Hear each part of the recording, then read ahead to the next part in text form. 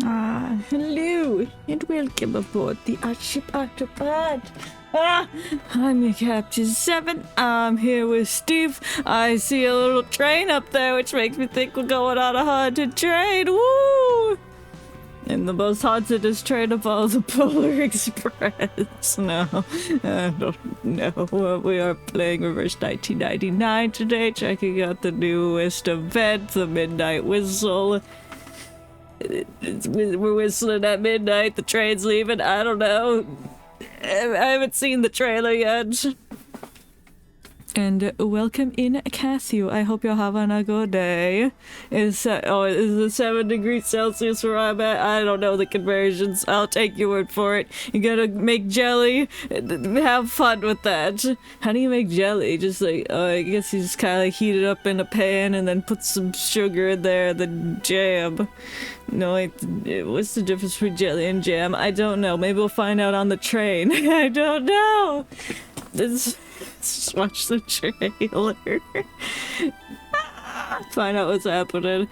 So far, we've like blown up a cruise ship, but we've got into a few car accidents. The next mode of transportation to explode should be the train. So let's find out. Make sure my audio's working first. Okay, yep, we hear it. Yep. There we go. Trailer time. So true, bestie. And there is no river to be crossed. In the light of the blood moon, Ooh. they rise and We deal with stride vampires? under the veil of the night. Freely, they live without fear I don't think that's of how death. train tracks are supposed to function. For through blood, they live forevermore. So vampires. There's vampires on this Because train. blood is life. We're vampires. Is life. Blood is life. Oh my god, it's at the train! Ladies, We got eye patch. Oh, you got some stitches on your face. ticket anyone would die to get. And if you have a ticket, you will also die. A dangerous vampire on board. Oh, vampires. Your assistance is vital to our investigation.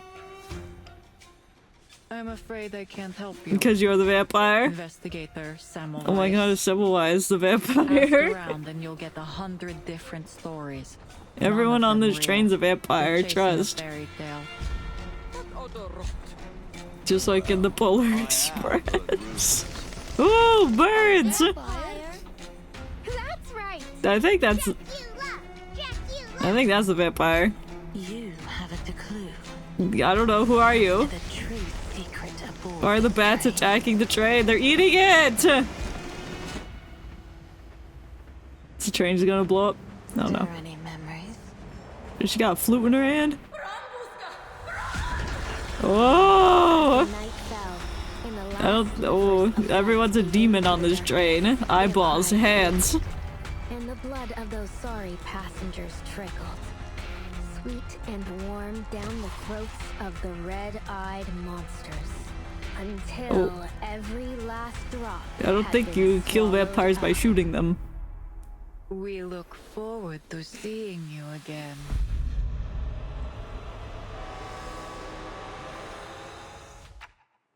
Ookie. Ooh.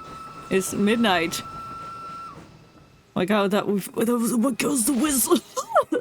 Bored now. I don't want to. This train's scary. And if you've ever seen the Polar Express, that was a very scary movie. they're so scary. I don't want to go on the train. What's tactical telegrams? Yeah, let me go to the tactical telegrams. That's less scary. Search for the telegrams. Oh, I did it. I won. I got 3 of them. If I can avoid going on the train, we'd be okay. Burn. I'm burning down the script of the train, so therefore it's no longer in the game files. Oh, I burnt it. Oh, I burned a disc. I didn't set anything on fire. Okay. Done. Okay. I'm glad we did that. So that was the game. Thanks for bye. That train was Star Rail, but you're playing reverse. Yeah, there's a train here now too. The crossover of the century. But this one is scary and has vampires in it. I'm presuming that's a vampire. She's a vampire. And I don't know what you are, but you have a hat. And you have an eye patch. What are you hiding under there? I don't know. But welcome in the 6th. I hope you have a good day. Or gonna be boarding the train. The Midnight Whistle. Is the name of the train the Midnight Whistle? Or is that just when they blow the whistle? Am I a vampire? Debatable. Mimi? No, but the character I'm gonna be playing as? Probably, yes. Her. Yeah. Travel notice. The train will leave as scheduled at midnight, weather permitting. Please have your ticket ready for boarding. No. Is that a Halloween special? Oh my god, is it? Is it the Halloween special? I don't think it is. Actually. Yeah, I think it is, actually, because the English people get the patches like a couple months after they're originally released, so this probably was their Halloween event. But now we're getting it in December because of the delay. Which I'm fine with. Halloween is great! Ah! We got hit by a train.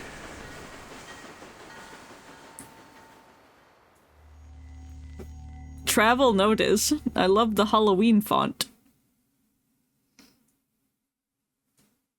Imagine vampire robot that has to suck energy for other robots. That'd be very sad. Each land it passes through still carries the I wouldn't want to hurt my fellow robots. Explosions. Before the war, it was a symbol of luxury. Now it is an arc. Look at that guy's spaghetti arm. It's so cute. And everyone is scrambling for a ticket.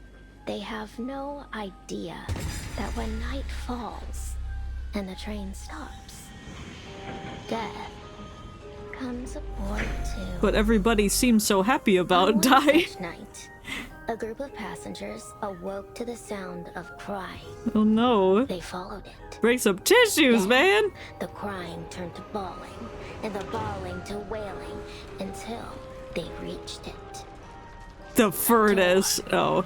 That wasn't there before. Oh.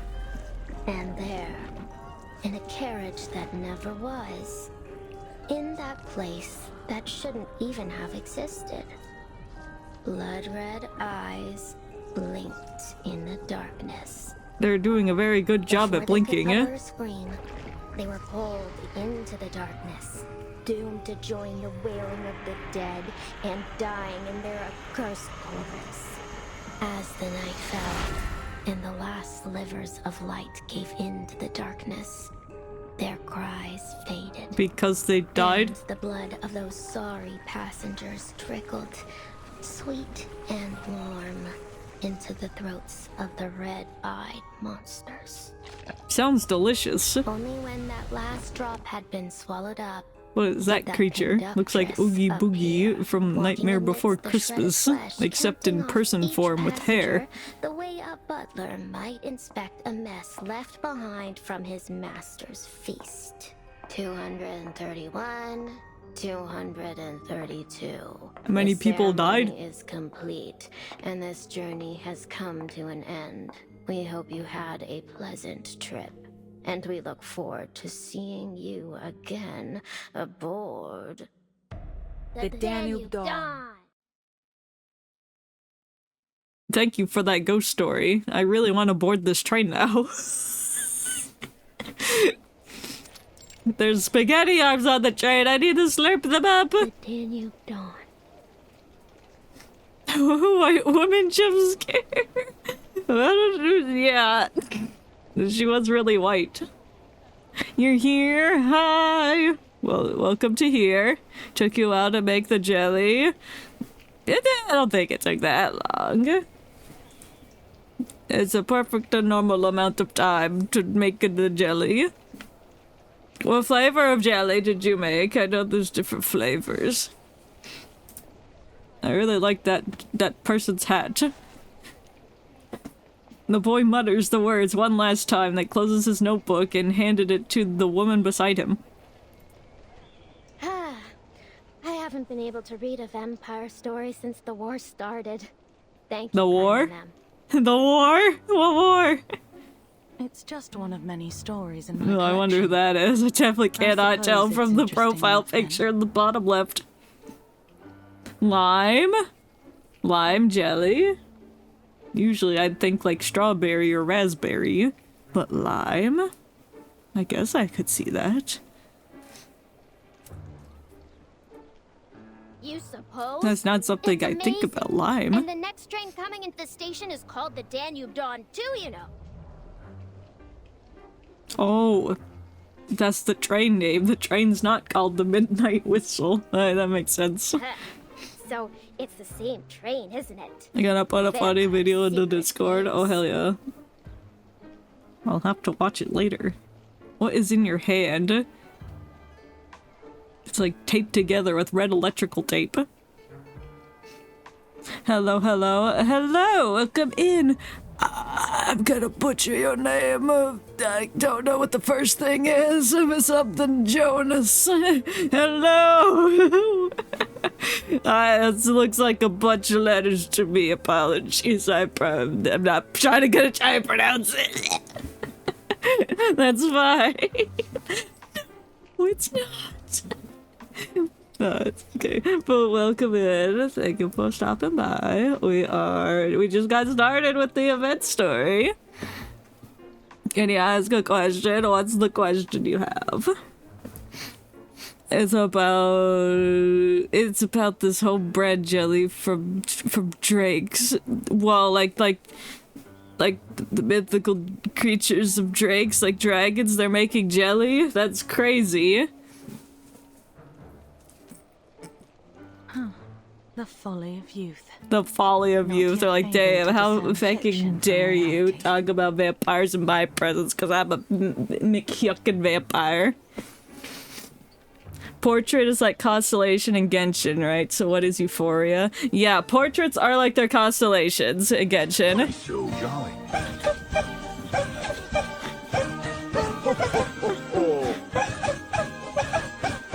Merry Christmas. So then the Euphoria is, it's like a buff to the character's kit that you can choose to activate upon getting all the materials for it. It just makes the older characters a bit stronger.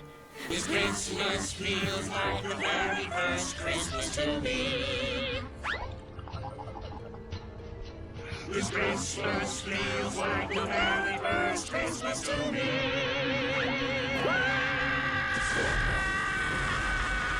Thank you for that. Yeah, so I fixed it. As you can probably tell, I pitched down the actual music. Then I found an isolated track of their vocals, so I put it over that.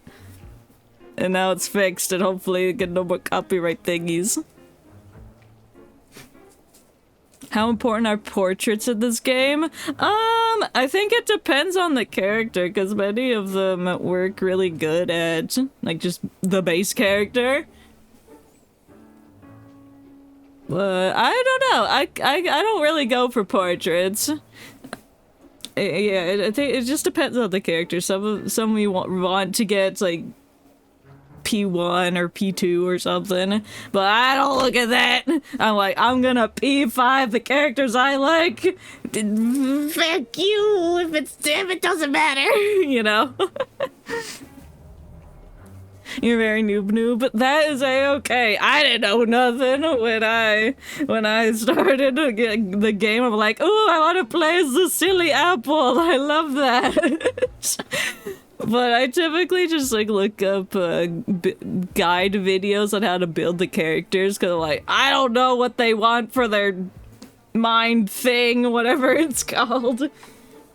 Their ideas, whatever it was. So I was like, give me the pattern, just tell me what they need, please.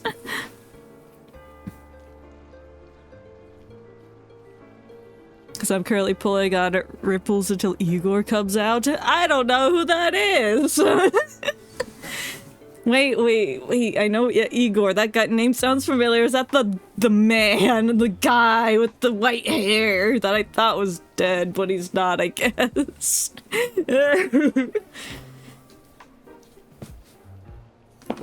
Yeah. The man, the guy. I'm very descriptive and my memory's really bad. You're eating port wine jelly now? Oh, wow. Is there actual wine in that? Or is it like cook it down like in restaurants? And then it's just, so it's not just like pure wine in the jelly. Well, it's not like these stories. I really like that hat. Please give me the hat. At least I think so. What do you think, ma'am? I don't know. What'd you ask me?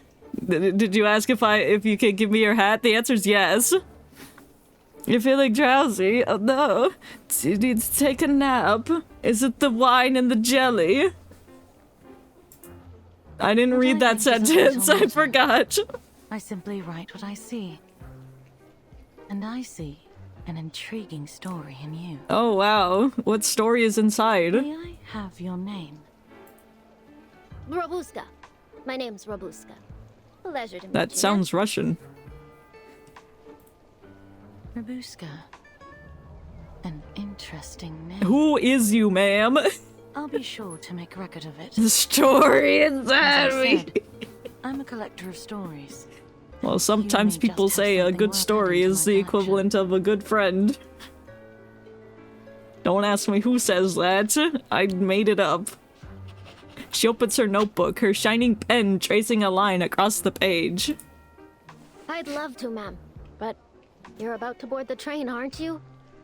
I'm only You're only for a here to visit the so train? it's pretty much impossible No. I'll ever see you again. You can't just visit a train. You either go on it or you don't be here.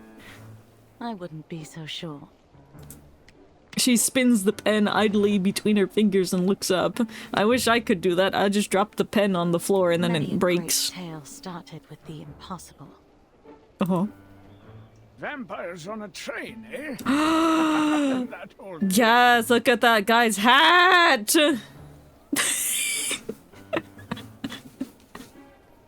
He has such a nice hat. It's day, so I guess it's the wine. Yeah, probably is. Sometimes wine can make you really tired and or angry. Or makes you silly. Just depends on the person. The comment drifts lazily out from another passenger with a really nice hat. They didn't add that into the sentence, but I needed to enhance it, so everyone knows how nice of a hat that is. It seems the tale has a few more listeners than expected. Old tale. You heard this story before, sir? No, No, precisely. no. Not many like it. Vampires, werewolves, wild beasts, and monsters. Yo, when are we gonna get werewolf characters? That would be so cool, having werewolves. We got the vampires, but we're the werewolf characters. Yo, I'd pull that. It's not even meant to be the alcoholic, the jelly. Why are you drinking wine in the middle of the week, in the middle of the day? Well, sometimes during a tough week, you gotta bust out the wine jelly. It's always the same story about the powerful consuming the common folk. Storytellers have always been good at making their points one way or another. Thank you, old man. Huh. That doesn't seem like the same thing to me. What do you think, ma'am? I don't know. What'd you ask? You got distracted on that guy's really cool hat. Robushka turns to look, but the woman who told the story has vanished, because she's a vampire and she's dead. I won't! Yeah, when are we getting Gerson Boom in reverse 1999? This is the two things I want. Werewolves and Gerson Boom. Rabushka's really been growing on you. I just met him, so I don't have anything on him yet, but I do really like the hat. I like hats. And welcome in Engineer of Ruin. I hope you're having a good day. Thank you for coming in.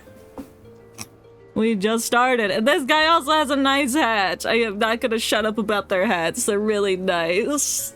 Tall, gentlemanly hat man. If he dies, I'm gonna be sad because he has a hat. You really don't think vampires are real? I Should much probably more to consult believe with in a that kind of doctor about rubbish. some I don't see rabushkas why it's growing. necessary to even put I mean, in vampires that context, one it kind of anyway. does sound like a disease, but it's not. The old man exhales for a long ring of smoke. Oh, he thinks he's cool. Okay, but why he cut Top hat. top hat? The way my head just snapped over to my hat's holder as soon as I heard the noise. Yes, I'm cosplaying my favorite reverse character, random man with hat.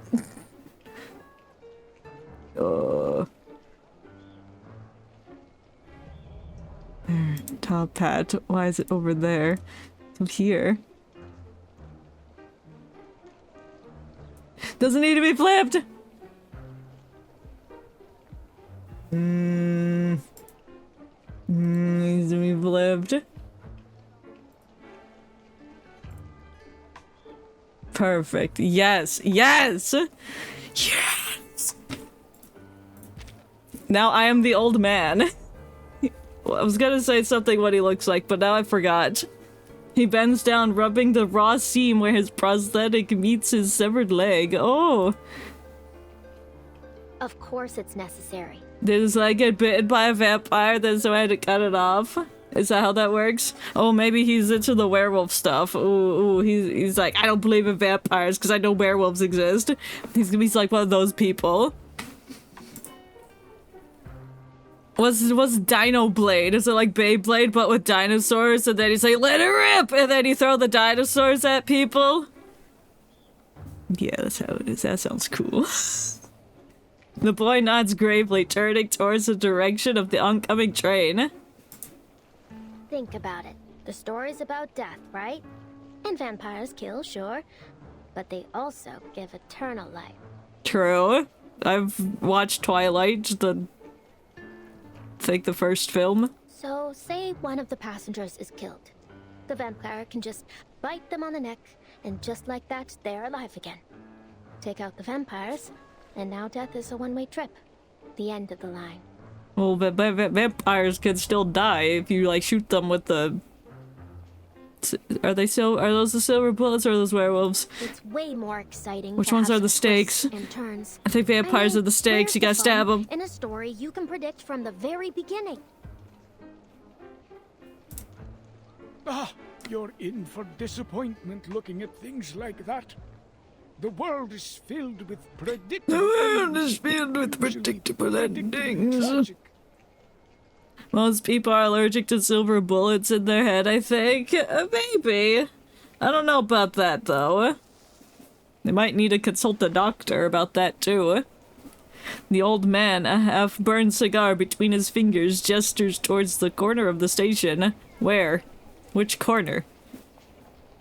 Where a mass of figures huddled together, clothes worn, cheeks red with frost. Silent and stubborn, they fix their gaze on the frozen tracks ahead of them. Just look at those poor folk over there. Where? They've been waiting here for days. Sounds like a skill issue on their part. How do you think their story will end? You Frostbite? think they have tickets in their pockets? Of course not. But they're hungry and afraid to face the gunfire. So they come here to try their luck. But miracles are few and far between in this world. Yeah. Like the miracle of how gorgeous your hat is, sir. The boy pats his empty stomach, chewing on the meaning behind the old man's words. No, I don't think words are gonna fill your tummy. I don't think that's how that works here. Try their luck. What sort of luck? are you talking about exactly? Gambling? No. I'm sure you're well aware already. I'm not. Tell me, old man. Use your hat of knowledge to give upon me smart. Put top hat on Steve. I guess I could do that.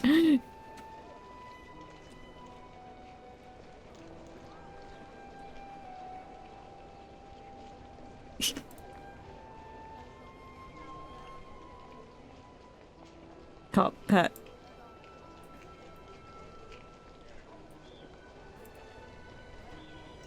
Oh, it's facing the wrong way. Why is it facing the wrong way? There we go. Oh, now we're matching, yeah. His weathered eyes gaze out over the station as if awaiting a dream soon to unfold. You're confusing me, sir. Weren't we just talking about stories? Yeah, we were talking about stories. The boy bends to brush the dust from his knee. As he does, the crowd begins to move. Oh, they're hurrying towards the train. At that moment, the station bells toll, and a voice rings out over the din. The din? The next train will arrive in 20 minutes. Please line up. Well, they got 20 minutes to line up. Your belongings and prepare your tickets for No, I guess for the inspection. people inside the station so they can come out into the cold and die of hypothermia. It's coming. The Danube Dawn. Why do you sound scared about that? This is my chance. Your chance to what? To ride a train? To kill people on the train? The crowd rises, surges towards the boarding gate. Well, I better get going now. I mean, my train is here. God bless you, sir. Whichever god that is. He waves to the old man before slipping into the crowd like a drop falling into the sea. No one notices his movement. All they care about are the tickets, loved ones far away, and the train about to arrive. Along with the troublesome mission of what?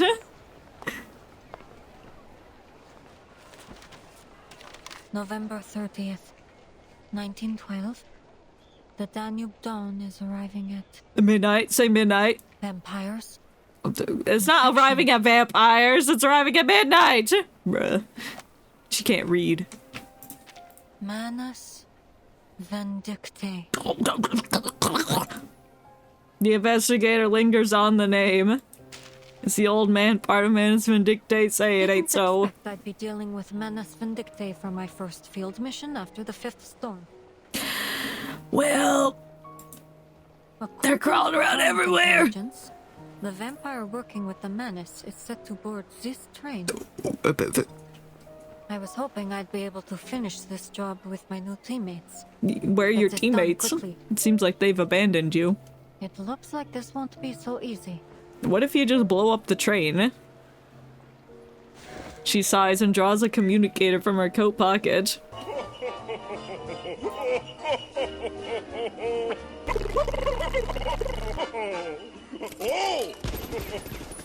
That's exactly what we have to do to the train. Eastros Operations Squad. We're hunting 77. down Santa on the train. Rendezvous. He's going crazy. We Train gotta station. kill him because he's a vampire. 18-20 hours. I feel like there was a Christmas special of some cartoon show where Santa was an evil vampire and they had to kill him. Still no answer. He was I definitely never evil. realized Maybe the they storm didn't could kill affect him. people's I feel like it was like punctuality, too. something like Billy and Mandy or one of those shows on Cartoon Network. Fine. If the train arrives and they're still not here, then... Or maybe it was Mrs. Claus that was evil. Somebody was evil. Somebody turned everyone into vampires. More and more people stream into the station. The platform heaves with bodies so far beyond the capacity of the single train. Don't push them. Do you even have a ticket? Yeah, I have a ticket. Do you? The train isn't even here yet. Well, they can hear it. It's at least 5 miles out. It's very loud. Complaints rise. Anxiety spreads. The fragile order of the station collapses. A scream pierces out over the din. Oh no, someone got bit by a vampire already! No, my ticket. Wow, she really put her whole pussy into that slide. Did she drop it?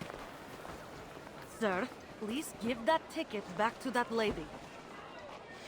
What are you talking about? This is my ticket. I don't think it is. You said that line with very shaking. No, my ticket, no. Your ticket? You just snatched it from my hand. Everyone just saw it. Nostituno's chill. I like how it said the code name for the emote. Thank you. Thank you for the 5 months. You were insane. Hi. Hi, Knots. I hope you're having a good day. Welcome in. There's vampires on the train. And this old lady looks like she just came from a funeral. Did your husband get bit by a vampire? I'm assuming it husband because it's 1912.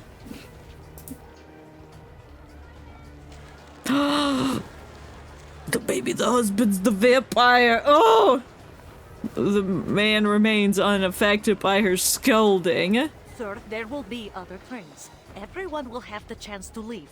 I need you to calm down, understand? Do they all want to leave because there's war and they're trying to avoid it? Our tickets have been specially processed to prevent misuse, so you won't be able to use that ticket. Oh damn, it's like embedded with that lady's DNA. So only she can use it. That's pretty advanced technology for 1912. Other trains? Hey, everyone, listen to me. I have first-hand information. This is the last train out of here. It's now or never. No one's leaving here after tonight. Just sneak onto the train like they do in the animes. You smell blood in the water. I don't know. Well, it's definitely snow, so that does lead to water, so there will be blood in the snow, which will turn to water. Yes. You avoid war too. That's crazy.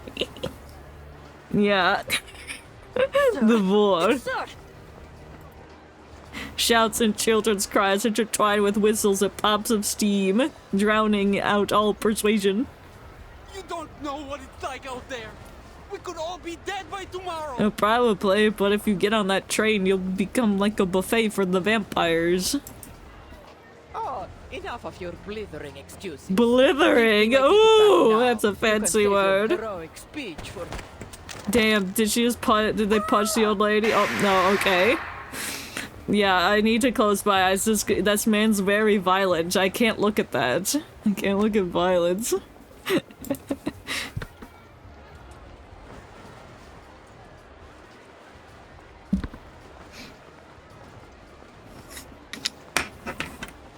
Excellent. Before she finishes, the youth has toward him passengers with visible steam.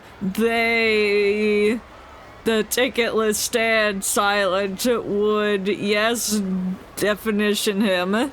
Sir, please drop the weapon. Let me in. I'll shoot her. I'll shoot you. I'll shoot everyone. Well, you can't shoot everyone. It's statistically impossible because that gun probably only has about 6 to 8 bullets, so that's physically impossible.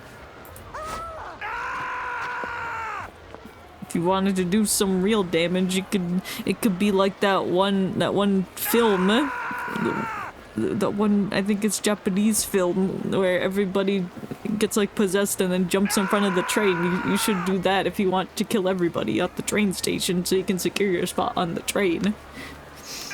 Duh.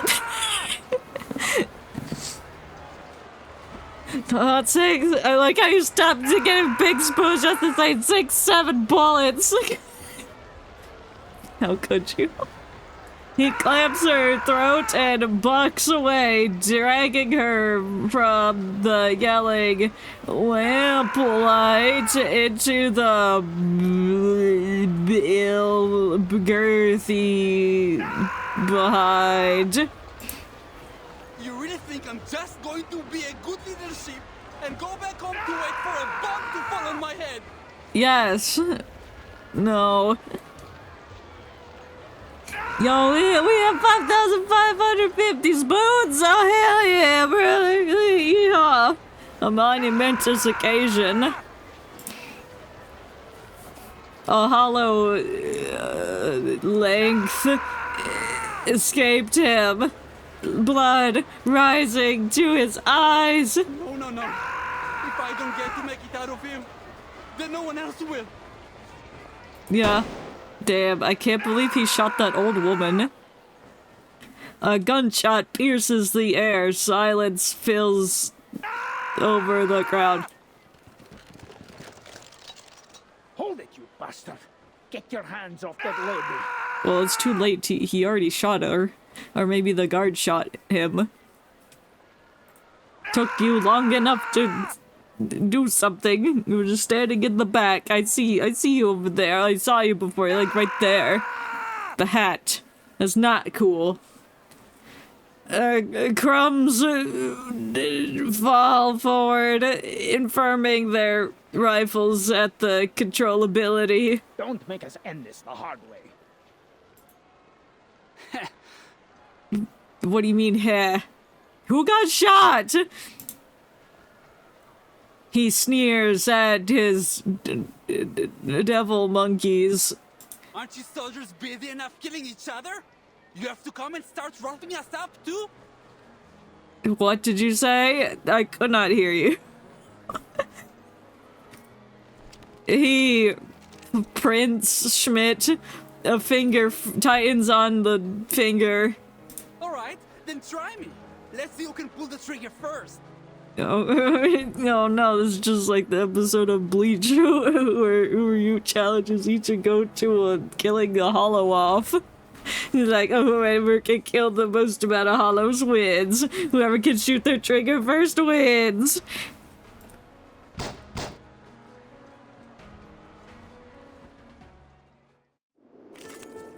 I'm killing a man, I guess. Yeah. Don't take it on step. Is the battle on auto? I can't tell, but there's just smudges of gray up there. This is mine! Mine! I've been waiting 3 whole days! I waited 3 days for my ticket! 3 days! Budapest is calling! Yes! The safe place! Budapest! Where? Budapest? Where's that? Hypothermia, hunger, nervous tension resulting in delirium. Simply put, he's insane. Ah, that makes sense. Loading. Like, bro's just crazy. See how they are. In memory of the dead. This is a very eventful first stage. And now, to return to my long-term mission. No.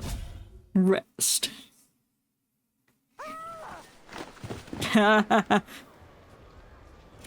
In the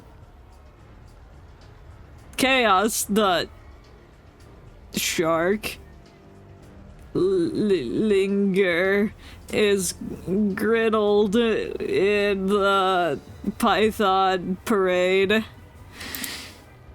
you alright, ma'am? Probably he was tackled to the ground, if I had to guess, based off of Python Parade, but yeah. I'm fine, but my ticket. He still has my ticket. Damn, he still got a grip on it? He didn't drop it? She points to the... I didn't read that. Out of my way! Is that Elvis?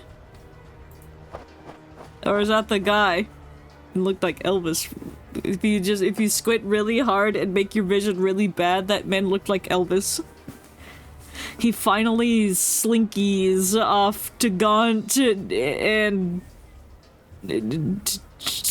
his lawn for 80 trenches. Budapest! That's the only safe place! I don't know about that. Where is Budapest? I'm unfamiliar with the geography of the island that we call Earth. I think they pushed him. The world... Zuarudo! The world tilts. The ground goes overly hermit him, the ships from the platform. Does he slip from the platform and get run over by the train? Good lord! Oh, good lord, that man's about to get run over. I'm definitely not gonna do anything, because then I can get my ticket off of his corpse. Sir, take my hand. The train's coming. I don't think he gives a shit. I think he'd rather die than go back home if he can't go to Budapest. Cries, screams, and whistles in the chorus, nearly drowning the train. That word, what does that word say? No, I don't know, it looks like something, phantom tax, I don't know. Whistle from Deltarune.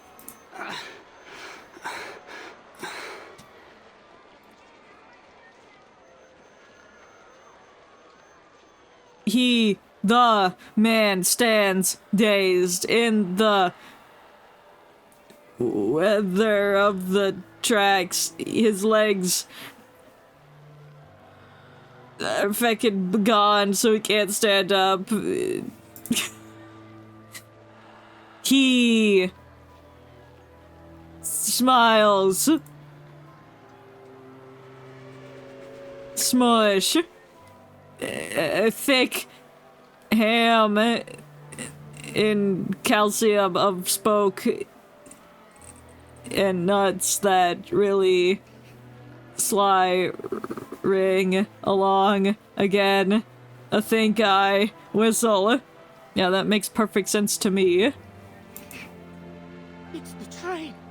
It's the Danube Dawn! Guys, I think it's the Mugen train!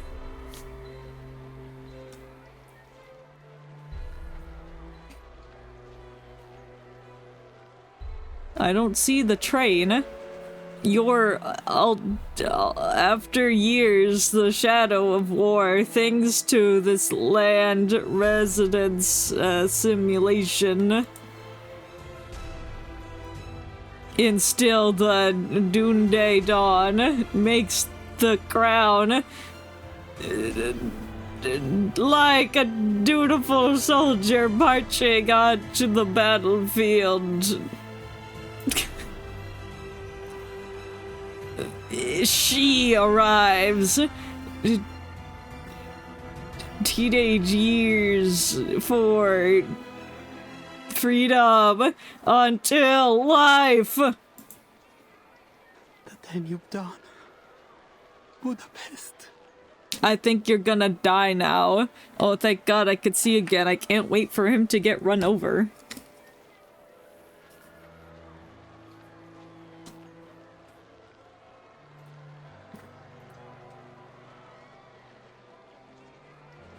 At last he remembered what he must do and stumbles towards the engine. He must become one with the train. No, sir!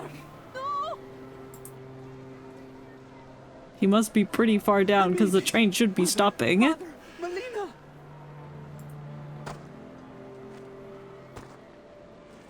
The train exhales smoke as it nears, headlights spilling dim yellow circles into the twilight.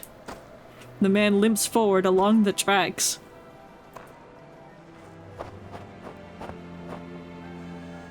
Here's my ticket! Let me in! Let me in! Well, I don't think it can see you in the dark. He cries out, waving the thin ticket in the air. Watch out, it's behind you! He waves it like a protective charm, like the key to life were in his hand. I have a ticket! No, it doesn't. I told you it's infused with old lady DNA. And look what you've done. You've made a mess. The train thunders as it grinds to a stop. Too late. Momentum and weight carried on iron wheels pulverize his flesh. Crushing rage, madness, and fear. Everything into the cold steel. Damn, now that old lady can't get a ticket. Oh, there it is. Never mind. It's just covered in a little blood. The blood-stained ticket slips from his fingers and floats towards the old lady, and she caught it. The train door opens and a stewardess with an eye patch rushes out in a panic. my... Look what you've done. Everyone, please remain calm. Please remain calm. They literally just saw a man get smushed. Please, let me in, miss. For the love of all that's good.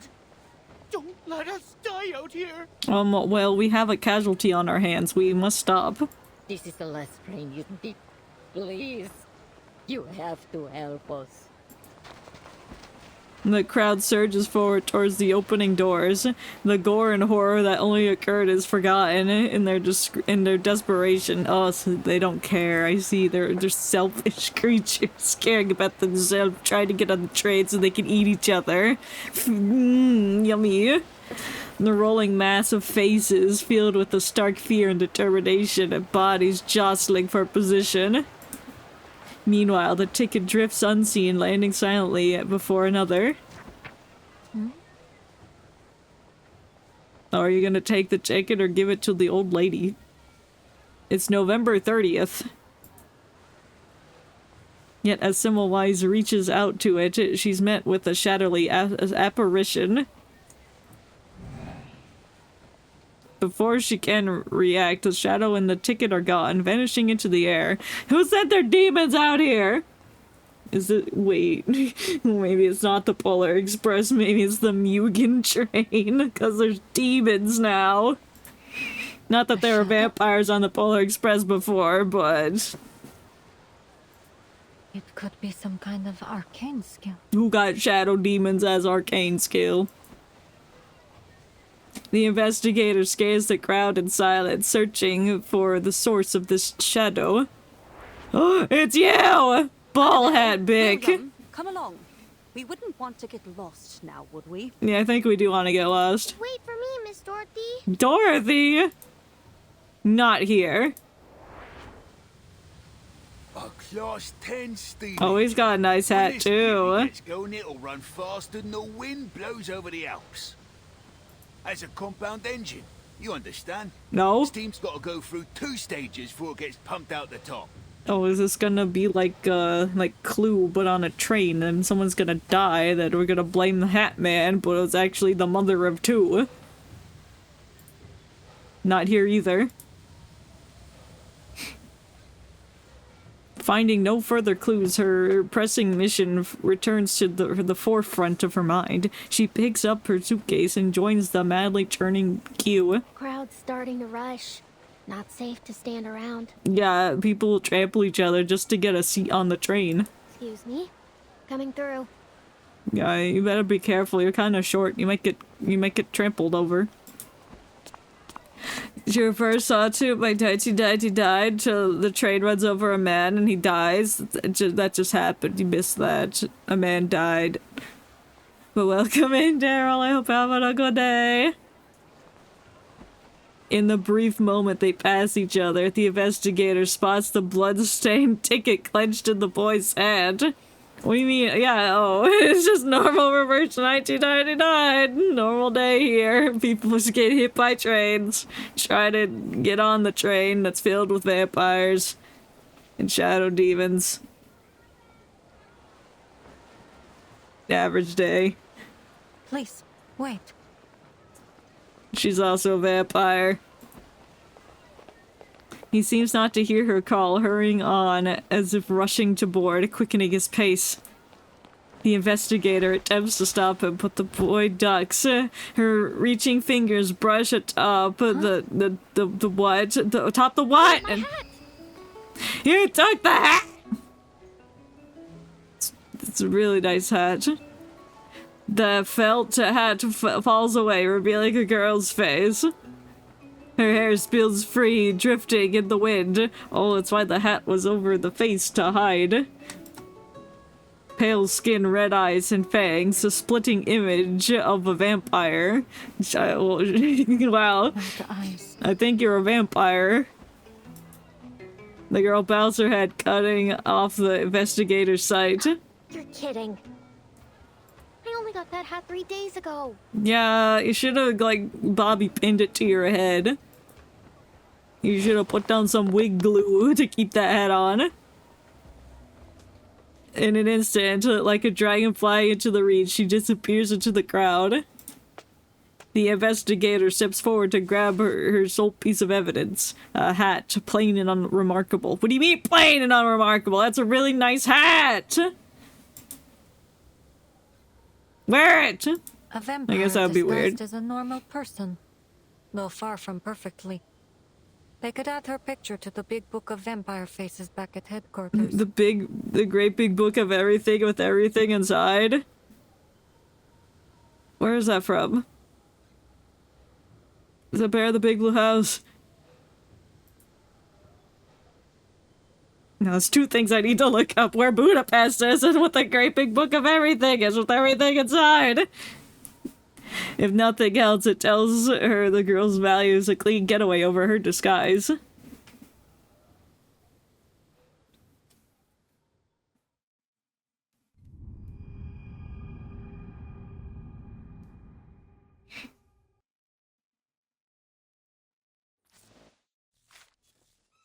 So Budapest is the capital and largest city of Hungary, located on the Danube River, which is the name of the train, not the river part, but Danube, whatever it is. I don't know how to pronounce it.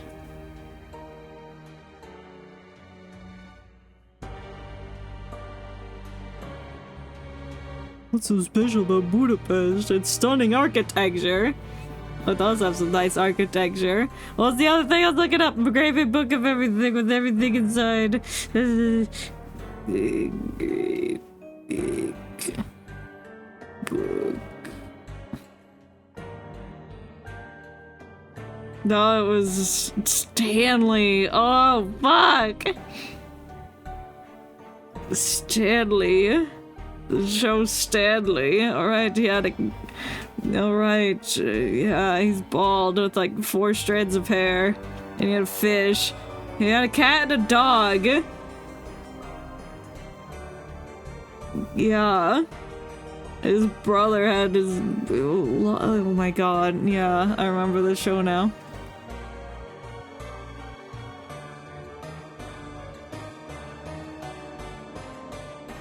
Yeah. Anyway, enough nostalgia. Give me that. Read the files.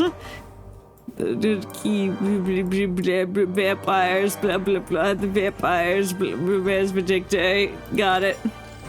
Cat gut. Oh, that sounds kind of gross. She stumbled, but on what? The threat of fate? I hope it's not cat gut. That doesn't. No. I'd rather you trip on some fate instead of some cat. And or gut.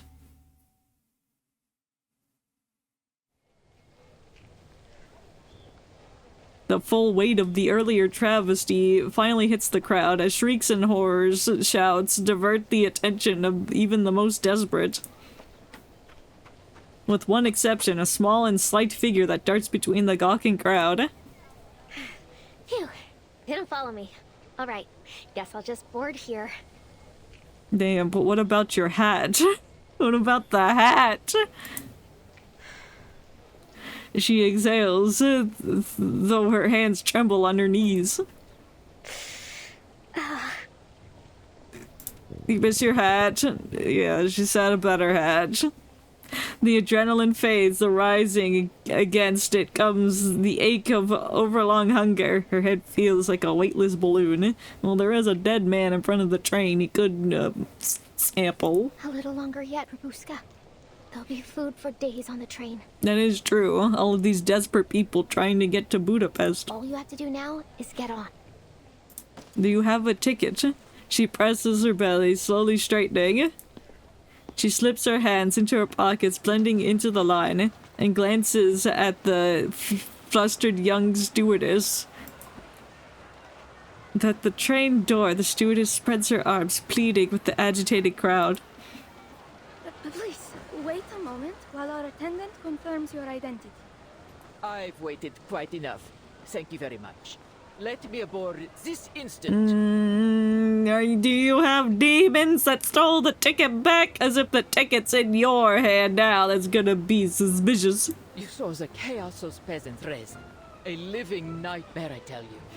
And I certainly don't wish to experience it again. Nah. I'm sure I'll experience a lot worse on this train with the eyes and the head and the vampires. Follow the train's regulations. Now, if you just wait a moment longer. Her face burns red as she stands helpless between passengers and carriage. Have you lost your other eye too? That's kind of rude. Maybe that man should have stolen her ticket. My ticket was snatched by that belligerent fellow who tumbled onto the tracks. Everyone can attest to the fact. Now I beg you to skip all this unnecessary rubbish, else I will be forced to write to the Railway Administration. I'm sure they'll be very much interested to hear about this little incident. I see. She's being unreasonable. Madam, if you just wait for another moment, I'll go and ask my superior. Despite their difference in size and station, the little stewardess is able to hold back the agitated woman with a singular hand. Which means she has the power of the demons. What a crass little girl you are. What an ugly old hag you are. I'm a bitch? What? From within comes a woman's voice, deep and grave, as in its authority. I'll take care of this. The uniformed woman with a patchwork face appears at the door. Oh, a long shadow. She's definitely got the shadows. A long shadow stretched out behind her. Who's that? The shadow man. On instinct, the girl takes a few cautious steps back, avoiding the frightening visage of the new figure. Oh, don't waste our time. I don't care who explains what. Who are you? I've never seen someone so beautiful in my entire life. The solution to your problem. Stitches, scars. Oh, you're that conductress everyone has been talking about. What big you mean? As I explained, my ticket has been... Yeah, it's in her hand. It's in her hand, because she has the shadow. She has the demons. It's her. She, her. Yes. Her shrill tone softens, now touched with nervousness. I've been made aware of Corvus. These tickets are made with an arcane process. Ooh, they're made with magic. The magic and the mystery. Tickets. No one will use your ticket without your consent. Oh, I see. That's how to get you people from stealing it. Attempts at ticket theft are a familiar thing. Expressionless, the woman glances into the most unremarkable corner. But we have never lost a single ticket. Because my shadow demons steal them back and kill the people who thieve.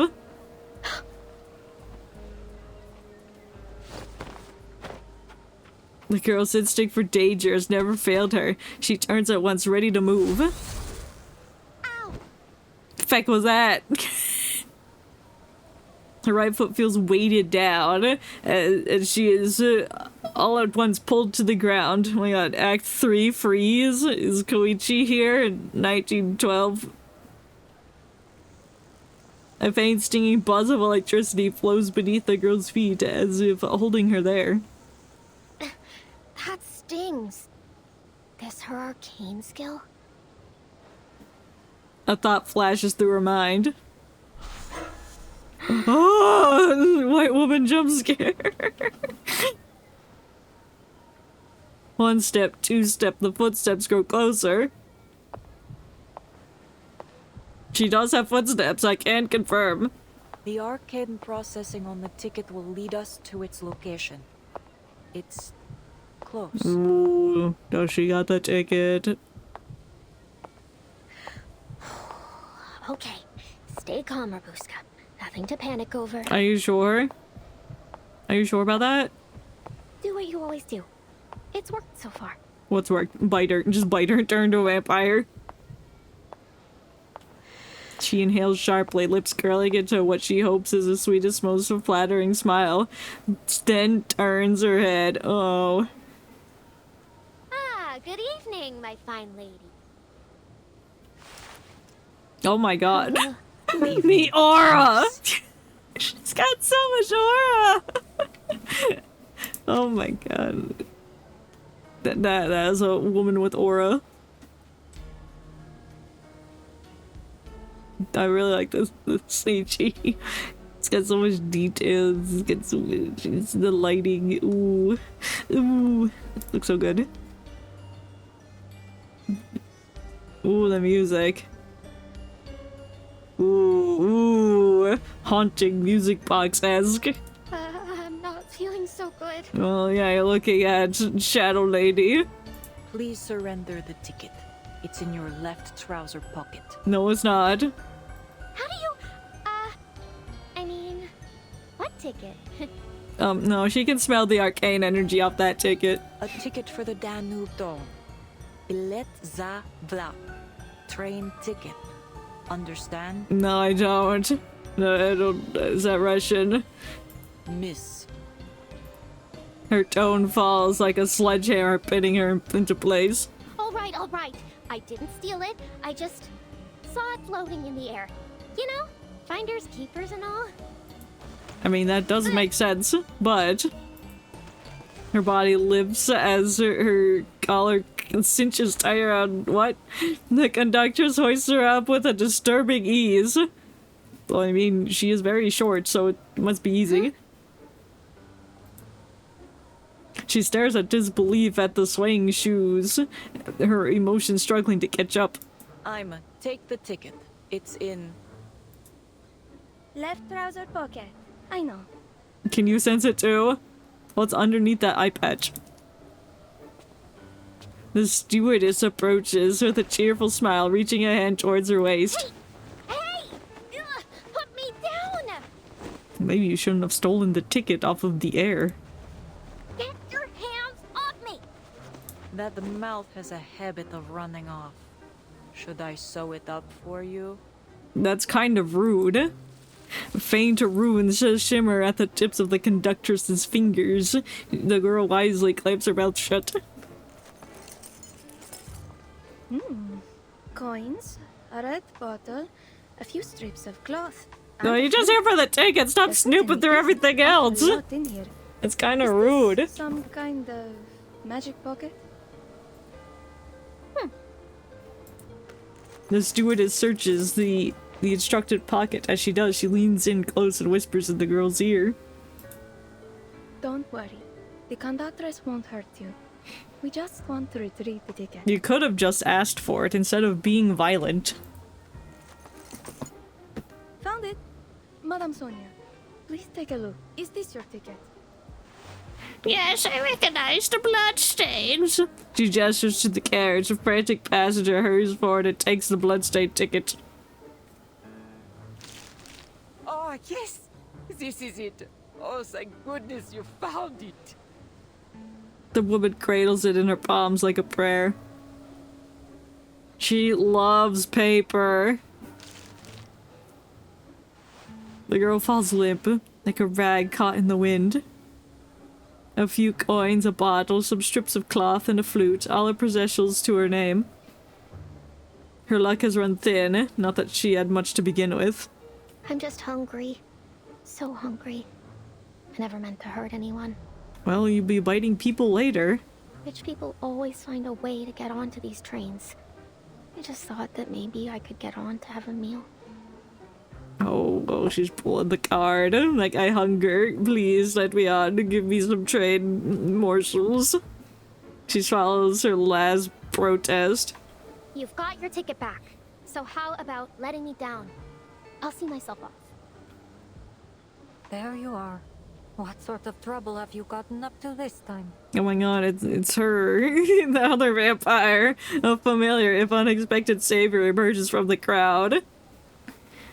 The dark-haired, dark-eyed investigator strides forward, paying only a passing and meaningful glance to the dangling girl. Good evening, conductress.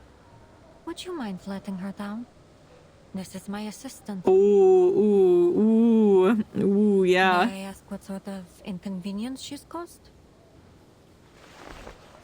She sets the wayward hat back on the girl's head. Yeah! Hat restored. The girl freezes and immediately understands. Eyes wide beneath the brim, cheeks flushing red. That's right! I'm Rabuska, her assistant. What took you so long, boss?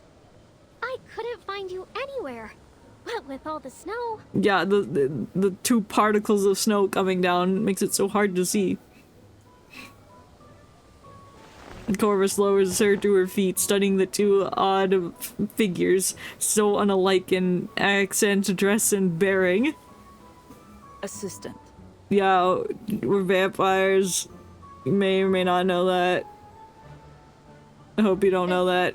Yeah, we're on a very, very important mission. But we got separated. We've wasted enough time. Let's go. And don't forget your ticket this time. Well... A brand new ticket is pressed into Rabushka's hand. Damn, where'd you get 2 tickets from? I guess one's meant for one of the presently missing members of Squad 77. It now belongs to her. Oh, what happened to their squad? They get bit by vampires and are dead now. If you cause trouble like that again, I won't hesitate to punish you, in line with the proper regulations. Sure. Thank you. She nods rapidly, clutching it tight, casting the investigator a conflicted glance. I see. In that case, we fooled you! On behalf of the crew of the Danube Dawn, I wish you a pleasant journey. I don't think it's gonna be all that pleasant. If I know anything about the Polar Express, things go to shit immediately. She dips her head, businesslike. Business. We're running late now, and the snow is getting heavier. I wonder why we're late. Looks at the dead man in front of the train. Did they move him, or just what are they gonna do with it? Just leave him there? Come aboard. If there are any other matters to discuss, let us do so in the warmth of the train. Okay, let's go to the furnace room, because that's where all the fun things happen. Like, shoveling coal into the furnace. That's pretty fun. It's like shoveling snow, but with heavy rocks. Nice vampiric decor. Passers file aboard, excitement in their eyes. How splendid. This train is more luxurious than I ever imagined. Yeah, it's nice. Look at that vampiric lamp in the back. Very purple. Well, she was a luxury express once upon a time. I heard that during the Golden Age, each journey she took was like a social event in itself, filled up to the brim with nobles and celebrities. The investigator scans the crowd, but it seems her reinforcements are nowhere to be found. The communicator remains silent, no reply.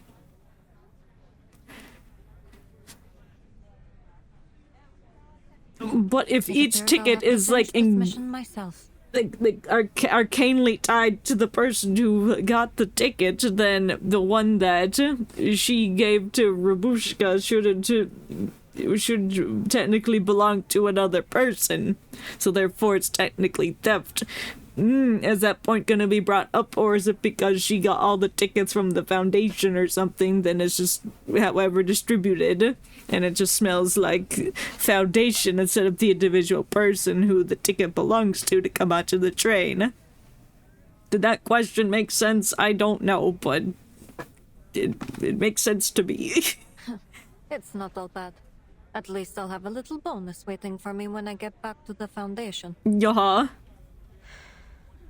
She offers a soft sigh before turning her sharp glance back to her first catch of the evening, mid-slink into a second escape attempt. You're going the wrong direction, Miss Rabuska. Our seats are this way. We're in the very back where nobody can hear you eating people. Of course they are. I don't think you know how trains work. The girl scratches her head, feigning awkwardness, but her eyes shoot to the investigator's hand, now firmly grasped in her arm. Thank you so much, ma'am. I never would have gotten on board if it weren't for you. Yeah. I really don't have anything to repay you with, though. Tell you what, when we get to Budapest, if you still remember me... Give me that little bottle in your pocket and we'll call it even. Not so fast, Miss Robuska. I have some questions for you. Why are you a vampire? How'd you become this? What's that flute for? The carriage goes utterly silent despite the commotion of boarding. Wow, we zoom in. She follows the other's eyes, now locked at the something else. Conductress and steward is standing together at the end of the carriage. Welcome aboard the Danube Dawn, operated by Vienna Pannonian Railways. I am Corvus, your conductress, and this is Ima, your chief stewardess. Hi. The Danube Dawn travels from Istanbul to Vienna. I don't know where that is. A journey is. of a little more than 800 miles, with stops in Nika and Budapest. So I'm bad at geography. Where what's Istanbul? Where is that? City in Turkey. Okay, so right now we're in Turkey. And Vienna is that Italy? That doesn't sound like. If I could fucking spell it right, Vienna. Oh, that's Austria. Okay, not Italy. I'm thinking about something else. So we're in Turkey going to Austria. And then... Nika.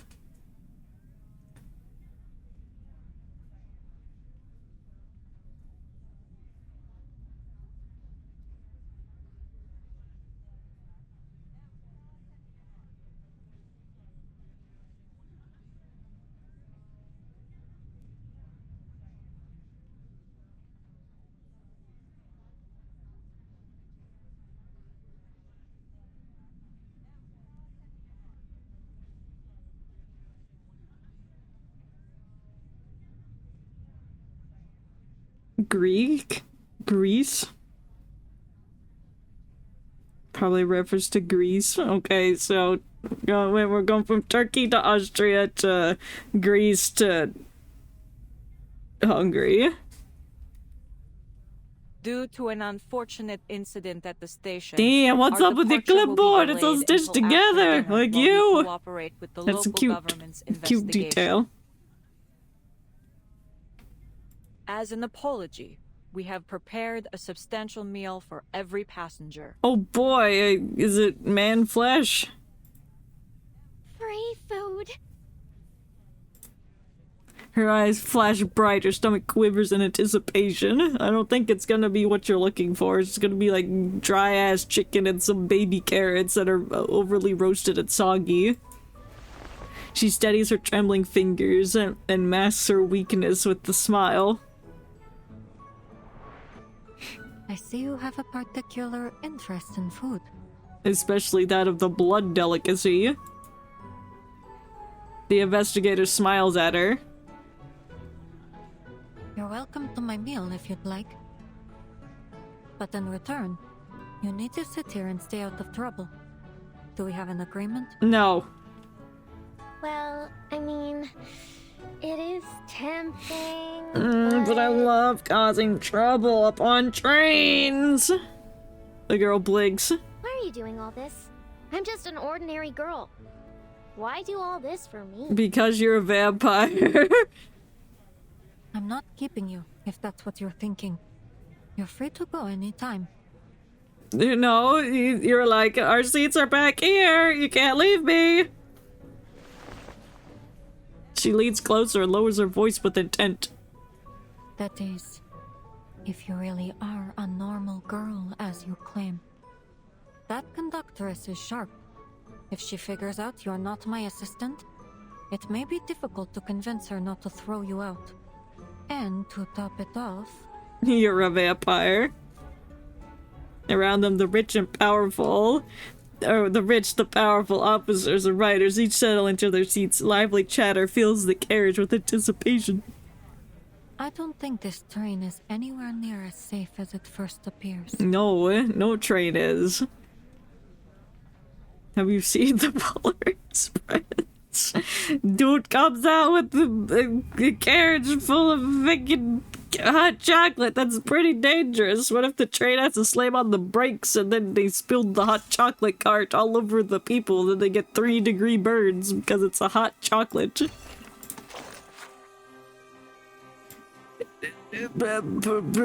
Glory days. Tuxedo. Mr. Herman. Oh, he's hollow. Yes, got it. Bone apple teat. You must have patience, madam. No. Says who? You must patiently wait for your prey to enter the bathroom before you bite them. People don't check the toilet, which the vampires are hiding in, before they sit down to do the business, but then they die, because the vampires are there, then they get bit. Dinner arrives, and the tension eases. They hunch over their trays to eat, drink, and chatter, rising and falling, laughter. Of course, there are a few incidents. What do you mean? My steak is raw! You call this beef stew? Yeah, it's literally what I described. Dry-ass chicken and some ugly carrots. Except those look like feckin' rocks. 5 balls of rocks. Yummy. I truly am sorry, madam.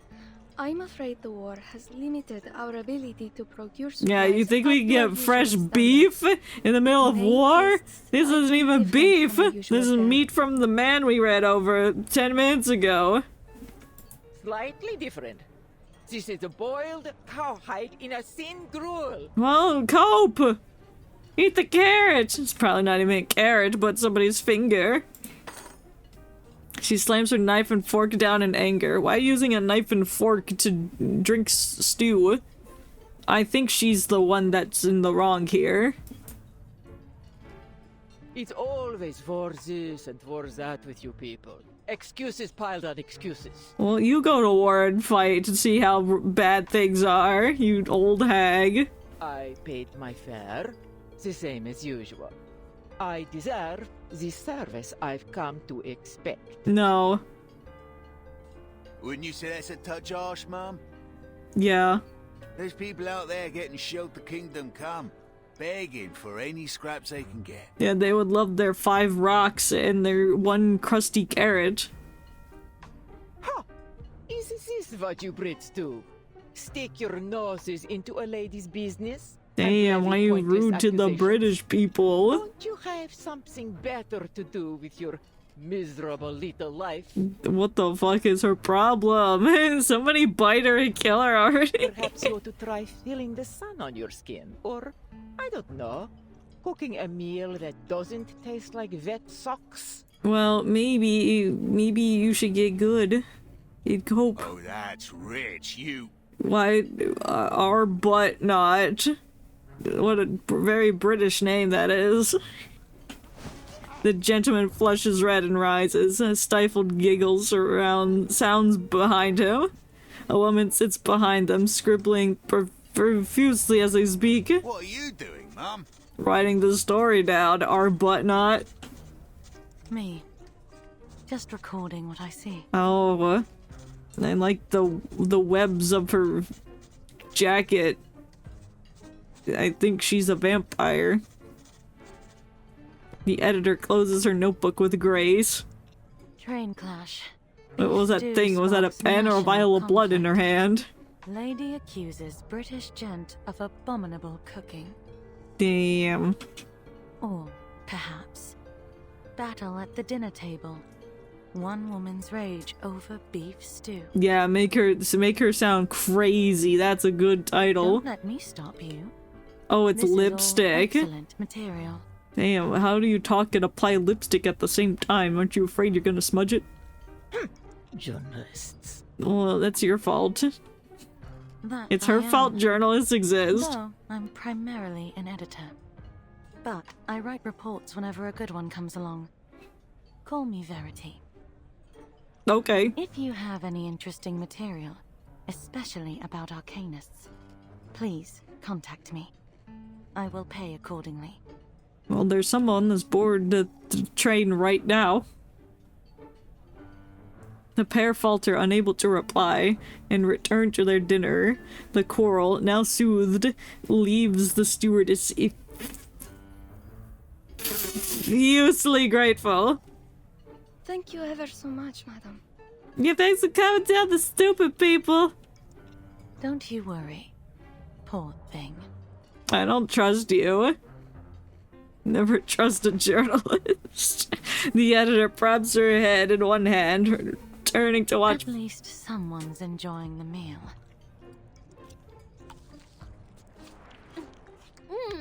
I haven't had food like this in forever. You need you to calm down. Ah, the noise! Stop it! Ah! The sight of food, real food, melts away the girl's anxieties. The speed and ferocity with which she eats is startling, yet the investigator's spies a curious inconsistency. Good table manners. Just stop! Just stop!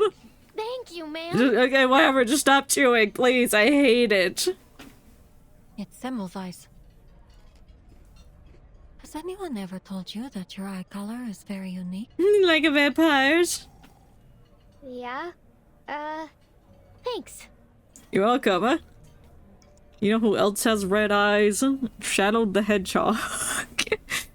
Rabushka lifts her head, eyes shadowed by her brim. Unusual eyes.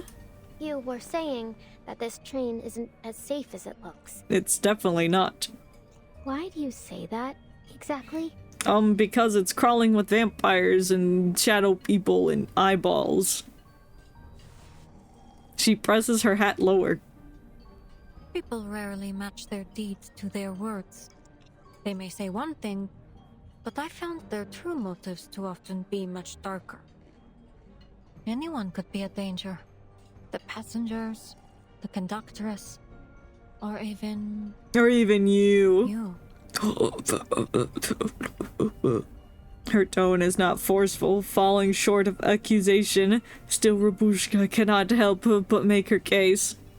Miss Semmelweis, all I am is a hungry kid looking for food. I don't think that's true. How could I be a threat to anyone? Because you're a vampire and you're gonna play your flute to rise the vampire army that's on the train to feast upon the old lady named Sonia, because she's evil. You did take that woman's train ticket, yes? No. Not indirectly. I mean, not directly. Her voice is gentle, but her words piercing. Well, yeah, I took it. But I hadn't eaten anything for 4 days. I needed to do something to survive. You could have eaten the ticket. Very nutritious paper is. I didn't mean to do her any harm. I figured maybe they'd let her on anyway. And then we'd both get on and there would be no trouble. Well, I don't think that's how that works in 1912. The girl flushes red. Semmelweis holds her stare, as if already knowing the truth and waiting for a confession. At last, she allows a smile to slip from her face. And falls on the floor, I guess. No one can blame you for trying to survive in these conditions. At the very least, you weren't the cause of any harm. No, the other guy was. But there is one thing I'm curious about. How did you reach that ticket earlier? It was your arcane skill. Oh, she's the shadow demon. Your flute is full of shadows. You play flute and then the shadows do your bidding. Her silence is the answer. Realizing her slip, she stiffly changes the subject.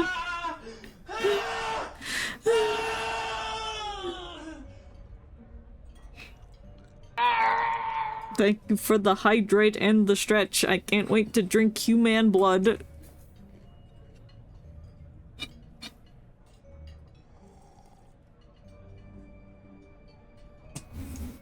Whoa.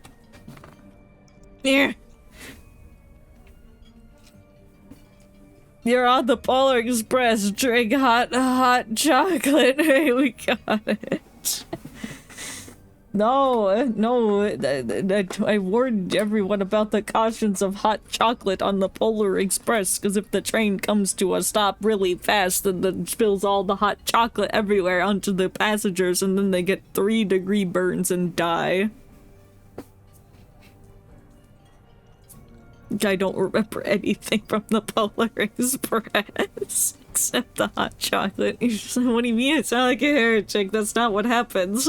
I'm just explaining the dangers of hot chocolate on a fast-moving train that might break at no moment's notice, especially if men are running in front of the train and getting hit by it. And there's vampires on board. And old ladies complaining about beef stew. Then what about you? What are you doing here? I'm here to witness the travesty that the hot chocolate will commence. I'm here to investigate this duplicity. Oh, it's somebody duplicated the train, just like in that one JoJo episode where the guy duplicated the boat. But instead of a boat, we're on a train. You see, I've put it together. What's happening? She sidesteps the question, producing a folder from her briefcase. But our arrangement was for you to answer the questions. But I don't want to answer the questions. Whoa, that's a really nice drawing of a triangle. Have you seen this pattern before? I can't differentiate what I'm looking at here. It looks like, okay, we have the triangle. Very nice. Isosceles triangle, perhaps. A right angle triangle. That's a scalene triangle. Got some more scalenes right there, I guess. And there's a chicken inside. Like, it's looking back. It has his tail feathers. What's he standing on? Torbjorn's claw thing. And his crown fell off of his head and is coming towards us.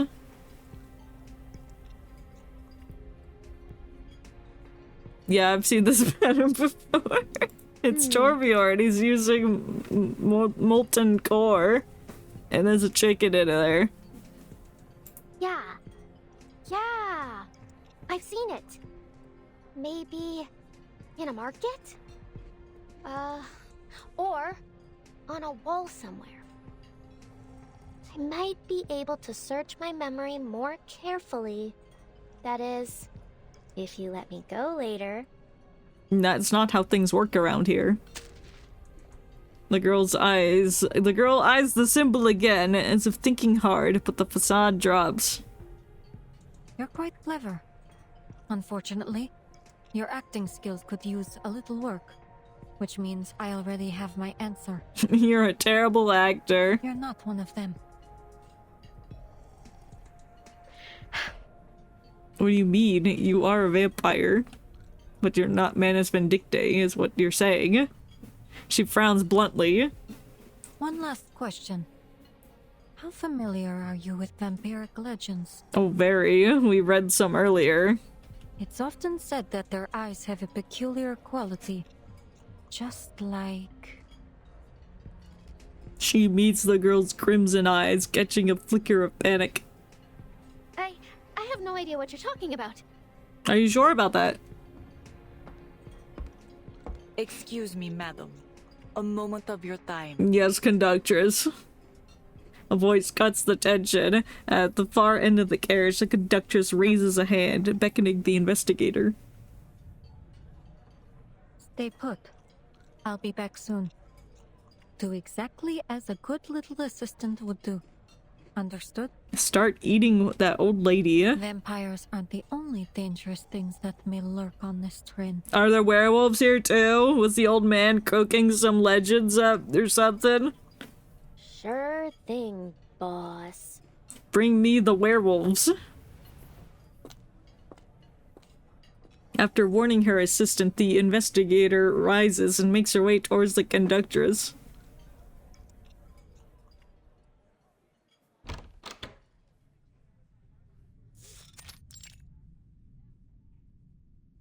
That girl is not your assistant. No, what do you mean? No. Save your explanation.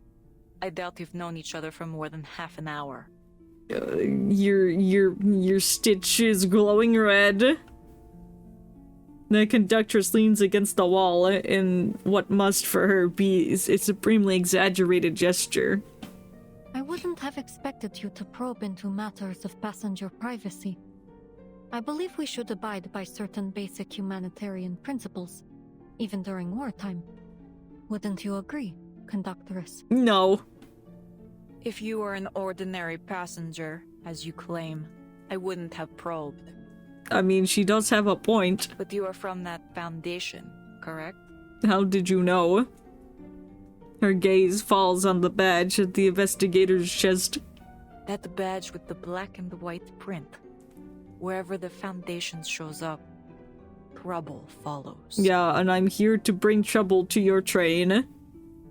No need to be nervous, ma'am. I'm just on my way to Vienna for a little holiday. Are you sure about that? Aboard an express train bound to pass through a war zone. Yes. You must take your vacations very seriously. No, the vacation is the war zone. The investigator sighs and pulls out her foundation ID. St. Pavlov Foundation. I'm sure you'll find my identification is in order. You're covering up your information.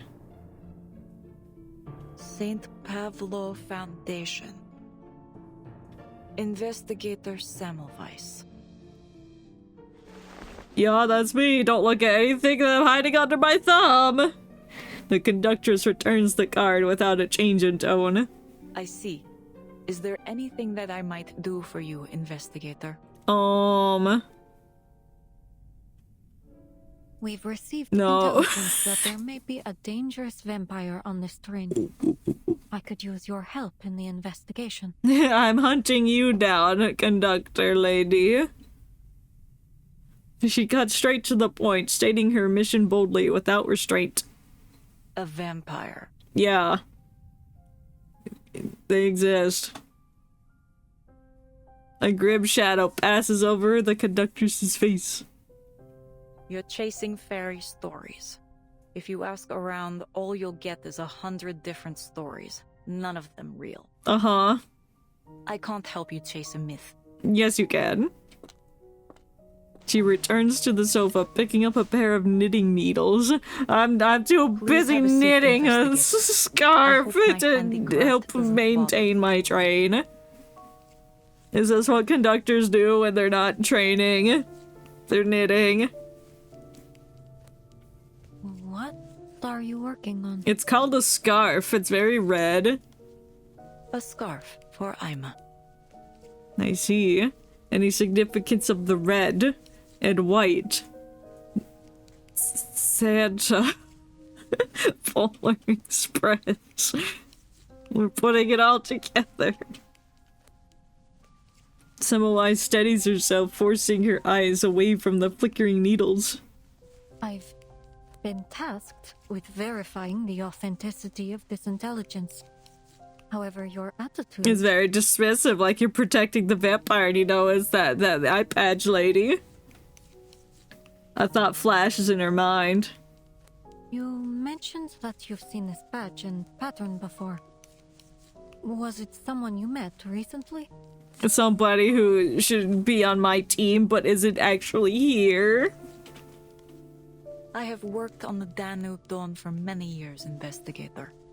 I have seen everything, except a vampire. Have you seen a werewolf? Have you seen Santa? Have you seen the magic of the holidays?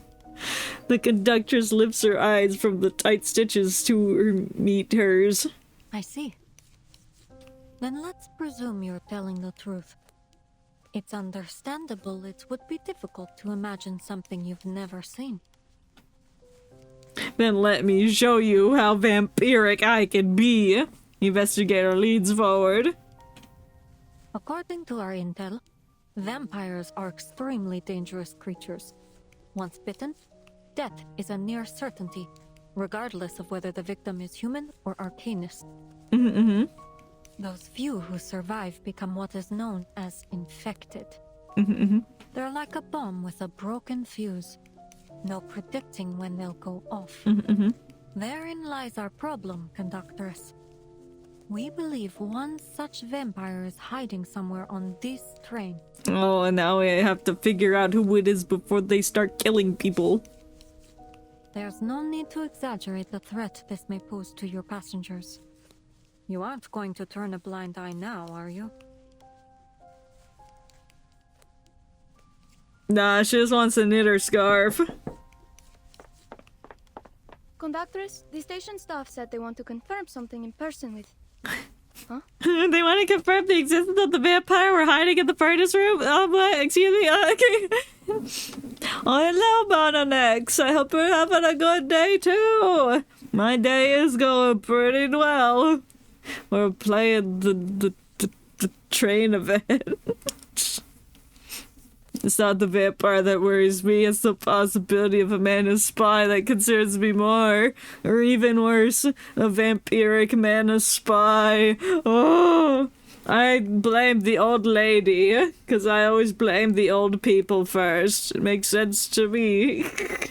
She was complaining about the beef stew, so therefore it doesn't taste like blood, so therefore it's her. You'll be finishing the event tomorrow? Oh, hell yeah. Yeah, I think we're only on the 3rd stage? I don't know how many there are. I'm gonna assume about 20. But yeah, we're very early in. What do you mean ... What's wrong? Am I not allowed to blame the old people? It's definitely the old people. But she's the most obvious, because she's the one that's like being a bitch. So obviously I blame the bitch, but no. Your prime suspect's Verity. Her hat resembles that of something Manus would wear. Yeah, that would have been my next guess. No. My 3rd guess would be the British man.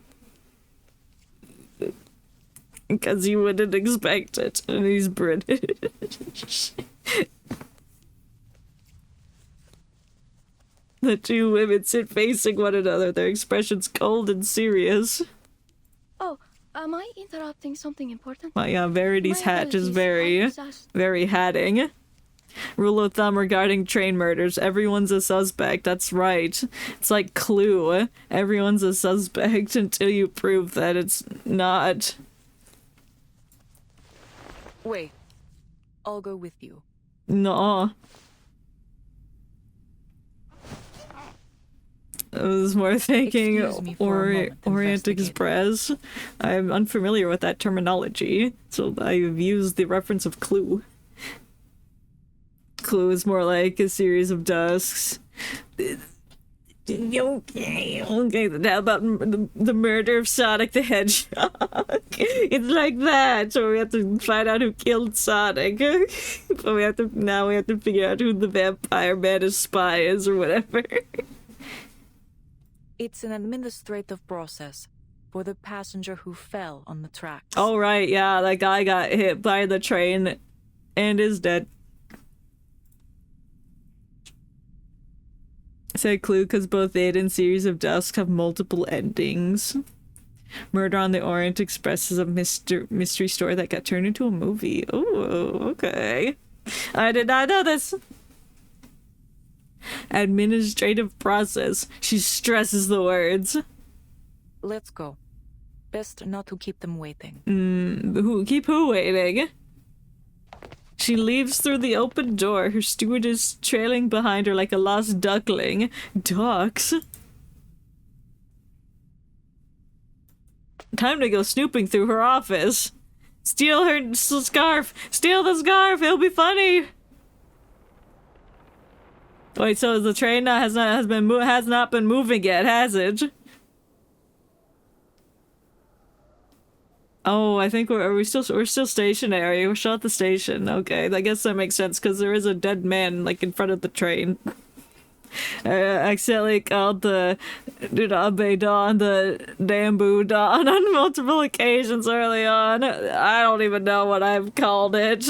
I have called it the Polar Express. I've called it the Mugen train because I want to butcher the Dunabe. I'm probably butchering that right now. Our supervisors need an answer. There are no answers.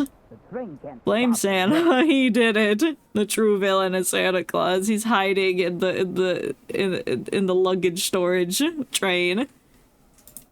Are they trying to blackmail her? I suppose it isn't unheard of in times of war. We love blackmail. A long stop could prove helpful to my investigation. True. You should check the furnace room. That's where all the secrets are. The event story takes place during the 5th Storm era because it's during 1912. It sure do be.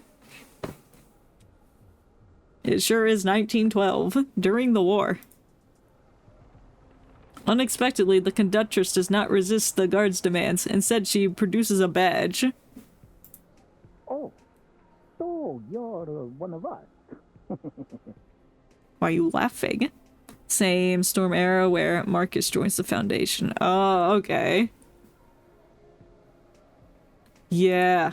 I see. The standoff ends. A faint smile creeps over Corvus's face. Would the railway be working with the army? No, then this conversation wouldn't be happening. Is she handing him a badge? Yeah. She is the chief of police. Then, as if sensing her eyes, the conductor suddenly turns to the window. That would have been a really good time for a jump scare, just like have her face like right up against the screen. Her smile collapses in an instant. Perceptive, aren't you? She leans back, watching as the conductress and stewardess disappear from view. Oh, goodbye, and so goes my vision. My god, it's the train!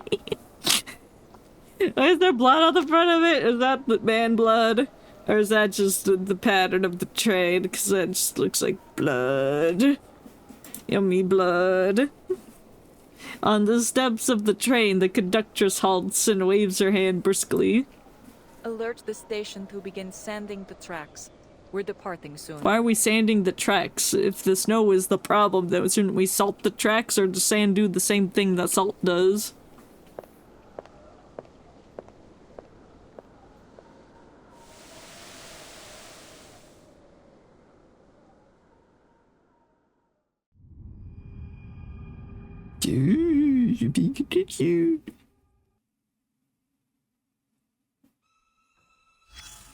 Bone apple teeth. Browse the records. Ooh, top secret. Ooh, look at the shadow man. Bro be swaying in the wind like, ooh. Like they're doing the flappers dance. They're surrounded by bats.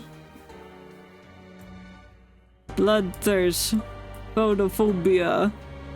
Oh, that's the sunlight thing. Vulnerabilities. Vampire. Man is vindictive.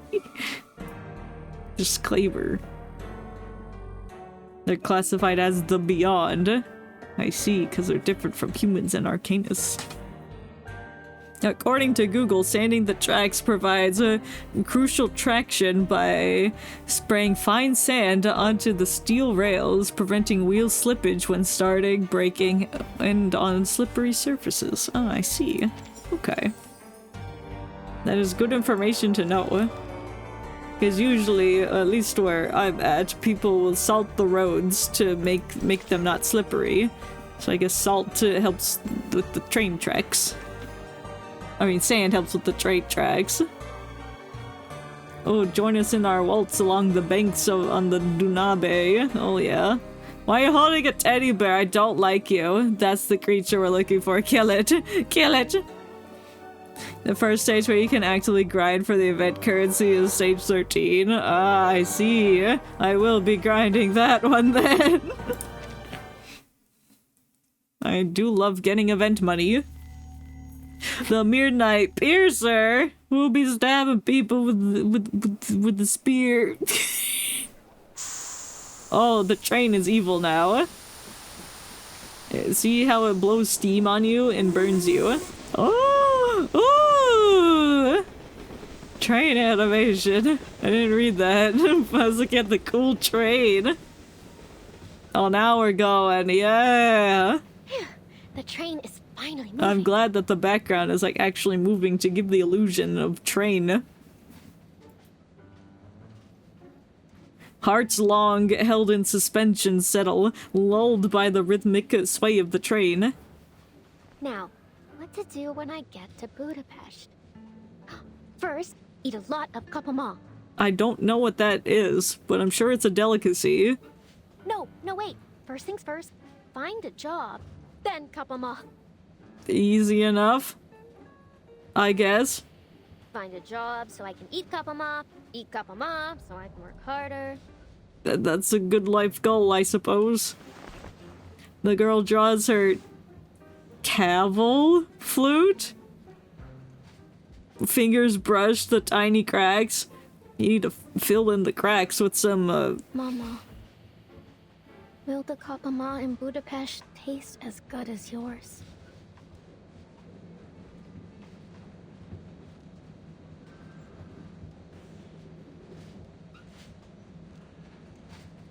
I think it's Flex Seal is what I'm trying to think of.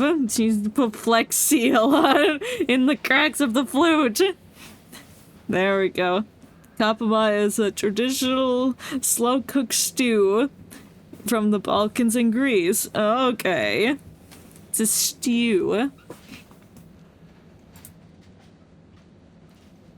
She just wants some stew. Ooh! Nice sunset and gravy. I like the orange here. A figure dashes through the graveyard over cold fields beneath the sagging sky. Why is the sky sagging? No, it's gonna fall. It's like Chicken Little, the sky is falling. I've never seen Chicken Little, but I know his catchphrase, the sky's falling, and then nobody believes him, and then the sky's actually falling, then they all die at the end.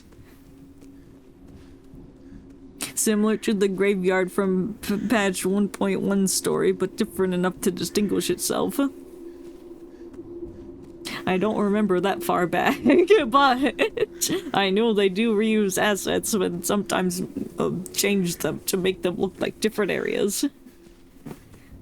Her silent film is suddenly pierced with a sound, a scream that only she can hear. I just hear birds cawing at each other. Whatever happens, I'll do my best to stay alive. I promise, Mama. I think your mother died. I'm using context clues. The girl sniffles, putting the flute away before taking a quick look around the carriage. Yo, is the flute made out of mother's bones? Can't they do that? Like turn bones into instruments? I don't know. Oh, by only she can hear, the narration means Rapushka and not the audience. Ah, I see. But I wanted to hear it too! Is that fair? Miss Semmelweis won't be back for a while, right? I guess you can start eating people. Start with the old lady. So I don't blame her for 5 billion stages. Just don't get caught. Easy, yeah. One last question. How familiar are you with vampiric legends? Very. That graveyard was very vampiric. Dangerous things that may lurk on this train. She did pay for my beef stew and lark cake. Lark cake? Obsessed with vampires. No, the sooner I leave, the better. Just stand on top of the train and you'll be fine. It'll be like the Mugen Train movie where they stand on top of the train and fight. She jumps from her seat, hesitates, and drops 2 coins on the table. Forgive me, Miss Semmelweis. I'll repay you. Someday. Cross my heart. Just be careful. Resolute, she turns back, searching for another refuge.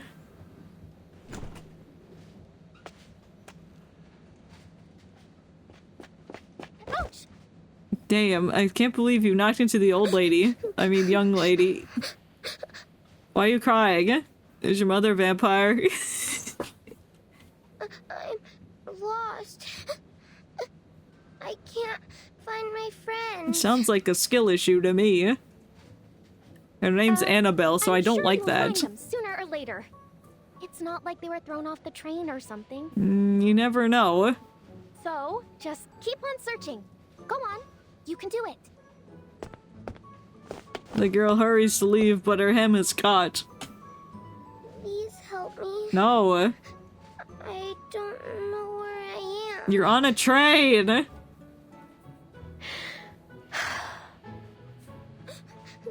I think the child is the evil one now. First suspect, old lady. Second suspect, child with bear plushie. Her sobs echo so loudly that people 3 carriages away can prick their ears. At last she plays her trump card, removing her hat to reveal her fangs and crimson eyes. Stop crying. I'm a vampire. If you don't stop, I'll bite you. Yeah. I mean, it kind of worked. Really? She sounds really interested in vampires. Oh, your mom's a vampire. Your mom is evil. No fear, no disgust. Only curiosity, innocent wonder. Aren't you afraid of me? I'm a red-eyed vampire. See? Rawr. She leans closer, pulling down her eyelids. Oh, that's kind of gross. Wow. Your eyes are so pretty. Like rubies. Okay, maybe this kid's not too bad. Now that it's not crying, it's okay. Rubies? Never heard that one before. They're a type of gemstone, if you didn't know. She flushes red, caught off guard by the compliment. Rubies, or maybe the red roses of Damascus. Who? Who's Damascus? Roses? Sure they are. Roses that never wither. Tell me more. More of these good things about vampires. That's it. The girl circles her while jumping up and down like an excited puppy. But Miss Dorothy doesn't let us read vampire stories. She says they're, made up believe. I don't care though. I think they're amazing. Don't you? Sounds like Miss Dorothy doesn't want you to know that she's an evil vampire. So, I read them myself. The pure-blooded vampires are the strongest, and they live in big, big castles. You must live in one too, right? Yeah. Sure I do. Now that you mention it, maybe I can tell you all about my glorious ancestors. Yeah, tell me about Dracula. Urbushka coughs lightly, clasps her hands, and recounts her proud history. Ahem. Long, long, long. A lot of longs ago. Back in the earliest times. A most amazing ancestor of mine gave some invaders a good beating. Yes. Yeah, that's right. He was the famous impaler known as Dracula. Arnold V. Dracula's real name's Arnold V. That's kind of funny. Dracula! There he is. When's Dracula gonna be a playable character? Because I don't think he knows how to build train tracks. He always puts them up on trees and into the unfinished onto the sky. My great-grandfather Arnold lived for 155 years. Then, he took a wooden stake to the heart and bled to death. Why did he take it? Then, how old are you? Name's Ravuska. I'm 14 years old. 14? I'm 214 years old. Are you sure about that? She quickly corrects herself. Yep, I've already lived 200 plus 2 times 7 years. I feel like she's lying. But I'm still young for a vampire of my lineage. The way she speaks makes me think she's very much lying. Maybe she put some red contacts in and they got the like sharpened her canines or something. The young girl speaks with fervor, reciting those stories from memory. I do like the way Dracula's drawn, even though we can't see his face. Imagine Dracula's minions putting up the words Arnold behind him and all his minions laughing at it every time Dracula's back is turned. Yeah, I was thinking the same thing, similar to Plankton's relatives, laughing at Sheldon. I was about to make that joke too. Arnold. Make it Arnold.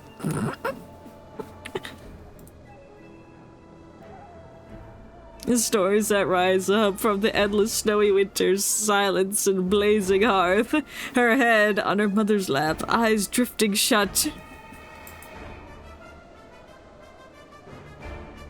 Oh, what have you done? You've made the sky red! Fangs soaked with blood, moonlit nights, and dark castles, she begged her mother to tell us those wonderful tales again and again. Bats! Until her voice grew faint. Oh, like the black and white with only the red in the eyes. That's such a... It draws your attention to that.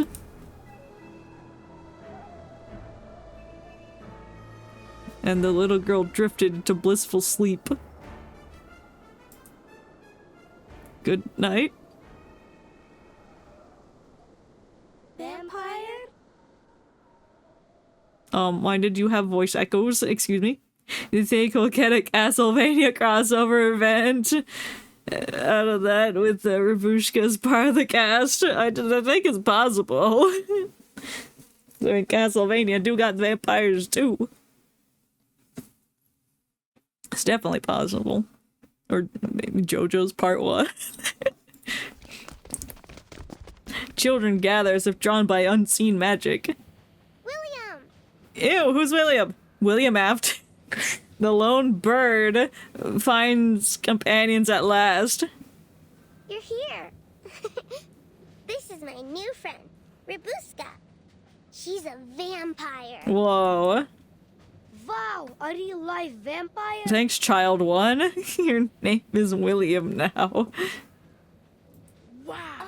Excited voices fill the air until a boy steps from the shadows, scorn written on his face. Uh-oh, not a boy from the shadows. Yeah, we'll pause for the ads. I didn't do it last time, but we'll pause for the ads. What shall we do for the ads? We're going to do our daily tasks. Our daily tasks of Wordle.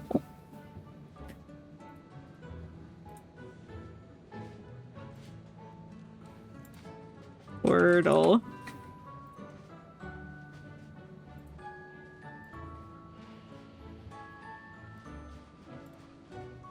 Alright, what's up? Storm. There's an R and an S. That's very helpful. Back from the ads. Oh.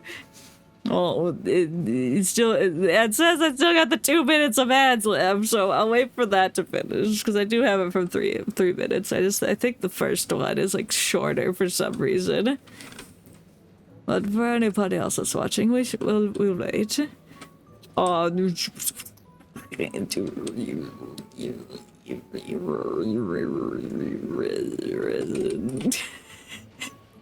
okay, that's still wrong. Maybe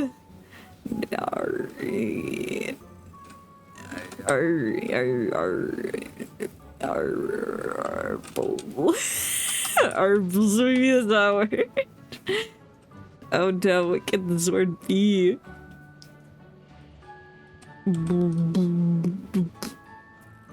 Brass.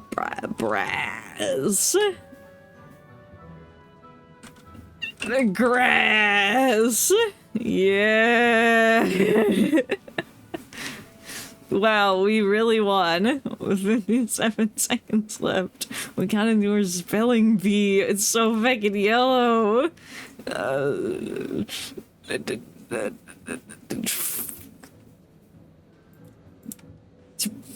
Plate.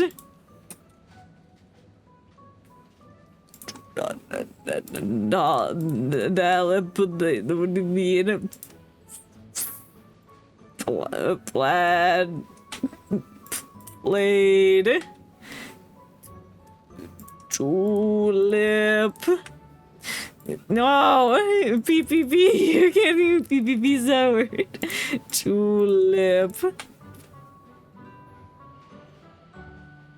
I don't want to subscribe to keep playing. Well, it's fine. We have 7 seconds left on the ad, so it's irrelevant. Okay. Alright, the mysterious boy steps up from the shadows. Oh, it's so spooky. How do you know she's a vampire, huh? Oh, that kid looks like a William. You can just tell. Yeah. Does she look anything like the ones in the stories? Yeah, red eyes and teeth. She does. Her eyes are red, like rubies. But when Uncle Henry was sick, his eyes went all red, and you said he was a vampire too. Remember? I mean, I do believe vampires originated from a specific illness people would get that made them, like, look like vampires. How they're described modern day. With the adversity to sunlight and garlic too, because of whatever disease it was. Miss Dorothy even scolded us for being rude. Well, Miss Dorothy's a bitch. And she's a vampire, and she's evil, and she's part Mansman Dick Day. I'm locking onto her now. Don't listen to him. You're a real vampire, right, Rabushka? Yeah, that's right. Of course I am. I don't think you are. She flusters, now determined to defend the honor of her kind. You want proof? Then here it is. I'll show you what a real vampire looks like. Bite someone. Bite someone.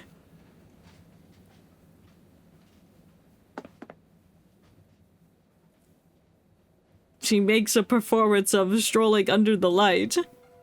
Take a look. Can you find my shadow?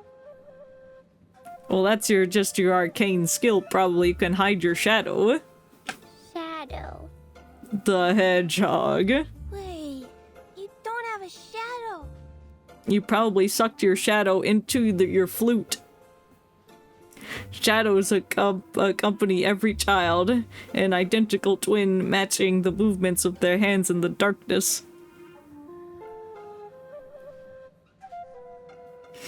Or as most people say, ow, at the edge. Into her what now? Her flute! Her flute! That's her flute! Her flute! That's why I think she's hiding the shadow. Exactly. We vampires don't have shadows. But have you tried the mirror test? Vampire! Vampire! The children cheer louder and louder, clapping with glee. They love vampires, which means that the next uprising will be the children and the vampires on the same side versus the adults and the non-believers. Whoa! She really is a bona fide vampire. Bone and fide? I thought it was bona fide. Why did he say bone and fide? Is that how it's spelled? Is that how it is? Ow! Told you so. I don't believe you. Her pride is short-lived. Another challenge soon follows. So, you're a vampire. Then you must be brave. How about the scary conductress? Have you ever talked to her? Yeah. Conductress? I mean, more than just talk. She's actually one of my best friends. Oh, I see. You're lying now. You think she's scary, huh? I'm telling you, she's big, but she's slow. If it weren't for me... What do you mean she's slow? I think she's very fast. The children watch with rapt attention. You stop tempting fate, exactly. Wow, you're like a boss. Our boss. Yeah. Boss of the children. Boss! Now look what you've done. She almost feels almost dizzy with power. Well, if you insist. Alright, fine. I'll be your boss. Uh-huh. Looks like you're having fun, best friend. Yeah. I knew that was coming. A rumbling voice cuts through. Yeah, exactly. See what I mean? You heard all that? Yeah, come on, bestie. Let me help you knit that scarf. We heard you the moment we entered the carriage. How wonderful to see you all getting along. Big but slow. Is that right? Damn.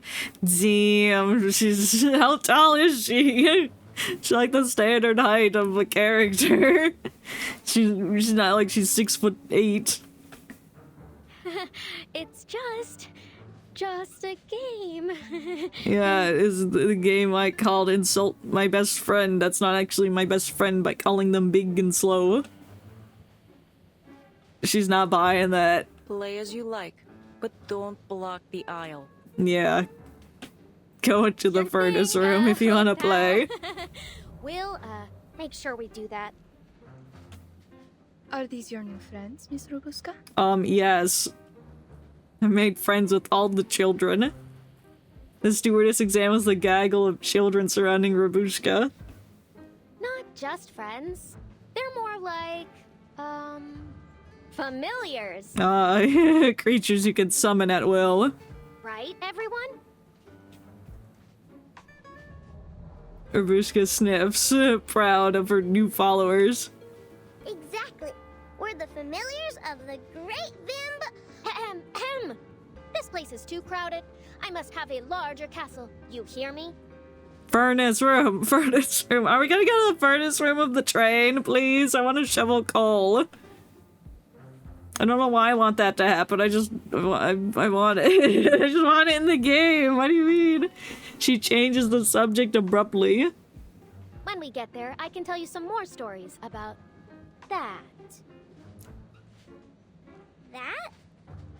Oh, that. That. New stories. New stories. Look what you've done. The noise fades. You've stolen all the children. I guess the parents don't care at all. It's like, where'd my little Timmy go? Oh, they're in the furnace room with the vampire. They're like, what? Whatever, I'm sure they're fine. The noise fades and the carriage returns to calm. How lovely it is to see Miss Robuska making so many new friends. I'm almost a little jealous. Listen, you don't have friends. You have giant gloves. Look like the gloves you use when you wash dishes. You've never had many friends. Is that why? Damn. You have no friends.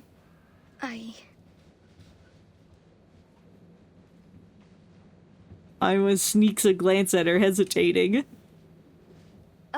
It's about time we headed back. Miss Semmelweis must be waiting. It is. Let's go.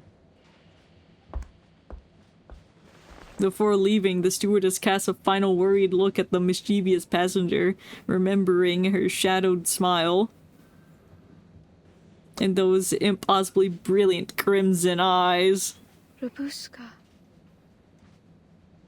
What? Is it gonna be like other childhood friends or something, but then vampire things happen, and I guess that she is an actual vampire now? I don't know. Open and read. Dorothy, blah, blah, blah. I don't care about Miss Dorothy. I don't want to read the child's diary. I don't know. I'm not doing that. 4.5 friends. What do you mean half a friend? Ladies and gentlemen, kindly take your seats. The shadow play is about to begin. Oh, the shadow play! I love shadow puppets. I can make a really good dog.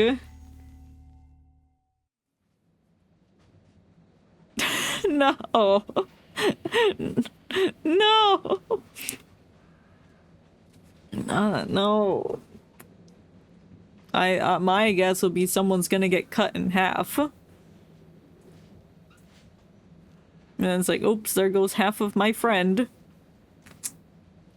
The train rocks as it plows through the winter storm. The investigator lets her vision glaze over the scene beyond the window, still pondering the meaning of the conductress's badge. She handed it over so naturally. As if she had done it countless times. She's been a train director for 19 billion years.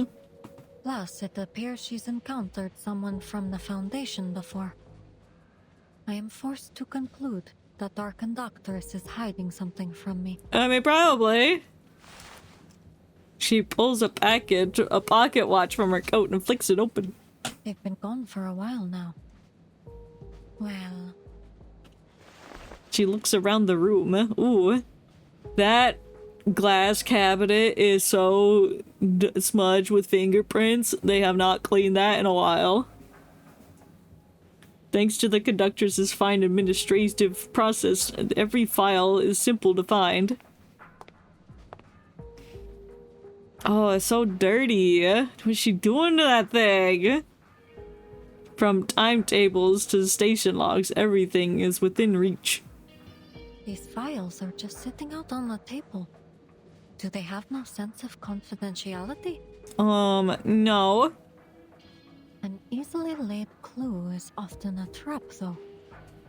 This could be bait. Better act cautiously. Yeah. The investigator shakes her head, casting the thought aside. I apologize for keeping you. I see you're snooping through my files.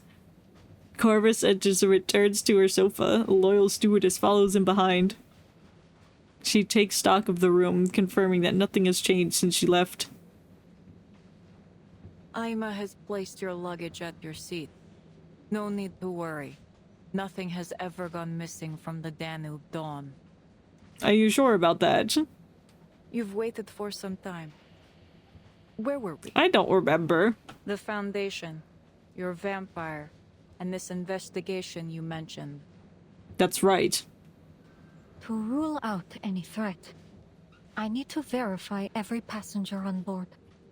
Carriage by carriage. The investigator shifts tactics, speaking more directly. That would be controversial, especially in the midst of this war. I fear it may cause unnecessary disturbances. But we love unnecessary disturbances. I'm sure neither of us would like a repeat of the incident from before. Which one? Where the guy jumped in front of the train and died?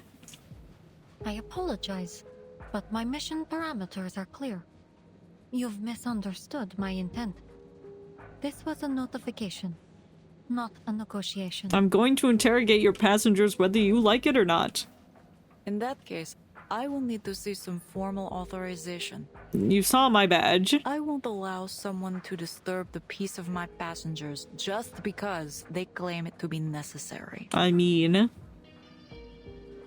Fair.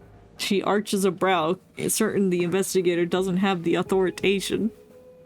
I fear that authorization is still little more than a draft on their desk. The joys of bureaucracy. But as you seem to be a fan of red tape, if you refuse to cooperate, regulations state that it is within my power. I'm stealing all of your tape. It is mine now. She pauses to draw out the effect. To stop the Danube Dawn. What's that have to do with red tape? I'm going to take your train and your red tape if you don't let me interrogate your people. Indeed. I am fully within my authority to stop this train at any time to conduct an investigation. But how do they know that? I understand, but it could inconvenience our passengers. Well, yeah, so would you rather have them be inconvenienced or have them be talked to for 5 minutes? Just the passengers?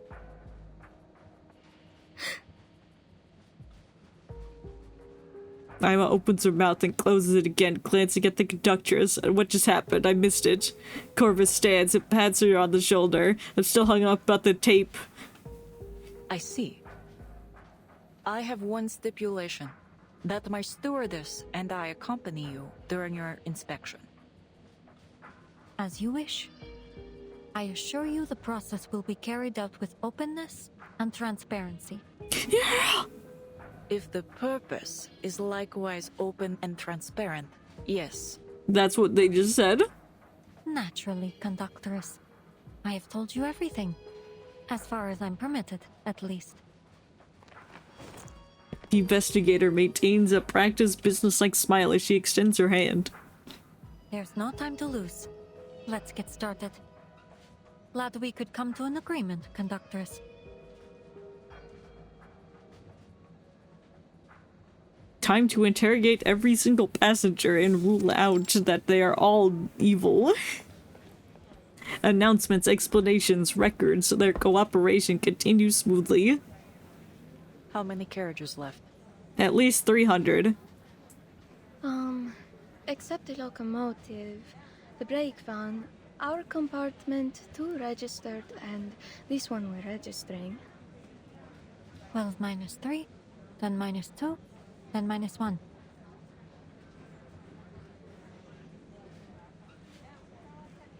Six more. 6 carriages to go. Semmelweis answers with a subdued grin. Smile. Where'd I get grin from? The same thing as smile. Miss Ima, I need your help. 2 of my students have gone missing. They're in the furnace room, I told you. You're evil. I don't trust you. A worried lady approaches, concern evident on her brow. Please remain calm, madam. How long have they been missing? Could you describe them in detail? The 2 of them are about this tall. The little girl always carries a doll with her, and the boy has short brown curly hair. Yeah, they're in the furnace room. I lost sight of them in the dining car about half an hour ago. Seems they've taken this train as some sort of playground. I mean... it's kind of what the Polar Express is, though. It's a playground for children. Conductress, they sound like the little boy and girl we met just now. She notes down each description carefully, attentive to all the passengers. Ah, Rabuska's familiar. Look behind you, madam. Are these your students? They're right behind you, you blind-ass bitch. Following the conductress's words, all eyes turn to the children at the back. After the glorious Count Arnold V came my grandfather, Savanovich. Oh, I see. Grandfather Savanovich brought the whole family. How do we go from Arnold to Savanovich? I mean, Arjesh Castle. Uh-huh. He lived to be 165 years old. That's pretty old. They're bored of your stories. They want to hear about Arnold. The girl eagerly continues her tales, unaware and unconcerned that her audience has drifted off to sleep. William, Annabelle, you can't go messing about yourselves like this. What do you mean? They're just children. They're sleeping. Either they're bored or just tired after all that excitement. Yeah, until Dorothy interrupted. I hate Dorothy. I don't like her. I think she's evil. I don't know. I don't like her neck. It's too long. It's always the signs of evil.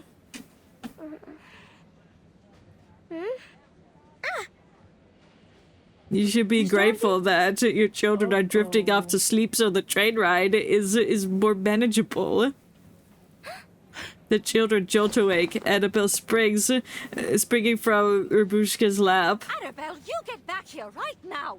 You should know better than to associate with that kind of company. What do you mean that kind of company? A vampire? That goes for you too, William. Come on, quickly. What's wrong with people? What?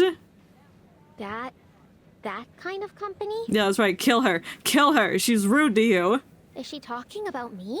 Yeah, she is. Kill her. Kill her with your flute.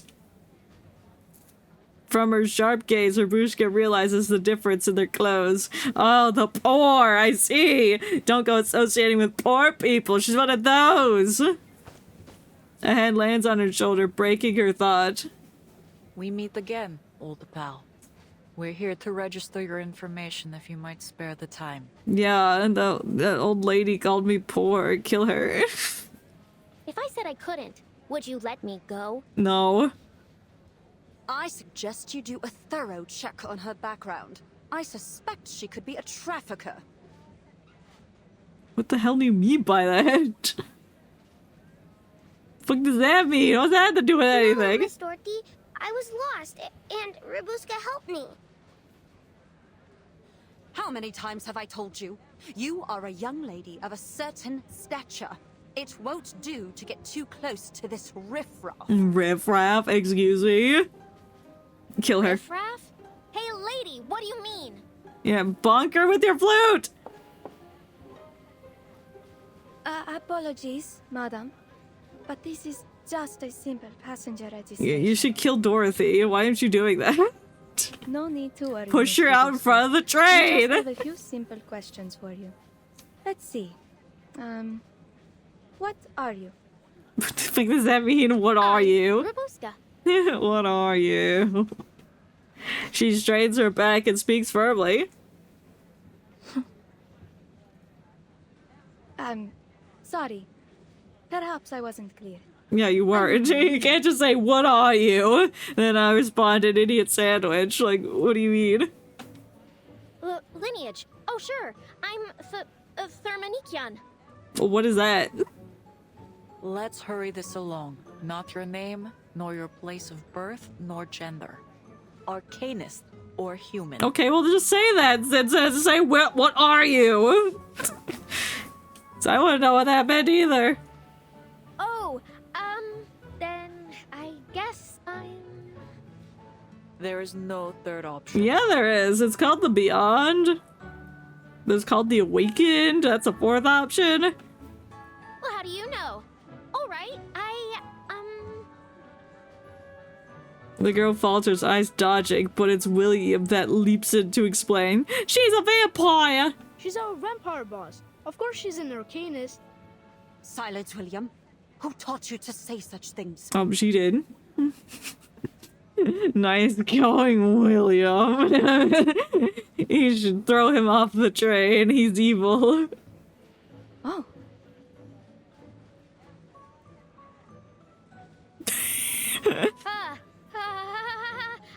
I was just messing around with the kids. Didn't you ever play make-believe when you were young? Vampires, werewolves, Rusalka. I don't know what Rosalka is. I did not. Okay. Like, I didn't play when I was a child. The conductress coldly interrupts her. Given these extraordinary times, I'll ask that there be no more such make-believe on the train. What do you mean you can't stop children from having imagination? I won't do it again, I swear. I'll never be a kid. Fuck you. She exhales, but Annabelle, now awake and confused, speaks up. But you are a vampire, Rabuska. Shush! Shush! The air stills. You don't have a shadow. You showed us. And real vampires don't have shadows. Not in front of the adults! One of the official reverse stickers for patch 3.1 has Rabushka face palming herself while the children are in awe. That's funny. Vampires are really, really strong. And Rabuska is a good vampire. So, you should all be nice to her. This is very kind words, but now's not the time, kid. She gathers her courage, standing firm, even under the governess's glare. Her voice quiet, but sure, as she challenges their attitude. The crowd looks down to the finely embroidered carpet beneath the girl's feet and fails to find her shadow. She's right. She really has no shadow. Oh, she's storing it in the flute! Uh-oh. Oh, behind the furnace room, then have a look there. You call this messing around? Why does it matter? She's not an evil vampire, she's just here. Unless...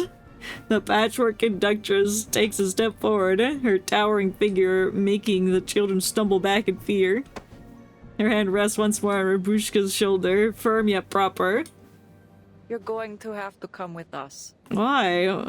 No, she's my assistant, what? I'm afraid that Danube Dawn's security protocol dictates an immediate closed interrogation. How very convenient. We didn't finish the last of the 6 cars. And she's not the one we're looking for. On what basis? We'd be like, this investigation's over. We found our culprit. No, we haven't. You haven't interrogated Dorothy yet. So why is it called 4.5 friends? Who was the half a friend? Rabushka, because she doesn't have a shadow? You can only be considered a friend if you have a clear invisible shadow. The suspect's testimony. Bidon, passenger, thermannikin, arcanist, vampire. All of the above. Ooh, are these bombs? No, they're train tokens. Like the tokens you get at Chuck E. Cheese. But for the train instead.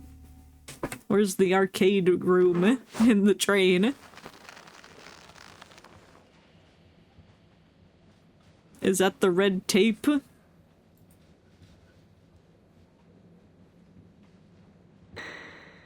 Who are you? And I'm so sorry. Are we done? This isn't funny, you know? What's your purpose on this train? To go home, Mick. I'm going to Budapest to find a job. Let me go! Do you have any companions aboard? Vampires don't team up. People are too scared of me. Are you sure you were friends with a bunch of children? Are you a vampire? Yeah, I'm a vampire, okay? Are you sure about that?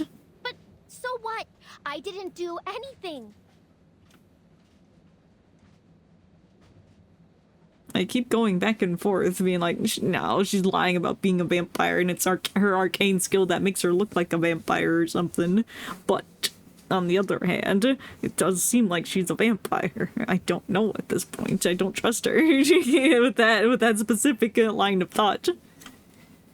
She hangs her head, her whole body radiating defeat. She doesn't bear any signs of Manus Vindictae's rituals. She may indeed be innocent, but can't rule her out for definite yet. Best to be safe. Oh, why don't you just kill her right then and there? Semmelweis returns to the conductor's side. I've checked her over. She's not a threat, nor is she my target. Okay, then why did you say it's better safe than sorry? Just 1 second ago. Then this isn't any ordinary vampire you're searching for. No, I'm searching for Arnold. I'm not at liberty to say. You hear that? She says I'm not a threat. Soon she perks up again, a hint of color returning to her face. But, according to regulations, dangerous creatures like vampires should be contained in such situations. But Bick, you are a vampire. What the fuck? Why you get to run around free? Or am I mistaken about your story? Huh? It's for the safety of all passengers. A hungry young vampire in an enclosed space like a train is always a risk. Nuh-uh. No, don't lock me up. I'm not even hungry. This is not a request. It's a notification. You've already admitted that you're a vampire. Yeah, but it's not fair. What? Attack Dorothy. I'm a vampire. Yeah, I'm a vampire. So what? Her ruby eyes seem ablaze with fury. I mean, I'd be angry too if I didn't do anything and I'd be treated like this. Have I bitten anyone? Have I sucked any blood? Have I hurt even a single person? I mean, she's got a point. She has not done that. I don't understand you people. Always putting everyone in boxes and then treating them differently just because you put them there. It's like your brains are all square or something. Ooh, square brain. Is that we're moving on from smooth brain? Now there's square brain. 1 minute we're friends, and then the next you're tying me up. All because of these boxes you're so obsessed with. It's because of these boxes, these stupid labels, that this whole war started. Why, I have nowhere to go. And now you can't wait to do the same to me. Then fine, go ahead. Tears begin to streak down her face. I'm a vampire.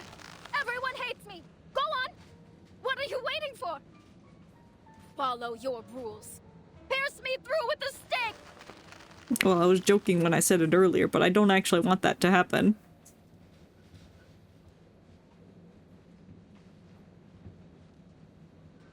Got nothing to say, ladies! Goodness, Robuska. You... The carriage is silent for a moment. The passengers stare at the girl as if seeing her anew. Are all the passengers in here too watching this? Like, where are they? I thought this was Corvus's office or something. The conductress loosens the strings that bind her. Apologies. We had to tie you up to prevent you from... From what? Aha! The weakness is revealed. Take this! How? Did you just kick her? I think she would block that. Oh, I guess I'm attacking Corvus. Program activated. Oh no, Corvus is attacking Urbushka. I've got your back. Not bad, assistant. You almost got me. Almost. Huh. You're not so bad yourself. Acting like you care, and then the next second, turning against me. Well, you want a problem? I'll give you a problem. If you've already painted me as the bad guy, I guess I am gonna be the bad guy. Message from the stars. Who charts the stars? Do not let yourself go now. Barrage. Get off! Well, you went Alright, down very Robuska. easily. Calm down. No. Your struggle is pointless. I suggest you stop it. Damn. Pointless? Ha! Clearly you haven't met my teeth. Bites her. Let me go! Was I able to take care of everyone? Yeah, you did a great job. Good job. I didn't even get a good bite in. Well, yeah.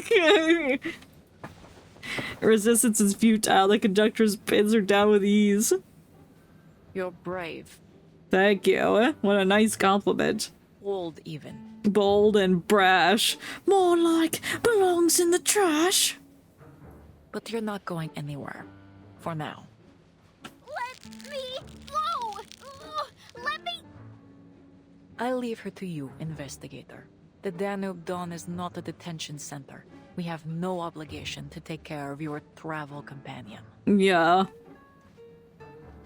You brought her onto this train. She's your responsibility, I guess. A minor nuisance, nothing more. If it were not for her missing teammates, the investigator wouldn't mind playing chaperone for a day. But perhaps we could offer a personal favor to Miss Semmelweis. No. The stewardess, silent until now, finally speaks with a strange note of eagerness. I'm sure I could find an empty room to take care of her. I mean, keep an eye on her. I don't trust you now that you said that. Take care of her, like, you're gonna, like, kill her or something. I don't trust you. You just, like, a gun under your eye patch. A gun that shoots at wooden stakes. The train will arrive at the border checkpoint later today. She can stay with us until then. Semmelweis lets out a steady, meaningful breath, resigned to this course of action. I appreciate your cooperation. Wait, what about what I think? Where are you taking me? Sensing the girl's unease, Ima gently takes her hand. You can stay in my room, Ruby. Ruby? What the fuck? There's an extra sofa. Why'd you call her stuffed with Ruby? goose feathers. It's ever so soft. You're welcome to have a rest there if you're tired. Ruby? That's what I'm saying. Come to think of it, that sofa does sound tempting. I guess Ruby is short for Rabushka. Why are you giving her a nickname like your besties? Are you actually besties from years ago and you're the evil vampire that we're all searching for? And they're both vampires together and you know it, but you're hiding and you're the one we're looking for? I don't trust you now. Call it house arrest. Allow us to escort you. The two figures march down the narrow train corridor. One dangles One dangles by her collar, the other nearly scraping the roof. What the fuck does that mean? What do you mean? What's that sentence supposed to mean? Together and inseparable, uncanny whole. Yeah, sure, that's a sentence. Oh, watch it! You're pulling my hair! I'll bite you! All of you! I swear! I don't think you will. If you ignore the faintest bit of noise, that is. It's okay, some noise is pretty nice. To be continued.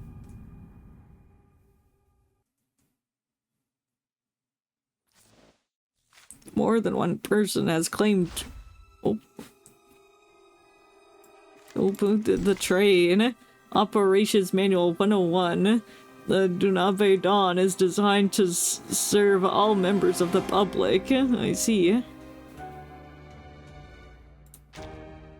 I'm so glad I know what the train is used for. Did you know that the train is used as a public transportation service to people? I didn't know that. Whose feckin' Sans Undertale slippers are on the floor over there? This is illegal, you know? Criminal! Let me out! No, Sans Undertale slippers! They're right there! He's here, but you can't see him because he's in another dimension, but the only thing you can see is the slippers. And look at them, those dolls. I forget what they're called, but the dolls you put inside each other. Like the I don't know, I remember what they're called. Oh no. But the dolls, the jewels. In the Sans Undertale slippers. Let me out! No, I don't think they will. So many butterflies in here. The girl shouts, pressing her right ear hard against the door, desperate to melt into it. I don't think you want to become part of the door. That sounds counterproductive. Tap, tap, tap. Is that Morse code? The footsteps grow fainter, echoing down the empty hallway. I mean, it's a pretty nice room. Phew. Finally gone. All right, Babushka. What's next? Is there a vent you can crawl into? A sunroof that leads to the roof? You can pretend you're Sans Undertale and wear the slippers? She pulls a metal trinket. Think this lock will stop me, eh? Yeah. You're going to have to try harder than that. You know how to lockpick? Well, I guess if you are 214 years old, you learn a few things here and there. The door opens only to a sliver, just wide enough for a ruby eye. Okay, coast is clear. Are you sure? Easy. You've done it again, Babushka. Yeah, you sure did it. But you're still on the train. She plants her she plants her hands on her hips triumphantly. Only one more step before freedom. Ruby? What? How'd you get in here? Where did you come from? Ima gestures behind her. As the door swings open, the small stewardess is revealed standing in place. So there's two doors.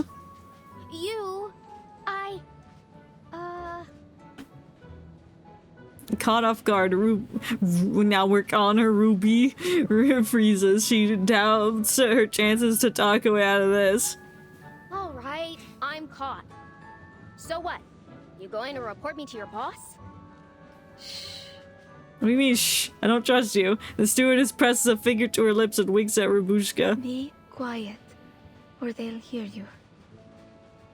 Damn, that's what Circus Baby said to us when we were hiding under the desk at the beginning of night 2.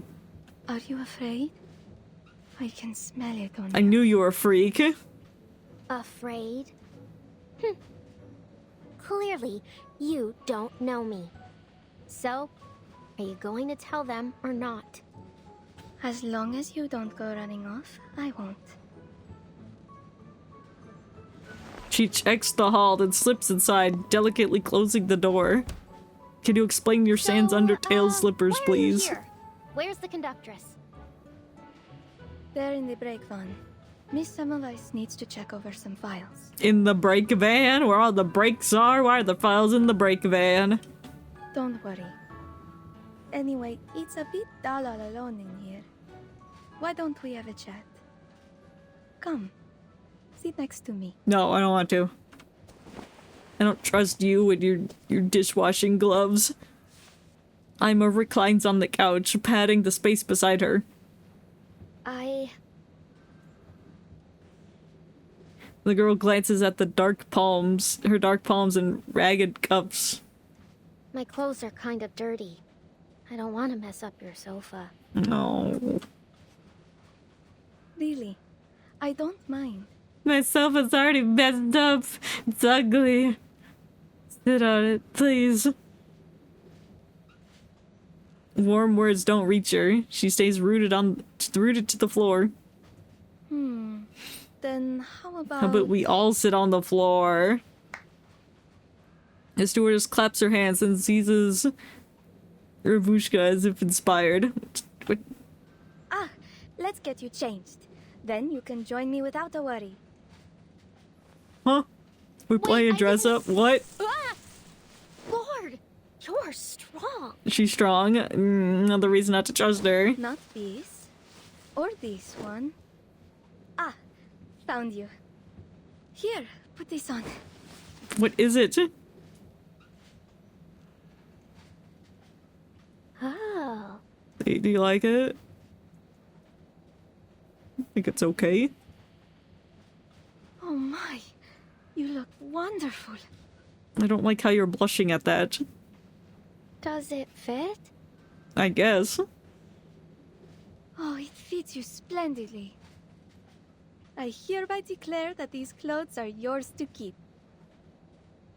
Free clothes? Really? They're free? God knows how long it's been since she's worn clean clothes. Red and white stitching traces arcs across the hem of her skirt. She chokes backwards, trying to believe what she sees. Thank you, Ima. Hold on. Why don't you have a mirror in your room? Cause she's a vampire. So many clothes. She's a vampire. She's a vampire. Vampire. She can't see. Vampire. I knew it. She's evil. The stewardess shyly touches her eye patch. No, she's gonna play like, I don't want to look at myself. I'm embarrassed. No, it's because she's a vampire. Likely story.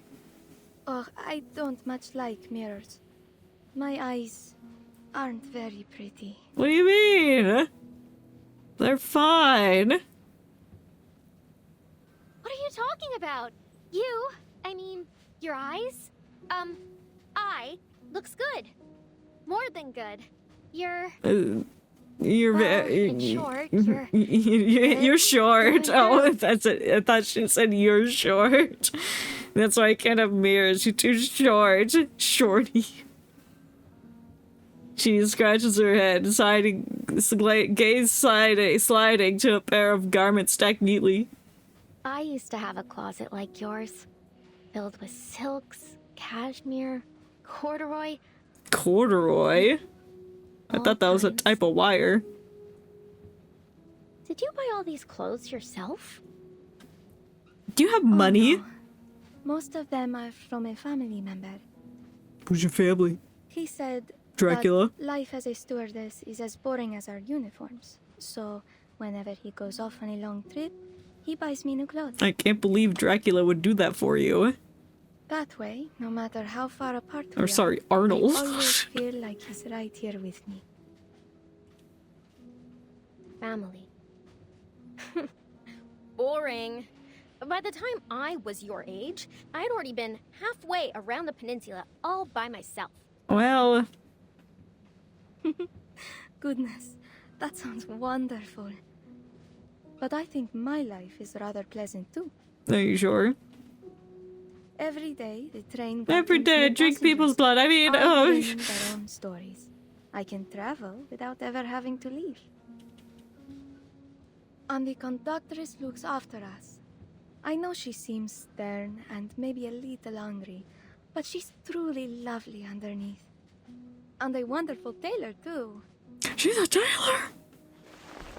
She points to the row of... that... See the clothes on the matryoshkas? Yeah, the matryoshkas. That's definitely the word I was looking for when I was trying to think of the word for these types of dolls. She made she made the dolls, but the dolls aren't made of fabric that their sweaters are. Each wears a colorful knit sweater, their smile stiff yet harmless. Are you sure? They look like they want to kill me. Huh? Wait, sorry.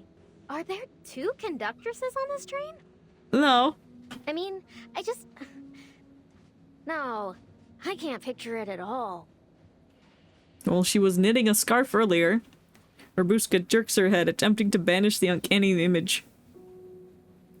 That conductress? Knitting little sweaters? Yeah. Is it too much to think about? Ugh. Just imagining it is giving me the creeps. What's so scary about a lady knitting?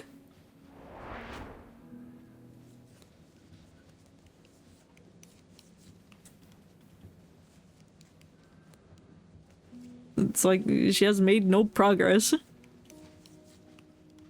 Conductress. Stop knitting this! Stop! A ball of red yarn rolls to Semmelweis's feet. She picks it up, handing it back to her conductress. Thank you. All the files are here. Logbooks in the first drawer on the left. Shift handover logs are at the bottom of the second drawer on the right. Dispatch instructions are on the table. You're letting me snoop through your shit? Much appreciated. Nice. Thank you again for your cooperation. Without a word, Corvus resumes her handiwork. The scarf billows out with every stitch, keeping silent company. A rare moment of peace, perhaps a chance to understand each other. The stitching on this is immaculate. I'm surprised to see you're fond of needlework. Well, she is stitched together herself, so she would be interested in needlework and all of that. It's a common skill. Nothing special. But look at that sweater scarf thing.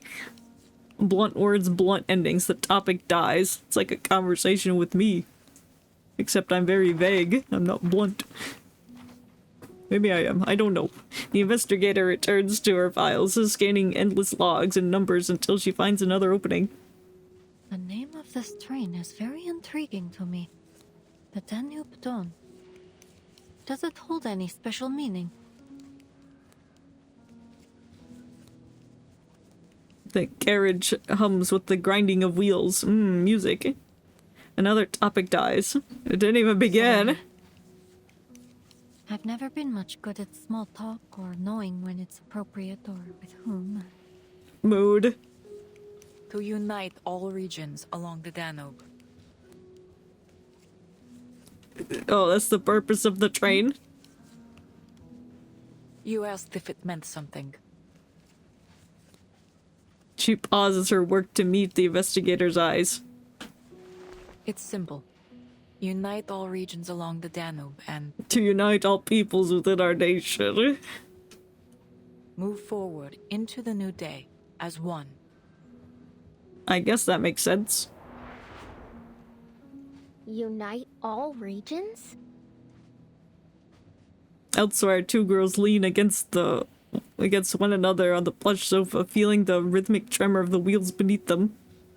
From Istanbul to Vienna, through Belgrade, Nika, and... Oh, I don't know where Belgrade is! You didn't say that before! Her fingers trace lazy lines through the air. What does that mean? See how the train is like a line connecting all the dots along the Danube? Not really. I think that's just called a railroad. Huh. Makes the war seem even more ironic. Well, I don't really understand all that's going on out there. But I do know that I like this name. The Danube Dawn. It sounds warm and bright. Like we're all a big family. Mm-hmm. What you said earlier about putting people in boxes, I feel the same way.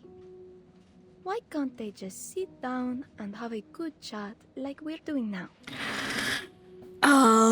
Because that's not how war works. They don't listen, and they shoot each other, and then people die. I know, right? I knew we'd get along. Yeah. Oh my god, they became my besties, so then Ima's gonna turn out to be evil, and then we're gonna be sad. Humans, arcanists, vampires.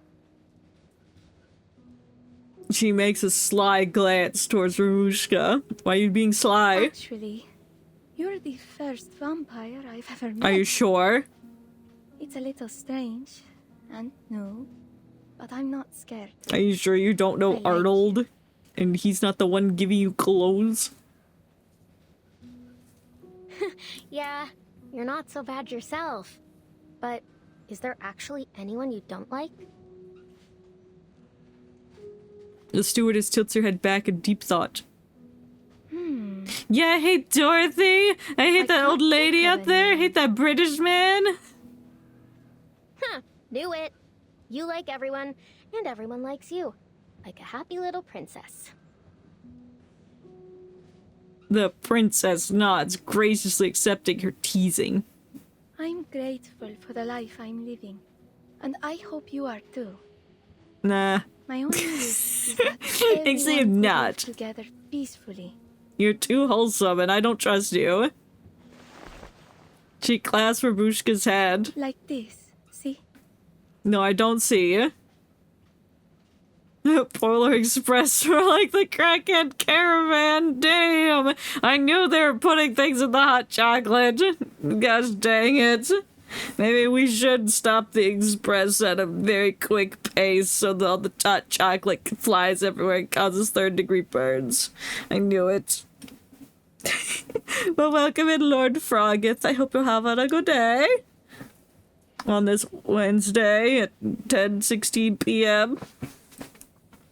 We're on a train and we're hunting vampire. Oh, chocolate. Oh, it's spiked. It's spiked with heat and drugs. Don't take the hot chocolate from the strange man on the Polar Express. Our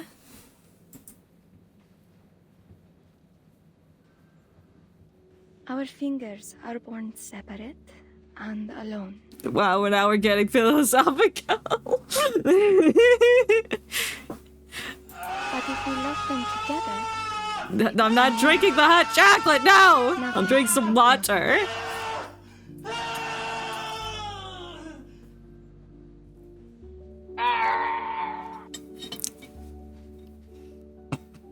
Here we go. Bust? Thank you for bust. Oh yes, the snowman surprise. only when the hot chocolate kicks in. Oh shit. No, I don't. I could break free anytime I want. Oh, sounds like the train is rumbling. It sounds like the hot chocolate is finally kicked in amongst all the passengers. The girl recoils slightly, but Ima's grip holds gentle yet firm. Do you want to break free, Ruby? Yeah, I want to leave. I don't trust you.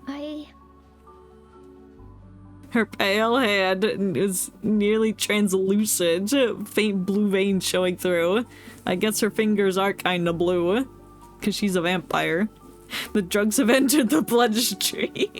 They're coursing through at a pace faster than mankind can run, which is pretty fast.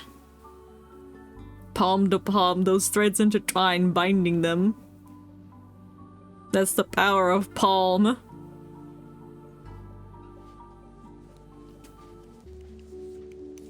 Unite together and move into a new day as one? That's a truly unimaginable concept. Me when I unite the drugs with the hot chocolate and they move fast. Dream through it was. What? Dream though it was, the spirit of the times brought many who believed it could be real. The feck does that mean? Wanting to believe the lands along then could live as one. Idealism does often come hand in hand with impracticality. Yeah, yeah. It's admirable to stand firm in your beliefs. Dream sweet in Horror Polar Express. I bet I will be having dreams shortly when the train turns red and the eyeballs leak out and the vampires start drinking people's blood.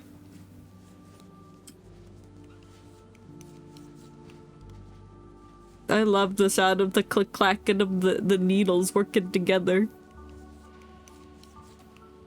Her expression, her unexpected arrival is met with the inequality,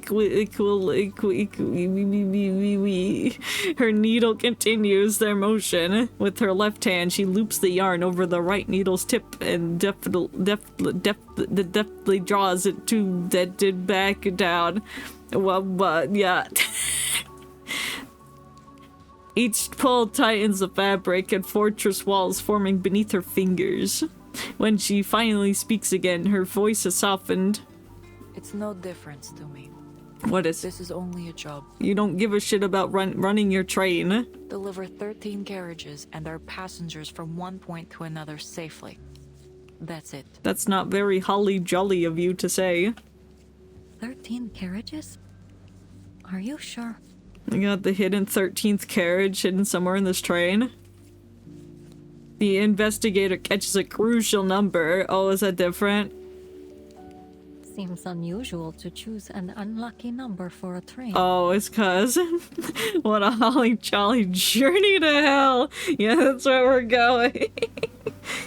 It was advertised we're going to Budapest, but oh, we're going to hell instead. You wanted to go to the North Pole, eh? No, go to hell. The needle halts. I meant, including the locomotive. Locomotive, these nuts, some of them, Nick. Rolling stock, then?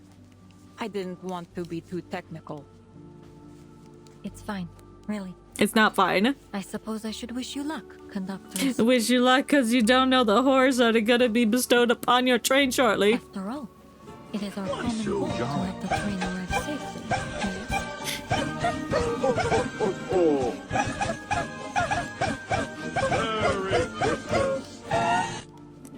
Holly jolly. I feel so jolly. It is really scary, and it is ad break time. I'll pause the story now. I will not be doing any more of that. Just gonna get yes. Genshin Impact jump scare. Yeah, it's the ad jump scare. It's I'll hate them. Okay, there's only 2 people that it could possibly be. Is it? I'm gonna go. Is it Taidari? No. Okay, that's Kale. Wow, that was really.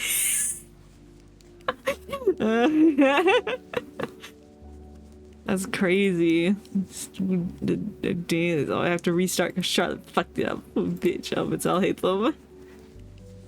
Is it Tainari? That's the same thing. Is it Kale? Wow, it's the same as that. The same as the daily one. Oh, it's I'll hate them. No, they're from. Come out before I'll hate them. Oh.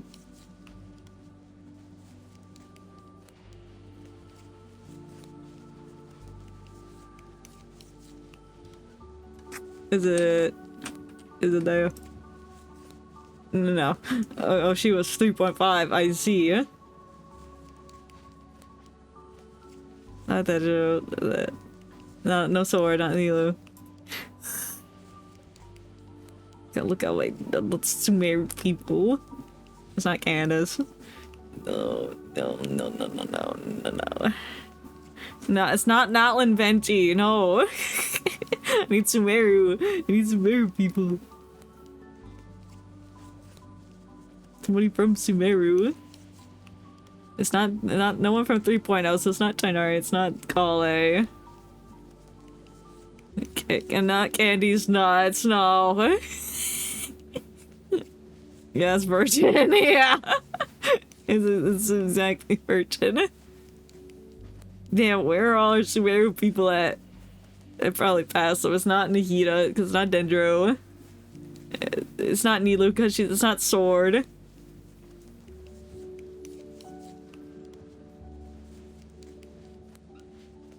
It's not I said it's not Tainari. It's my game. Is it Wander? Was he 3.3? I feel like he doesn't use his own boss part, though.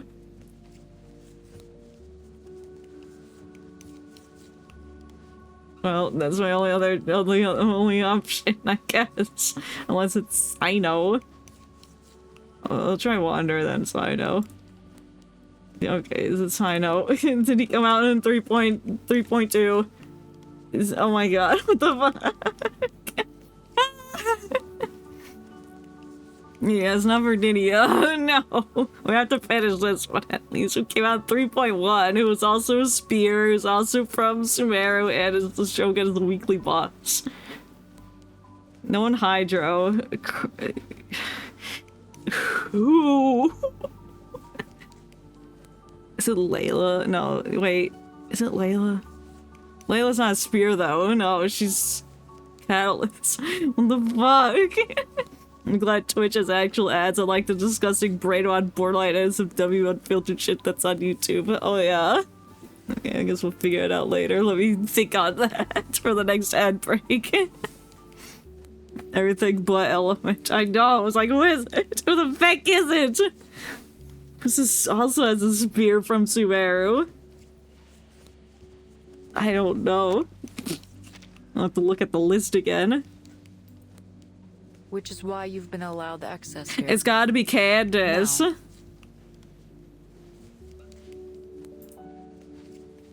Wait, it's Candace. It has to be Candace. Okay.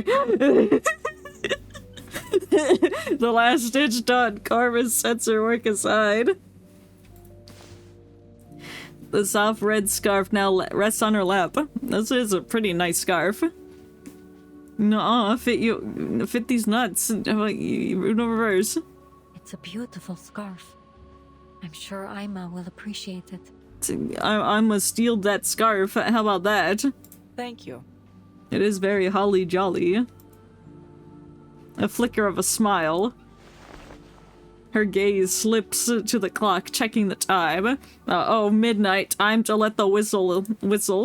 Have you made any progress? Please do not steal that. It is against the spirit of Grimace. What do you mean? We're on the Polar Express.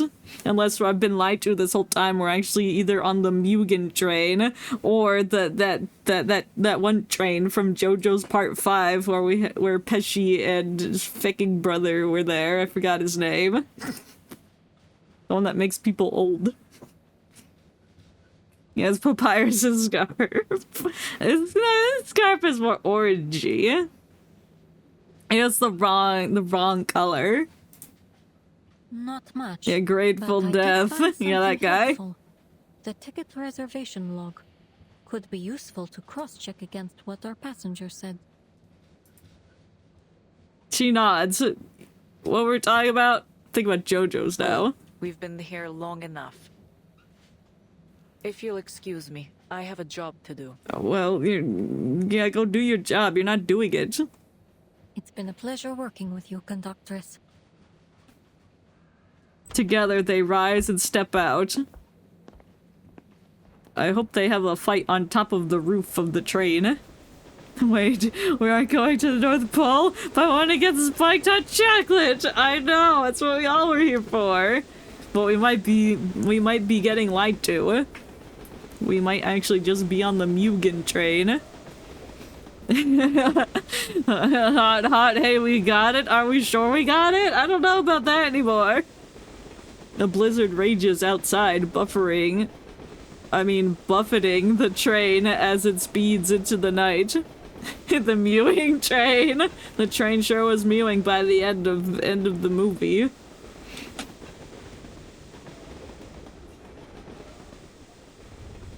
Like, I can't say Mugen train, I have to say Mugen, because there's this one video, I can't find it anymore, which makes me sad, but there's one video of someone being like, guys, I think this is the Mugen train, in reference to Demon Slayer Mugen train, and it's just really funny because of the delivery of how they said Mugen. But I can't find the video, I've searched everything. But it's not there anymore. Railway cat! What's with these cats? There's no cats. Was the guy British? I don't think so. It's a faint memory. I cannot recall for sure, but I don't think so. The vampires. Where are the vampires? Has he gone to stroke the fire? We must find him or the train can't start. Well, what do you mean the train is actually going? Unless the train's actually going backwards. That would be very interesting. We might talk to a British guy later. The railway cat. Meow. I guess we might be onto something. The meowing train, mewing, meow, railroad cat. Oh my god, we are on the Mugen train. We've been lied to. The hour is late and the lamps dim. Passengers return to their compartments one by one, the soft sway of the train soothing them to sleep like a lullaby. Only 2 passengers remain in the shared space, seated face to face in silence. Okay, but when are we gonna go talk to the old lady, yeah? Oh, you.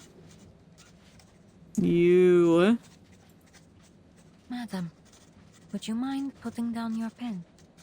I need to take your information. I need to have your social security number, ma'am.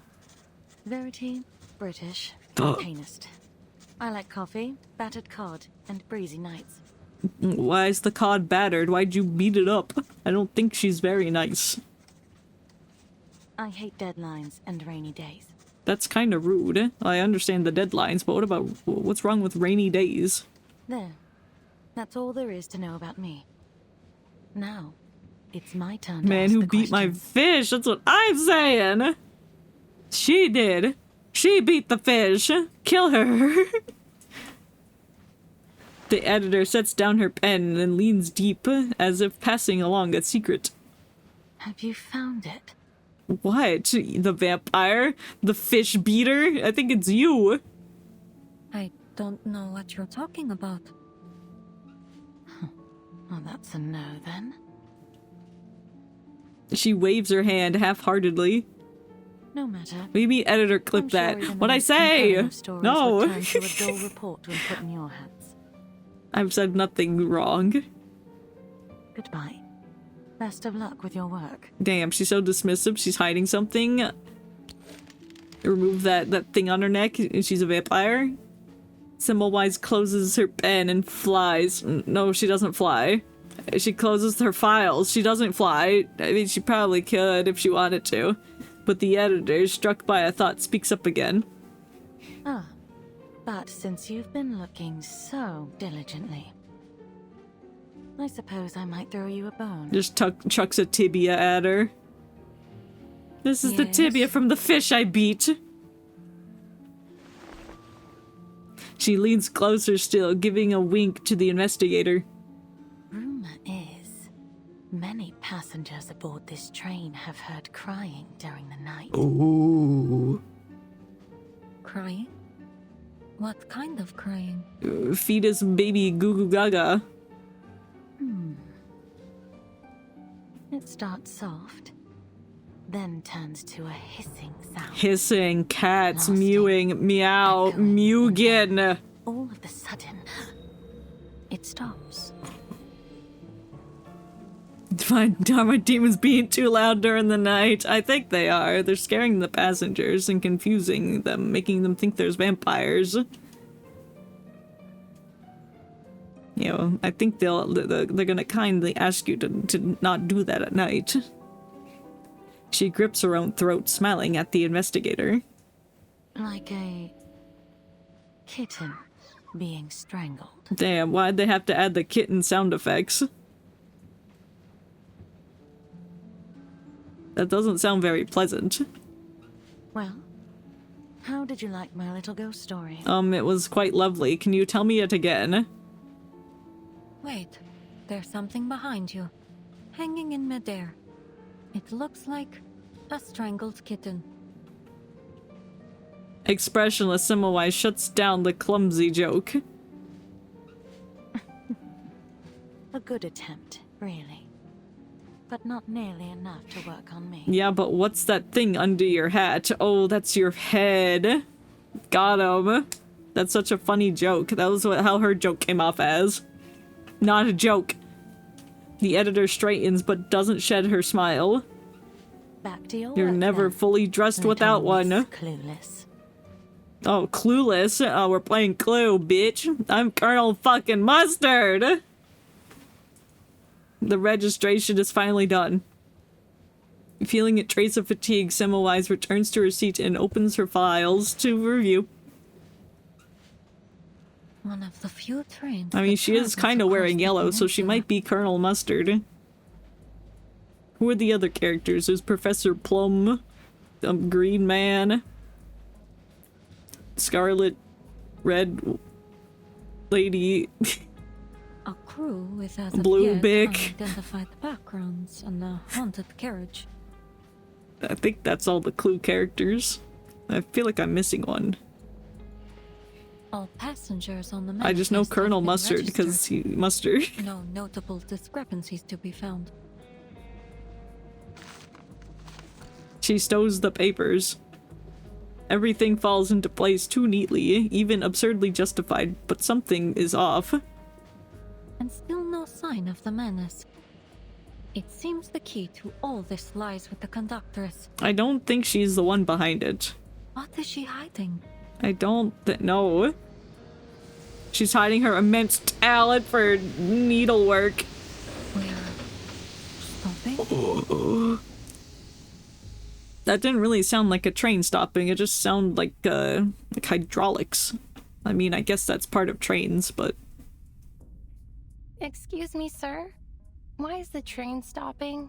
I just got into sleep. Well, go to sleep, Vic!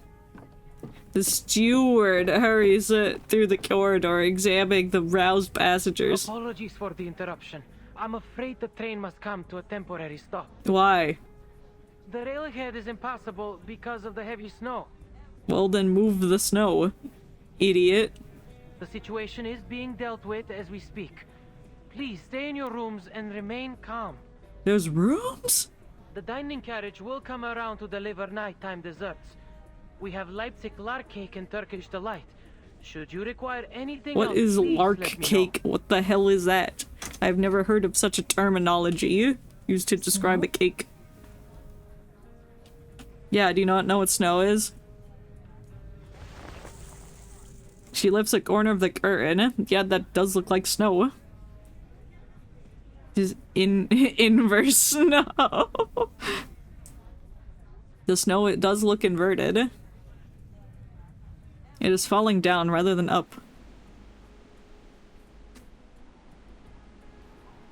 Snowflakes drift outside, brushed about lazily in the waning storm.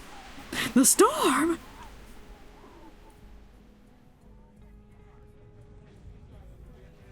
Inverse 1999! That's the sequel.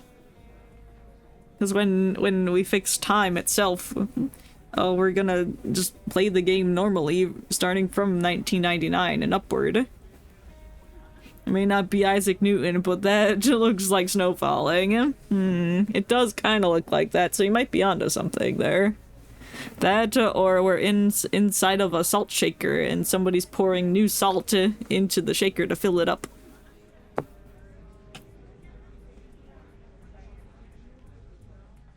No, I don't want a lark cake shop. I just want to know what lark cake is.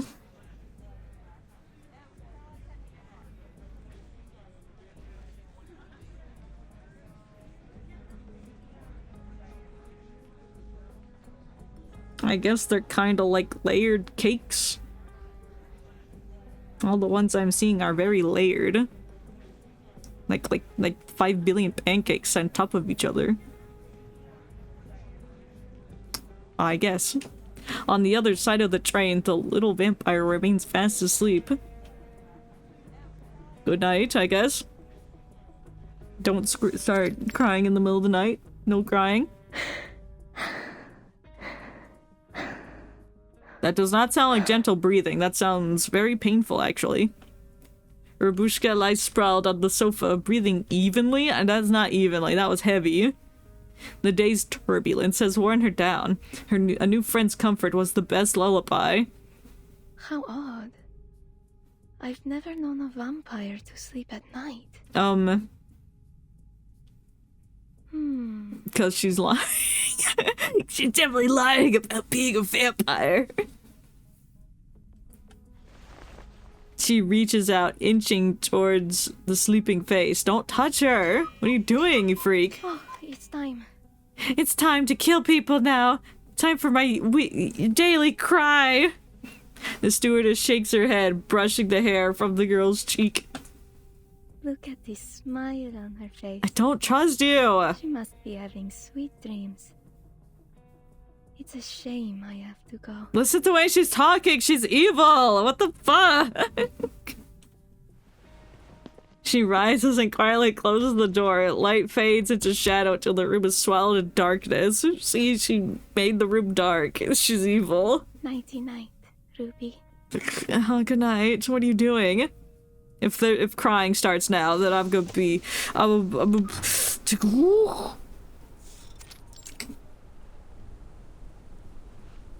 Air reeks of damp wood, rot, snow, and conspiracy.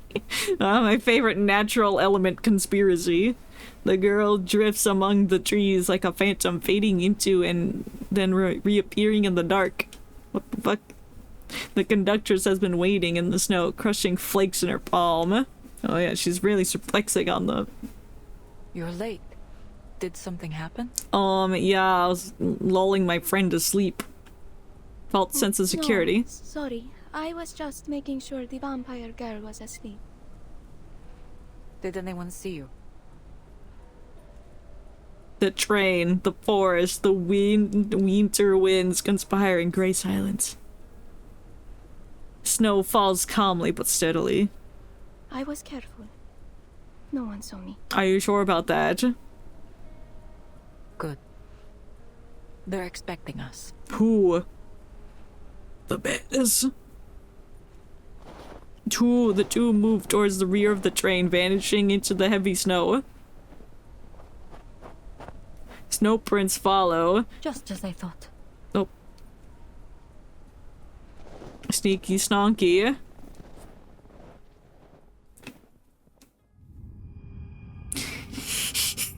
What are they doing? They're being sneaky. Ooh, let me check that note. Sonia is 60 years old. She's fussy and old and evil. Got it. Arbuthnot is 45. He's gentleman. He says, okay, he's whatever. I don't think it's Arbuthnot. Do not enter. What if I enter? The woods have eyes. They see everything. The woods are the eyes of the face, as they say. Do not enter. Don't tell me what to do. Don't tell me what to do. Do what I want. If I'm gonna enter the snow, I'm gonna enter the snow, and you can't do anything to stop me. Apologies for the wait. Yeah. Lower your weapons. It's Iglika. Iglika? That's a cool name. Shadows part. Young men emerge, recognizing the count. I keep on to say the countess, but it's not the conductress. They lower their rifles. I prefer Corvus. It's more familiar to me. Are they all our people? Huh? She checks the faces, easing when she sees no strangers among them. Yes, no others. Just as planned. Which one's Lingus or whatever? Pyros' men are patrolling ahead. Good. finish this quickly. Finish what quickly? The passengers believe we're clearing snow ahead of the train. Is Pyros holding up his end? What's he doing? Yes, he'll let you through when the train arrives. Good. And the cargo? The cargo, the drugs? The hot In the chocolate? carriage over there, in the woods. The hot chocolate's in the woods. We've got horses to pull it over. Oh, there's so much hot chocolate they gotta use horses to drag it onto the train. This way. It'll keep you out of sight. At her words, the men hurry down the forked path by the tracks. Come on, follow us. I don't wanna. She steps forward, but her coat hem is tugged. Conductress, You what? Got it. Don't worry. I'll be back. I always come back. The Countess drapes a newly made scarf over the girl's shoulders until it has all but buried her face. Hey, that scarf looks really good on your face, neck, shoulders. so soft. Thank you, conductress. I don't want you to catch a chill. Thank you. Iglika! Iglika! Patting her shoulders, she walks alone into the shadows. Who the hell's Iglika? I wanna meet Iglika. 1, 2, 3. That's a lot of hot chocolate. It's heavy, I guess. Whew. Done. That was a heavy one. Yeah. Alright, time for an inventory check. It's like hot chocolate, candy canes, marshmallows, sprinkles. And we need to get up and get some hot chocolate. We all need to have some hot chocolate at this time right now. Hey, we got it.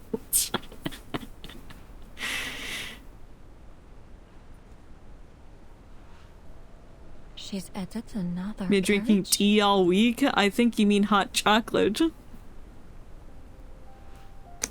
I don't have hot chocolate. I can't go brew some at all. I can just make warm milk. I got strawberry powder, but I don't have chocolate, so I can't make the hot chocolate. You look like some hot chocolate. Thank you. That means I'm like on fire because it's really hot and you'll get burnt if you like look at my hand. Semmelweis blends into the dark shadows of the trees, examining the train. A new carriage is pulled up and secretly attached behind the rear cabin. Now that looks like an accordion to me. What's it carry? Guns? Ammunition? Controlled substances? Yeah, the controlled substance known as hot chocolate. You have channel point idea, make one that plays for like 2 seconds of the hot chocolate scene. That is a good idea.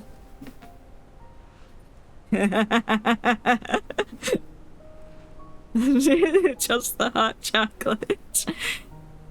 You're right. I'll write that down. Now there are 13 carriages. It's bad luck. That's what I'm saying. Unlucky 13. The train is very long now. And those don't look like Serbian troops. She waits until the soldiers disperse, leaving only 2 behind.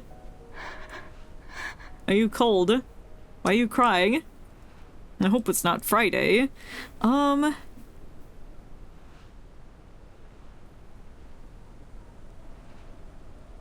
If I'm remembering the ticket correctly, it's November 30th, which it looked like a Friday on the ticket, so it could have been. But there's also another way to look at it. Thankfully no Friday- oh wait, duh. No Friday the 13th this month.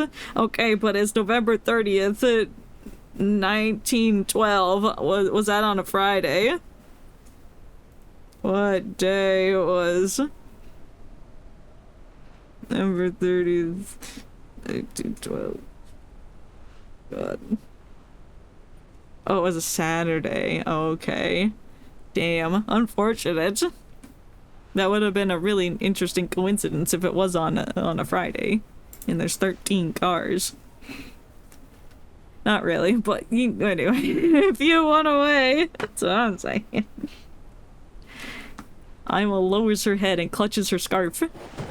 Then she suddenly collapses to her knee. The hot chocolate is spreading through her veins. She cannot stand anymore. Ima.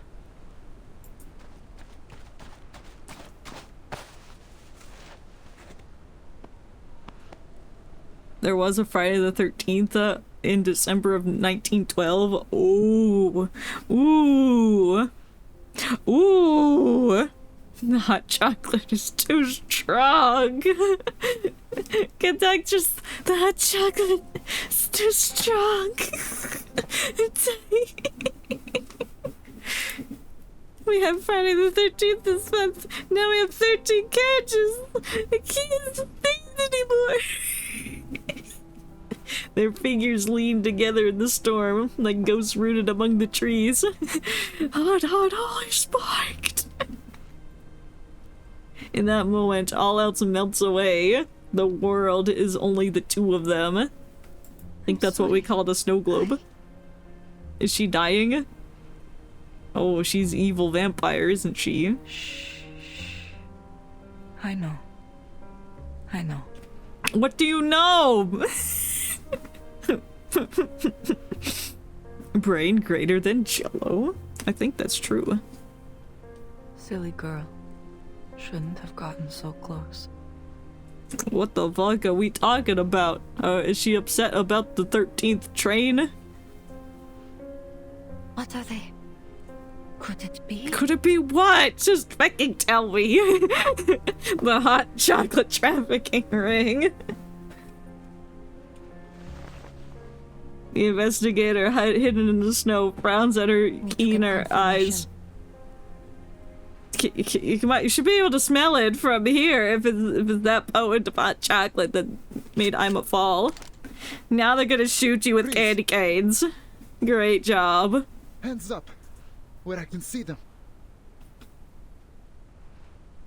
She raises her hands.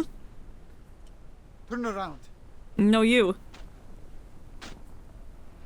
Two soldiers stagger before her, faces ghostly and haggard. They like two white flames drifting in the night. Good. Don't do anything stupid. Nuh-uh. What did you see just now? I don't know, two ladies in the snow. I saw... There's nuts got up. She flicks her toe, kicking a stone into one soldier's knee.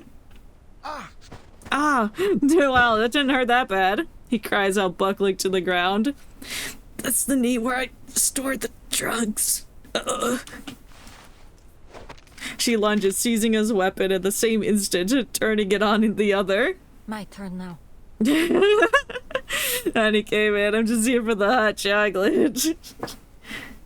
Now I'm gonna shoot you with this gumdrop gun. Cue the doom theme. No, cue the hot chocolate music. Hands up where I can see them.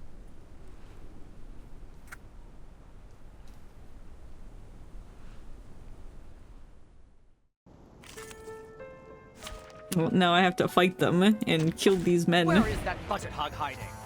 What'd you just call me? Don't take it on step. I have no idea what that man just said. Simulate calculate. Loading. Who charts the star's orbit? We're going to have to test this hot chocolate. We can't let them get away with it. Now I got it. Hot, hot. Now I got it, bitch.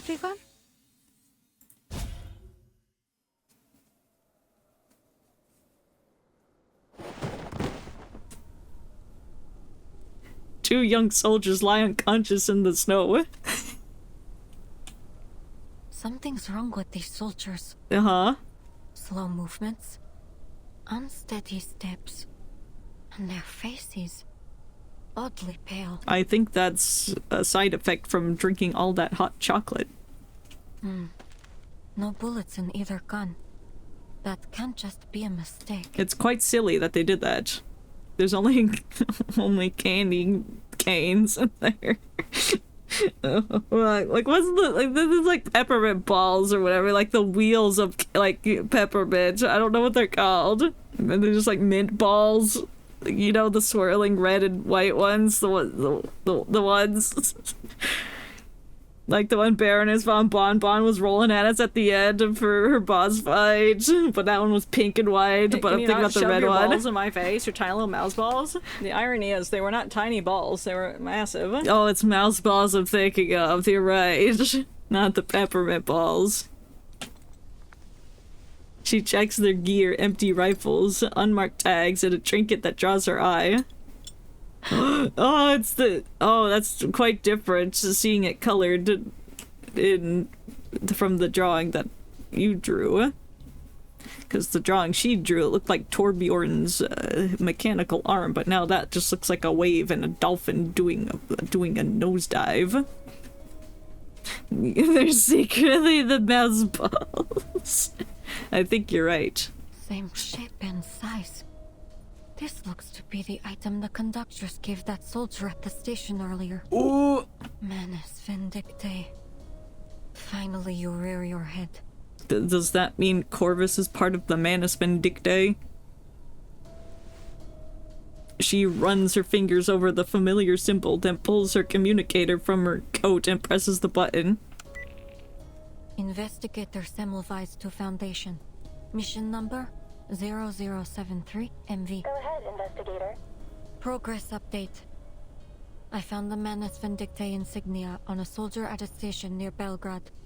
The conductress of the Danube Don has undertaken suspicious dealings with these soldiers, stopping the train on the pretext of the railway being blocked by the snow in order to secretly add an additional carriage. That is rather suspicious on her part. I have reason to believe that the conductress is collaborating with Manus Vindictae.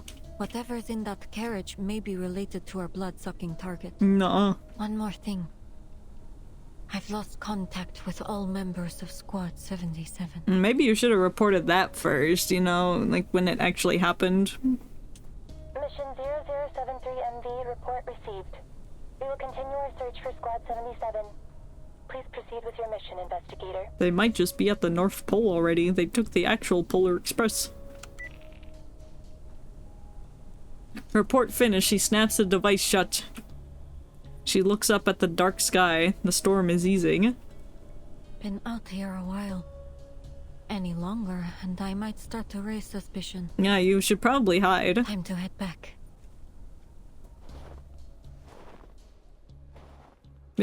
Stealth mission complete. Time passes slowly. A few passengers stir awake at with the stop. Some step out of their cabins, whispering in the darkness. Come on, put up a decent onion ring. That's what I'm saying. The onion rings. Welcome in, Gunda. I hope you're having a good day. On this Wednesday, on this... Well, it's not really that chilly today, but at least for me. Hi! We're looking for a vampire on the Polar Express, but we might be dealing with spiked hot chocolate instead. Yeah, I got pretty warm. Yeah, it did. Like, excuse me. Did you do a temperature? All passengers, please remain in your rooms. The train is about to depart and we will reach the border checkpoint soon. Nuh-uh.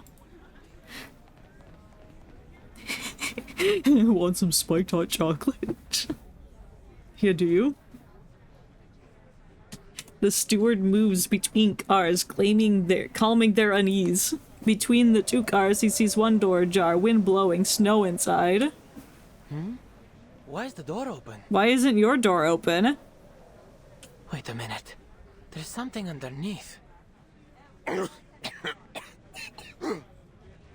What a very interesting cough. Play that on loop. I'd love to play that on loop. The passenger leads there, coughing hard, drawing the attention of the steward. Oh, he's gotten into the secret stash. Jarvis, loop that. Loop his cough, please. What type of metal are the spikes made from? Hot chocolate.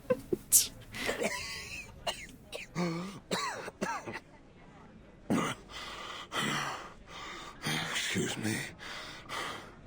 When is the train leaving? Ooh, I liked his voice. Oh, apologies, sir.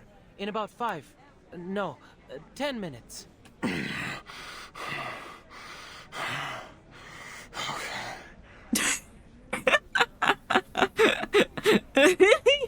I like that sound bite.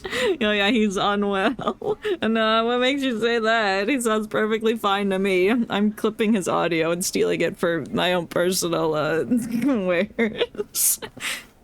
Can you have spiked eggnog instead? No, it has to be hot chocolate. That's the ring, the underground ring going on at the Polar Express. He sounds lycanthropic. Oh, he's a werewolf? I knew there'd be werewolves, because we have vampires, but ooh, we didn't know about the werewolves hiding on the train.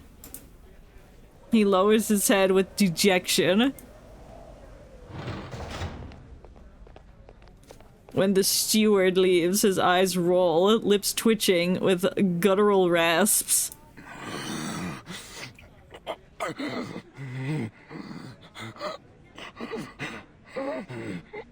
Uh-huh.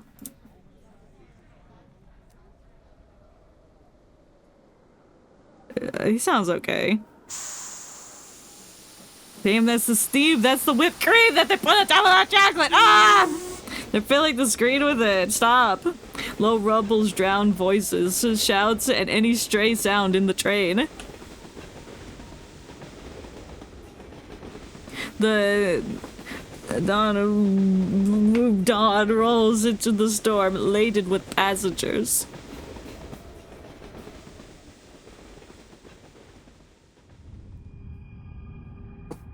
Dude.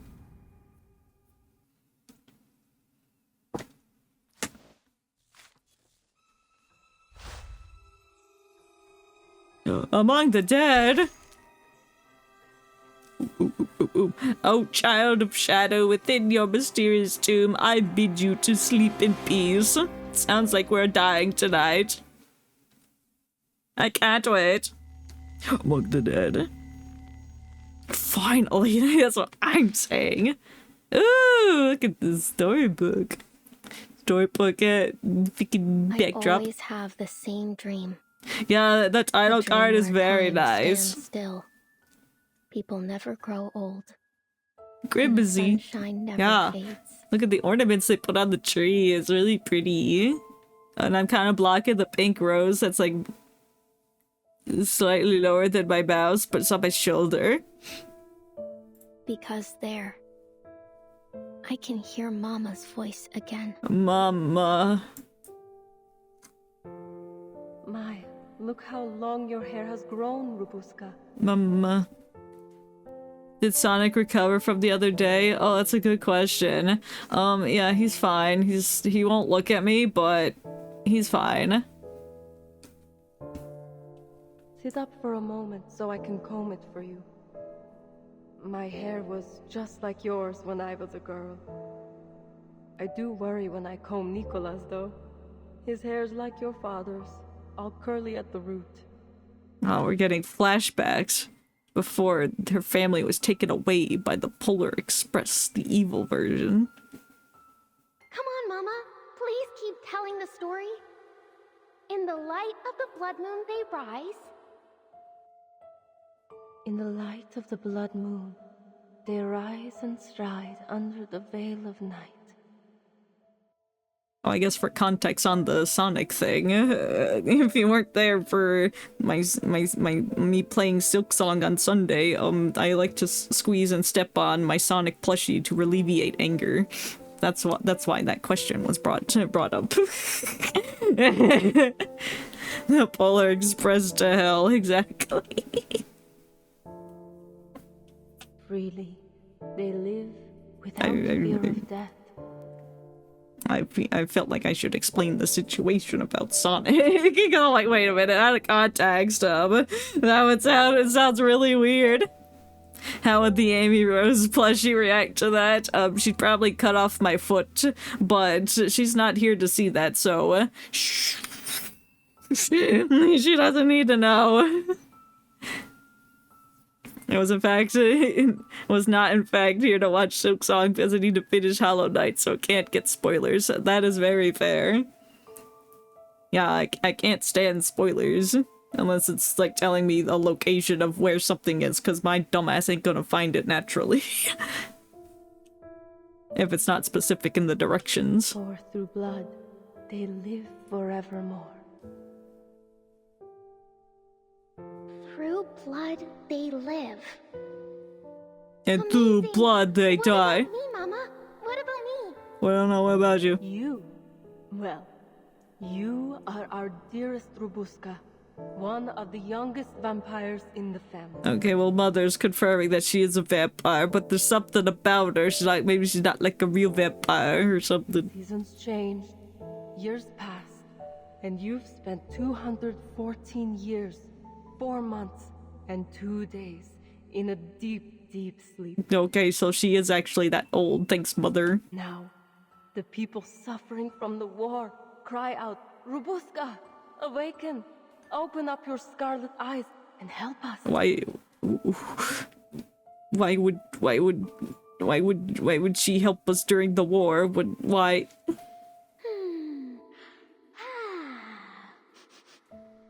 Is that blood I smell? Her eyes aren't crimson yet.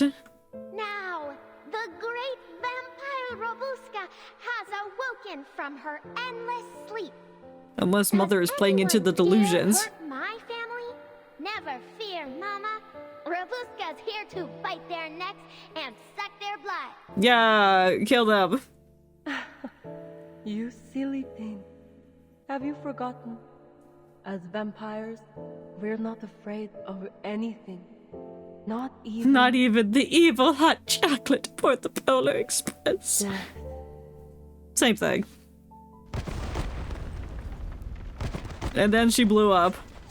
Run, Buska! Run! It sounds like you're afraid of something, ma'am. No!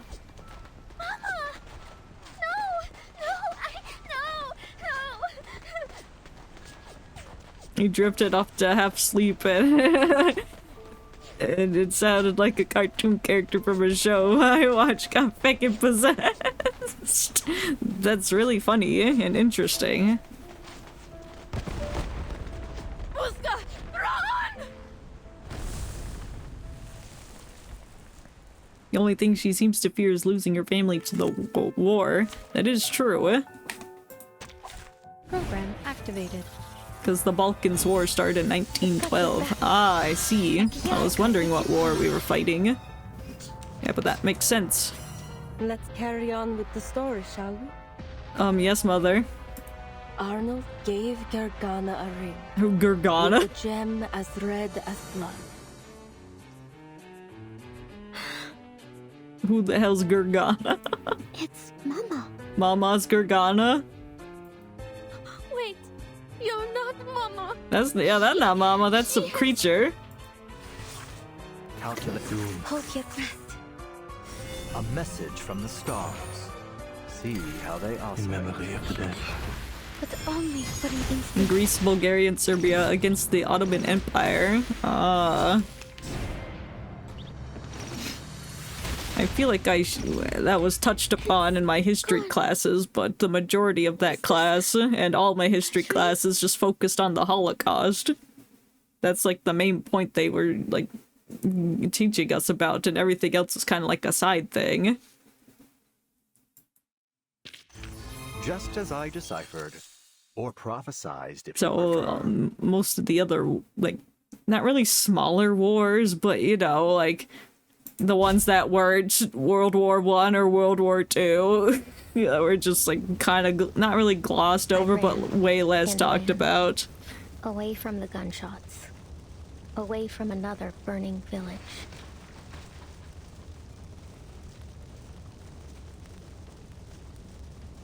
Okay, now I need to ask, this might be bad example since Lucy took out 2 enemies in round 2 due to her passive, but do you know why all the enemies in round 2 just instantly die without doing anything? I don't. I barely looked at the fight. I kinda zoned out thinking about whatever we were just talking about, the war. Read everything and nothing indicated they would instantly die. Oh. Maybe they just burnt because of the explosion. All the enemies in round 2 instantly poofed out of existence. I don't know. I would maybe it's symbolic based on the wars. Like, we're not just fighting when other things are happening around us that are causing death. So maybe they burnt. Clip the moment as evidence. Me just yapping about the fucking war and to analyze the data with it. Analyze it. Not your clip. Oh, okay. Okay. Oh, when you play through it, I see. That makes sense. Yeah, you can't have my clips. They're mine. I ran into the mountains. They protected me, hid my escape. Then, I went to the cemetery. Because you're genuinely confused. That makes sense. Maybe they're on a time limit. No one's following. They can't find me anymore. I found an old coffin. Cast aside. Forgotten. Just there. Abandoned by the whole world. And that became my home. I huddled up inside it. And I lived there. Lived with the worms. I mean, worms can be pretty good roommates, I'd say. It smells like them. The worms? Like my family. Your worms are now your family. Mama once said that in this land, the dead never truly die. Worms feed my people. They're rich in protein, as they say. She said that our bodies merged with the earth. Our blood seeping into the dirt and nourishing the tangled roots of the trees. I'm not liking the worm sounds that are playing. And ever so quietly, we day by day become one with the world. So I wasn't afraid. Didn't struggle anymore. I closed my eyes, let the smell wash over me, and a warmth grew in my heart. I think that's called a worm. Worms versus flamethrower. No, I think the worms would win because they're quite slippery. They can get out of the fire. Tatko. Mama. We were together again. If you say so. Again. Together again. Oh, damn, Mother, you're looking very scary. Again. This is why you don't drink the hot chocolate after 10 p.m. She awakens from the dream. Just a dream. Yep. Just a dream. Yep. Scary dream. Robuska takes a deep breath, swallowing her tangled emotions. What do emotions taste like when you swallow them? She looks around. The room is empty. Can't remember the last time I had a good night's sleep. I would hate to sleep in a room with a cuckoo clock that makes all that noise every hour on the hour. That means we'll be getting to the checkpoint soon. Yeah. Ima's gone too. Wait! That means I've got a chance to get out of here! Maybe. She takes no time to pick the lock again, peeking out like a wry cat. Yes, no one outside either. But before she steps out, she notices her dirty hands, a poor contrast to her fine new dress. Covered in dust from all her scrambling, she tries to pull down her sleeve and hesitates, afraid to stain the fine fabric. Oh, I'd better change. Just have to put this all back, and why not just, like, wash your hands? Is there no, like, bathroom on the train? Her new clothes are left folded on the sofa. After a pause, she sets her hat beside them. this is the most expensive thing I own. Take it as my gift. No, not your hat. Bye-bye, princess. Bye.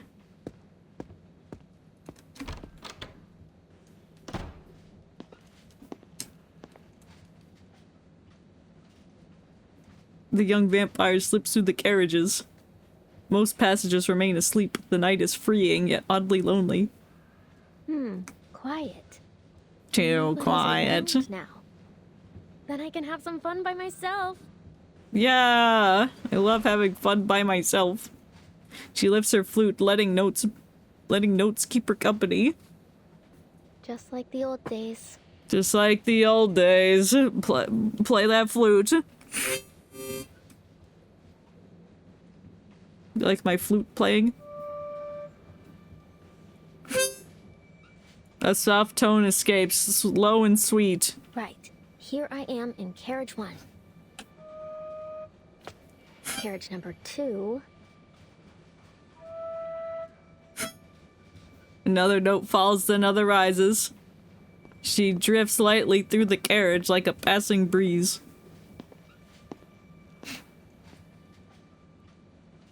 11. Huh? Oh, 12, 13. Oh! Shouldn't there be 12 carriages? Yeah. 10 for passengers, plus the brake van and the staff compartment. Yeah. Yeah, there's another one now. Then how did this extra carriage get here? Magic? What's inside of it?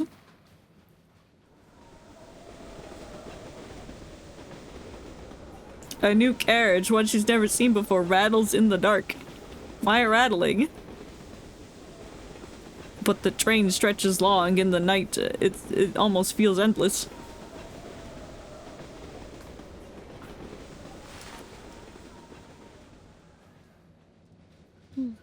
What a pretty song. I could almost... Did you use that harmonica back in patch 2.4 as well? Maybe if I needed to. I don't remember what patch 2.4 was. But it is possible. Lack of energy, sleep required. Good night. Have a good night, Lord Frogeth. I hope you have a good sleep, and thank you for hanging out with us today. Sleep well. For Tutu had a harmonica back in that patch. Oh, that was that patch. I see.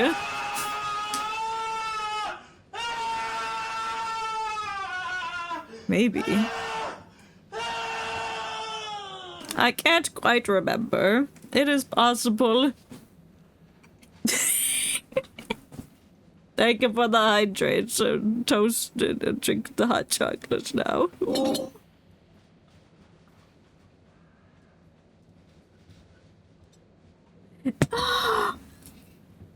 A pretty song. No. A voice cuts coldly from the shadows.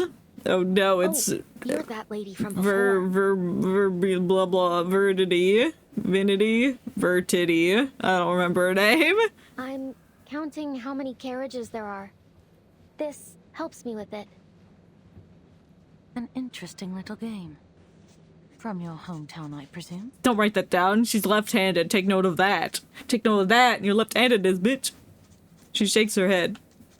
No, I suspect Verity. I suspect her too. I suspect everybody. Everyone's evil. My hometown's big, you see. so big you couldn't even imagine it. Yeah, again, the hat says I'm Manus all over it. It kinda does. It's got like the goopy pattern.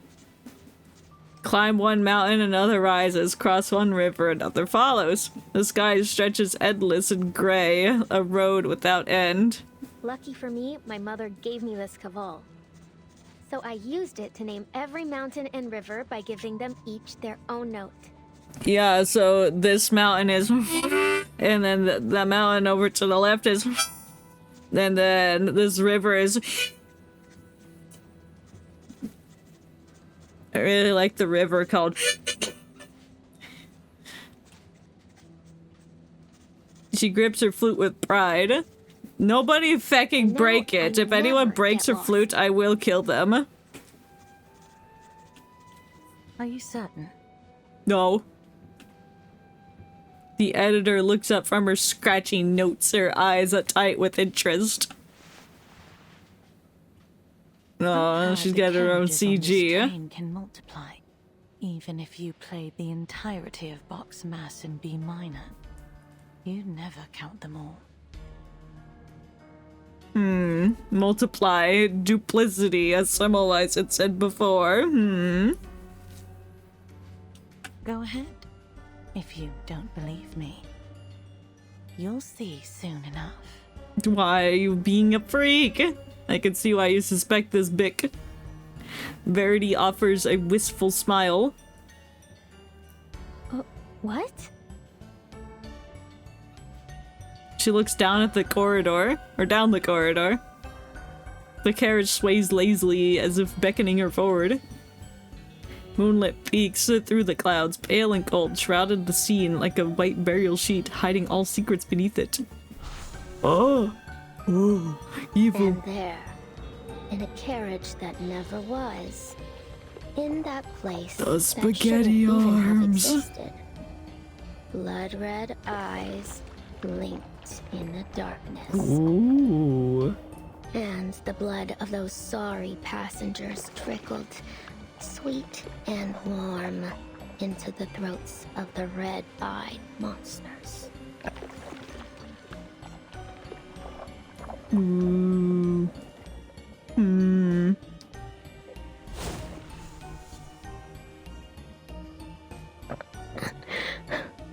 Are you thirsty for blood now? Ma'am, I think we'd better stick together. No, get away from this Bic. Nuh-uh. She steps back in fear, tooting, turning to find nothing there. Ah! Oh, hell no. That's very crazy. It is ad break time. We won't continue without. Oh my god. Oh my god. It's only them. It's not only them. Oh, it's them. And they're hydro. Oh.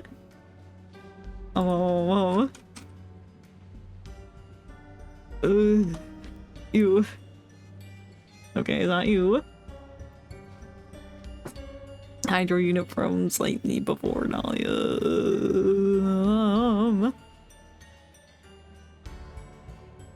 Could it be? Is he a catalyst? No, he's a sword. Is it noob? Nope.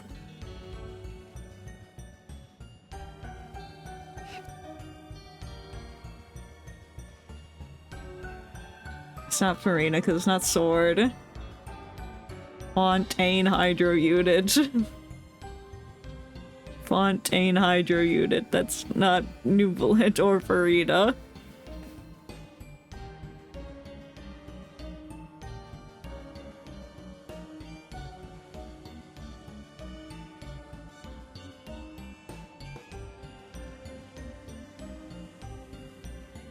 Not Coco. Not from there.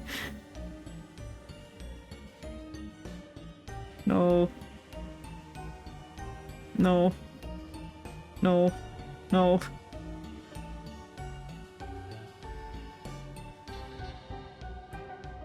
Yeah, it's Tart.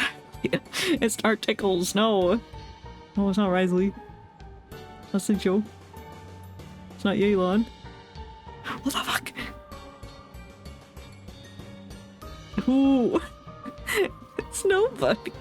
Did I miss somebody? Okay, it's not Synchro. It's not. No, you're not. Hydro. You're Hydro, but it's not you.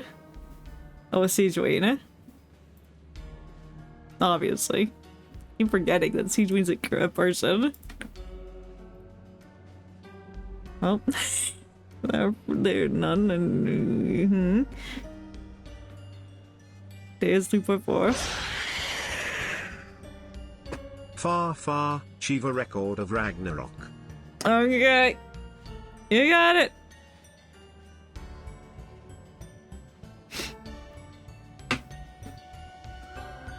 We'll start the next end break.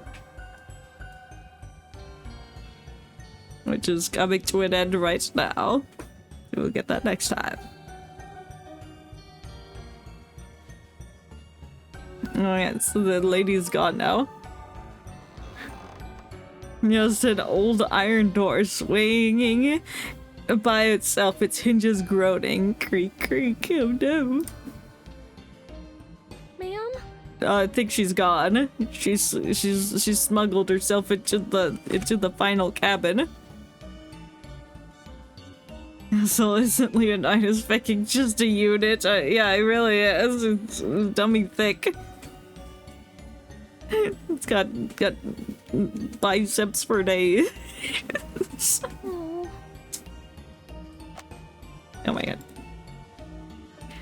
The girl has no choice but to face the darkness before her. I mean, you don't have to go with her. Come on now. You're Babushka, the blood-sucking vampire. You're not scared of anything. That's right, you're not scared. Get in there. Find the secrets. Find the stash. She takes a deep breath and takes a brave leap. Why are we leaping? The trains are connected. A heavy copper lock clamps to the front door of the carriage, glinting coldly under the moonlight. Oh, locked again? You should break it open with your hands. Fine. Then I'll just unlock this one too.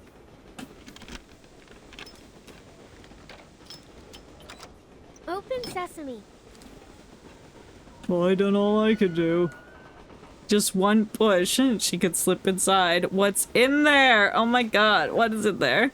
Babushka freezes, holding her breath. She presses against the door, catching a faint sound from within.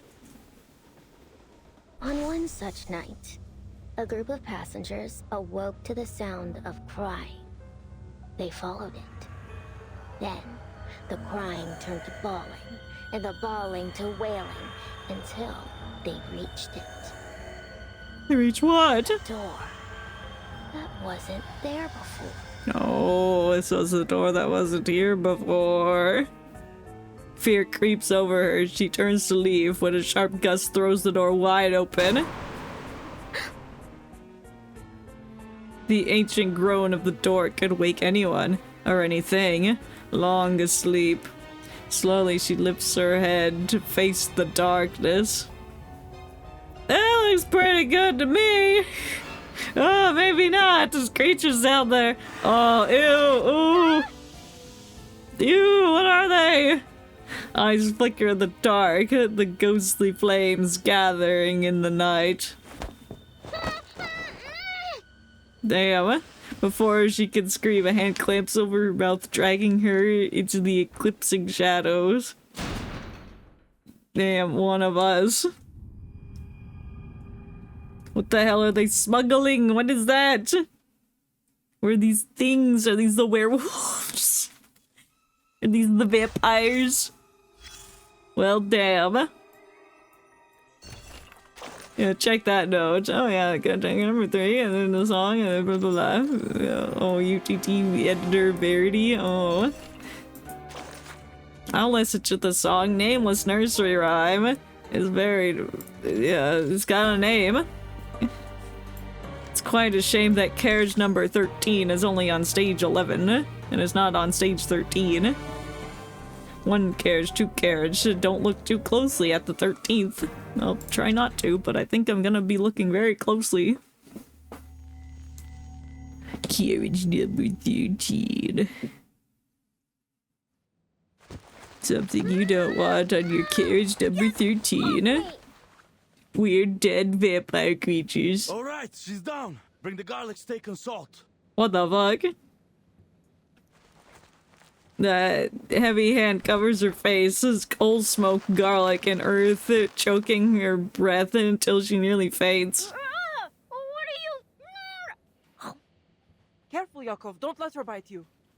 I'm just eating the garlic. Finally, the grip loosens. She scrambles to her feet. So it's just people. Not demons. Okay, that's not scary at all. Damn, it's just normal dudes and people and shit. Oh, it's a little disappointing. I was hoping it was a train car full of monsters. So it would have been fun. Her eyes adjust to the dark. No vampires, no bats, no endless corridor, just an ordinary, if grim, old carriage. Dozens of filthy passengers crowd together, ragged and tense, clutching makeshift weapons, iron rods, pans, even garlic and salt. Wait, it's just a kid.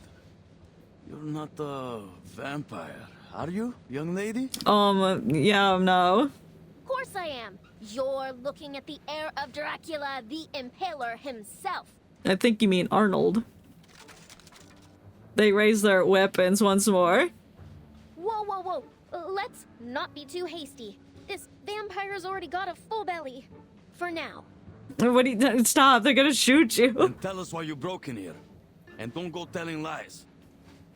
I was just fucking curious, bro. I wanted to see your hot chocolate stash, where they cooked it. But it's just people in here. Rabuska tries to step back, but the cold iron door blocks her retreat. Cut her some slack, Yakov. I don't think she meant any harm. A woman's voice calls out, gentle but firm. Rayhan, every time we try to act tough, you go soft on us. Maybe so. But what other option do we have? If anyone hears us and comes looking, we're done for. Why? She's right. Let me go, and I won't say a word. I didn't see a thing. Promise. That kid has a giant forehead. A child whimpers at her arms, and Rabushka hesitates. The woman hugs him closer, soothing him. It's all right, Ivanushka. No need to be afraid. We've got our eyes on her. I'm not afraid. She isn't half as scary as those whiz-bangs. The who? The boy leans against the woman, one sleeve hanging empty. How much longer will we be stuck? Oh, he's got one arm. Will we really go to Budapest? Nope. The Rayhan lowers her head, stroking his hair softly. Of course we will, Ufakluk. It sounded like she said, of course we will, fuck her. But no, I don't think she said that at all. Also. No words are needed. The scene says it all. That scent too familiar at the nighttime. The nightmare returns, always chasing her. You burnt down my village. Koya, don't fall asleep, okay? I don't know who that is. Gunfire still echoes. A village burns behind her. She clutches her brother, unable to look back at the ruins. I can't feel my blood. I thought your brother was named something else, but maybe you have multiple brothers. They're just a bit numb. It'll pass. You'll be fine. Get us out of here. Flames tear across the sky. Shells burst overhead. I think my legs have gone. We don't need to worry about that right now. It hurts, Bushka. It hurts so bad, I can't. Just don't think about it. You'll be fine, Koyo. All right. Your big sister's here. You're safe. You'll feel better tomorrow. You'll be better. Well, if they're all vampires, if her family's full of vampire people, then he would be fine, unless...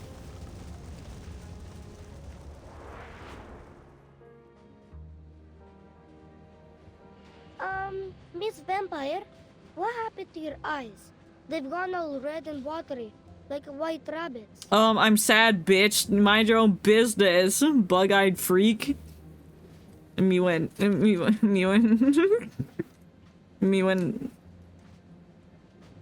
Huh? Oh, it's nothing. Happens every time I think of a happy memory. It's a vampire thing. Yeah. Hmm? She hears a faint sound by the door. Is it crying? Step by step, quiet and patient. What is it? I hear the evilness. Shh. Someone's coming. I hope not. Stay away from my door. It's my door. Evil car 13. Rabushka signals the others to hush, then she presses her ear to the door. Strange. I don't hear anything now.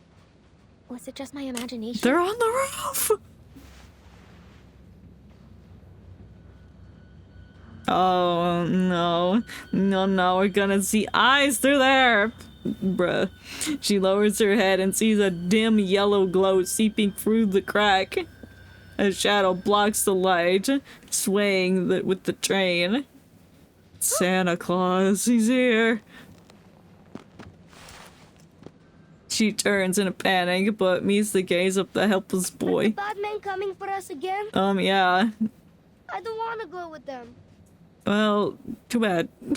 His blue eyes look almost clear in the darkness. Once before, in a world of ash and gunfire, another boy had looked at her the same way. Kolyo. Well, he's dead. I'm sorry. She draws a deep breath, making a solemn vow. You're not going anywhere. I swear it on my honor as a vampire. Just leave it to me. I'll get you all to Budapest, safe and sound. You can't promise that. There's no guarantee. Turning back, she faces the door. Now, keep quiet. They hold their breath. Dozens of eyes weave a net around her, holding her spine steady, sealing every path of retreat. Whoever you are. She spreads her arms, coat flaring wild like a bat unfurling its wings at night. Show yourself. But don't think I'll let you touch a hair on their heads. That sounded very convincing.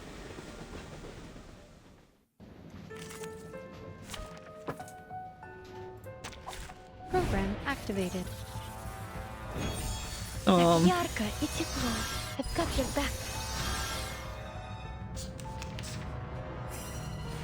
Is that Semmelweis we're fighting? Is she discovering the hidden compartment? Well, I guess it's not a hidden compartment, it's just tacked on to the end. It looks like her garb. And now, to return to my long-term mission. Rest.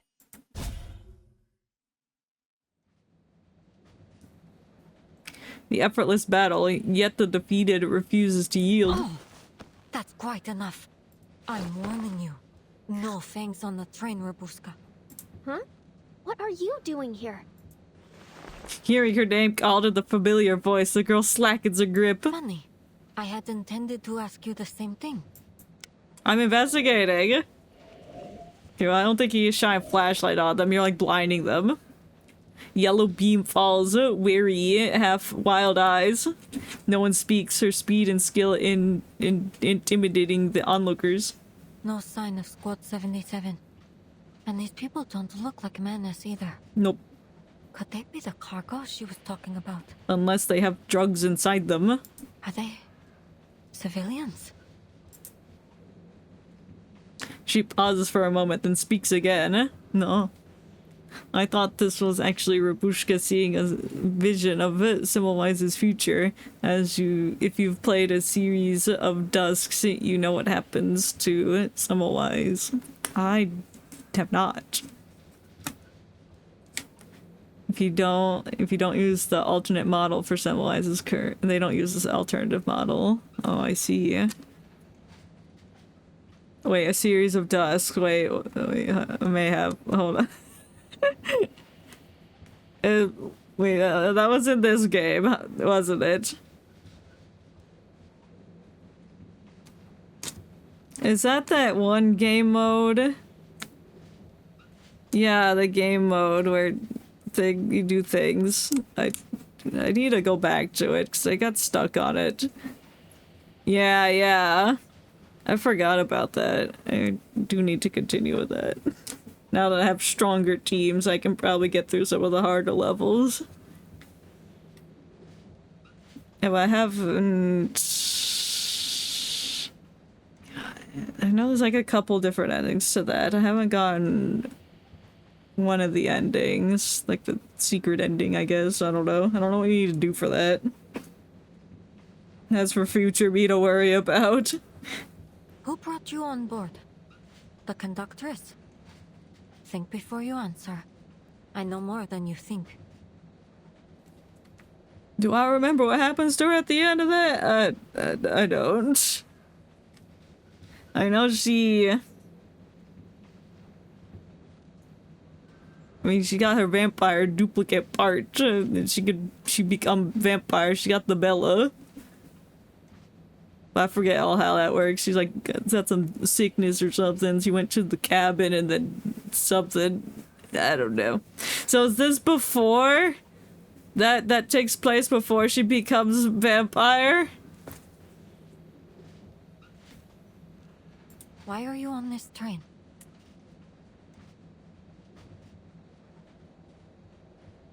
It would make sense, actually, because I think she was on the mission and during that quest, too. And she said this is her first mission, so yeah. This is before. I see. I did not put that together. Oops! Well, we got there eventually. 3-4 hours in.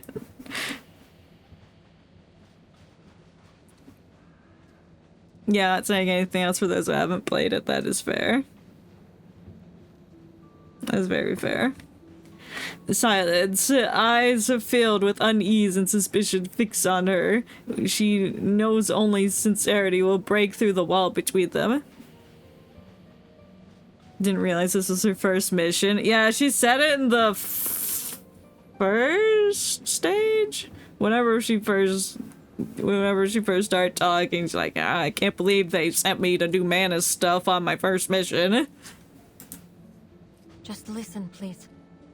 I don't work for the Border Patrol, the Army, nor the Railway. If it's war, famine, or death you're running from, well, who could blame you? In times like these, anyone would do the same. Yeah. My business here is with a vampire. If you don't have anything to do with one, then your purpose here is of no concern to me. A vampire? Yeah. You not know what vampires are? All at once they turn to Rabushka. No, a different one. Huh? No, not her. Could she mean me? Did you come here looking for me? I can see what you're all thinking, but it's not her. It's a different evil one. I could be hiding in this carriage, but it appears I was wrong. Oh. Might be her first solo mission, but not necessarily her first mission experience. Sort of how Marcus was an apprentice to Hoffman. Maybe. But I don't think this was supposed to be a solo mission for her, because she was gonna meet with her team, but they never showed up, and she couldn't get in contact with them. I think she said it was her first mission. Could be wrong, though. She nods, unsure whether in relief or regret. So the stories of you. Good thing we came prepared. Thank you for hydrate and stretch. Bust. And bust.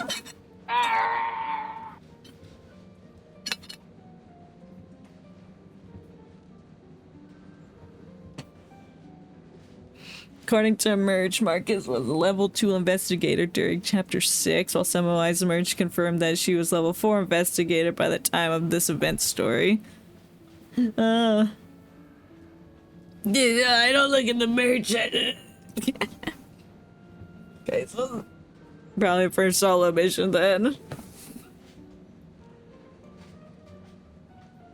I mean, maybe she could be an investigator without having to do missions. I don't know. Vampire. It won't find us, will it? Well, maybe.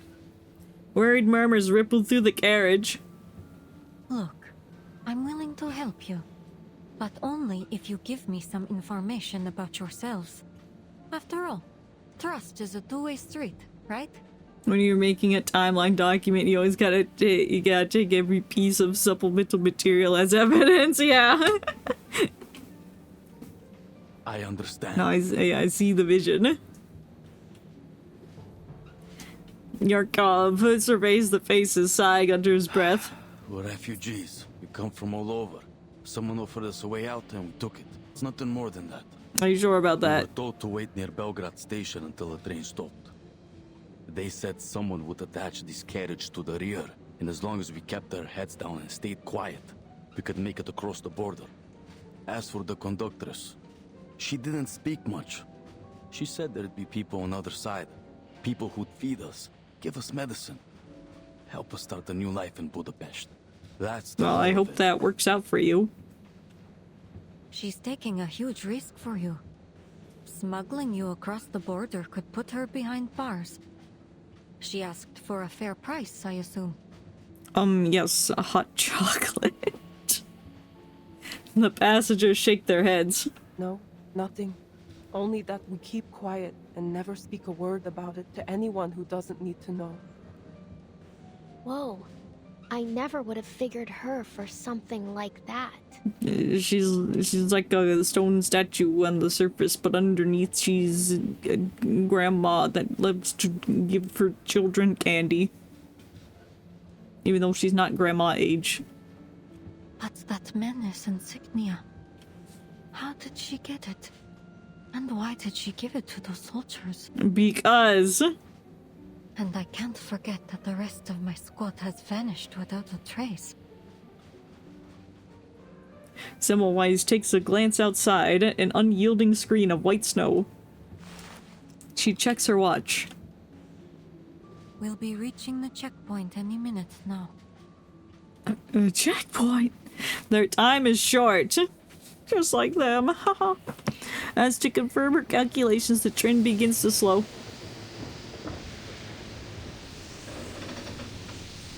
We're stopping again. What's going on? We're at the checkpoint, no?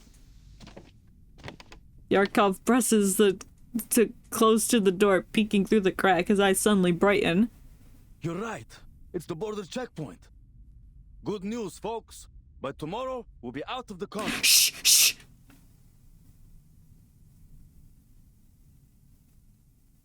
Not so loud, my guy. To be continued. He's so loud, he's just yelling. It's like, we'll be out tomorrow. Like, shush. Keep your voice down when somebody's walking by. Crane arrow. I don't know what that means. 3 ships, and the way home will be clear. I highly doubt that.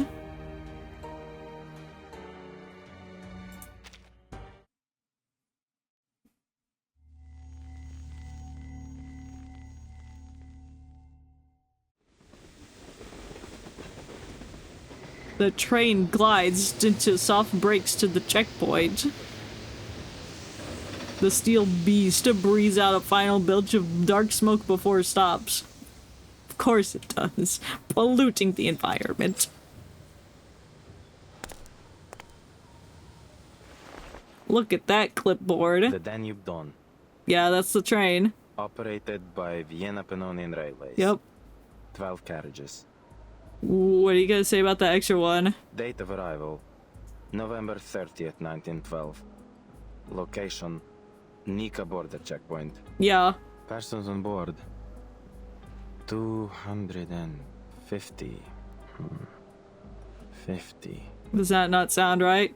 The sound grows faint, looping over and over as if trapped in a prison of numbers. Sir? The conductor steps forward, the soldier's face pale as moonlight, looks freshly recovered from a long illness. Oh, just the usual checks. We'll have you on your way shortly. Welcome to Nika Checkpoint, conductress. Hi. Piros, your chief officer. Where is he? I need to see him. Oh, that's Peros, the man that's in doing things. Ma'am, He's dead. His eyes drift before he can finally finish finding focus. He's expecting you. Said you'd know where to find him. That's very vague. I don't know where to find him. What if I don't know where to find him and I just never talk to him? He's just in my office. Iglika! Aima! What a joy to see you both again. Oh, that's Peros. How's the trip treating you? All going well? Yeah. The officer strides in, smile warm in practice. Just the usual. Ah, well, there's nothing wrong with that. Aima, come. No. Here. A refugee gave it to me. I'll thank you for the doll. Oh, Uncle Piros. Now I have all 5 of them. Thank you ever so much. Why couldn't he just give you all 5 of them at once? Why did he give it to you one by one? That's quite all right, my dear. Now, you be a good girl for Auntie Glika, and maybe she'll sew your dress for it. Then you can line them all up, like one big family. I don't like his energy. Aima strokes the wooden doll gently. Piros watches his expression tired but kind. Are you sure he's tired yet kind? Has there been trouble? I don't trust him. I don't trust anybody. Perhaps I am a little worse for wear. He looks like Eisen from Bleach, except he doesn't have the glasses. You know how it is. And he's got a Tanjiro scar on his head. They have similar haircuts. He continues speaking while his eyes flick subtly towards the stewardess. Oh, yes. I just remembered. I still have to clean the windows on the dining car. Thank you again, Uncle Piros. Is the stewardess's job to clean windows? Aima pockets the toy with understanding, then turns to leave. The door shuts and the officer's smile turns sour. There are eyes on us, and not just some casual suspicion. I believe they may be professionals. I just received word that 2 of my men were knocked out while on patrol. Somehow, without alerting anyone. Whoever did it was well trained. Oh, that was Selma Wise. Yeah, she did that. Oh, that is to say, someone's sniffing us out, my friend. Oh, they took her eyes.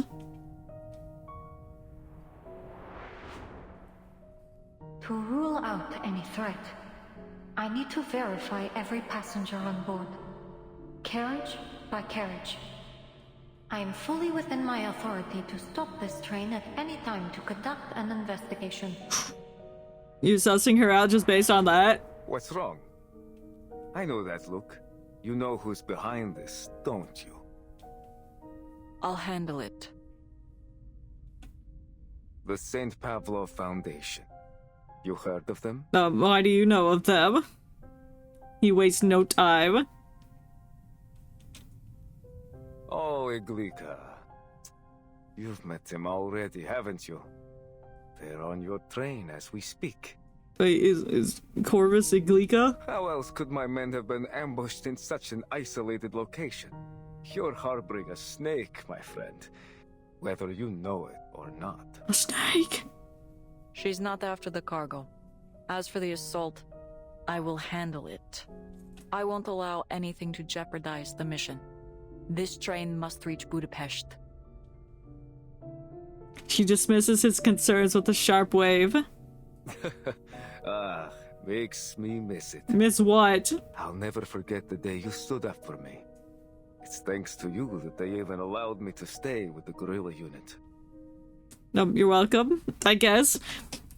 Why reminiscing about that right now? Sure. The officer narrows his eyes, mind slipping back to the faraway summer. Things were simpler back then. All we cared about was the cause. About unity. And the Thracian Liberation Front. Fighting for a world where, regardless of race or bloodline, we'd all live as one great family. We crossed forests, trudged through the snow over the mountains, and turned the enemy's supply lines to dust. We scared those cavalrymen half to death. And when night fell, we'd gather around the fire, break bread, clean our sights, and why are we sing breaking those bread? songs of war and liberation, like brothers. Is it because they're like hard? Sisters. It's stale, so you have to break the bread. Don't you, Iglika? It was a good life. What a shame that not everyone shared our vision. Nope. Betrayal, bloodshed, comrades parting ways. We went through all of it together. In the end, even we chose to walk away. And now, after all these years, I have a second chance to fight for what we believe in. He's giving me a hope speech, I guess. Why are you giving me a hope speech? Is he passionate? His voice softens as he leans against the window. As he turns, the scar on his temple shows raw and red, like burnt vines. We hit with burnt vines. I felt we were kindred minds, you and I. Okay, are you flirting? What are you doing? I trusted you then, and I trust you now. Okay, you just trust us. Take any action against the Foundation. He pauses. On 2 conditions. What do you mean? First, the train mustn't leave until morning. Why?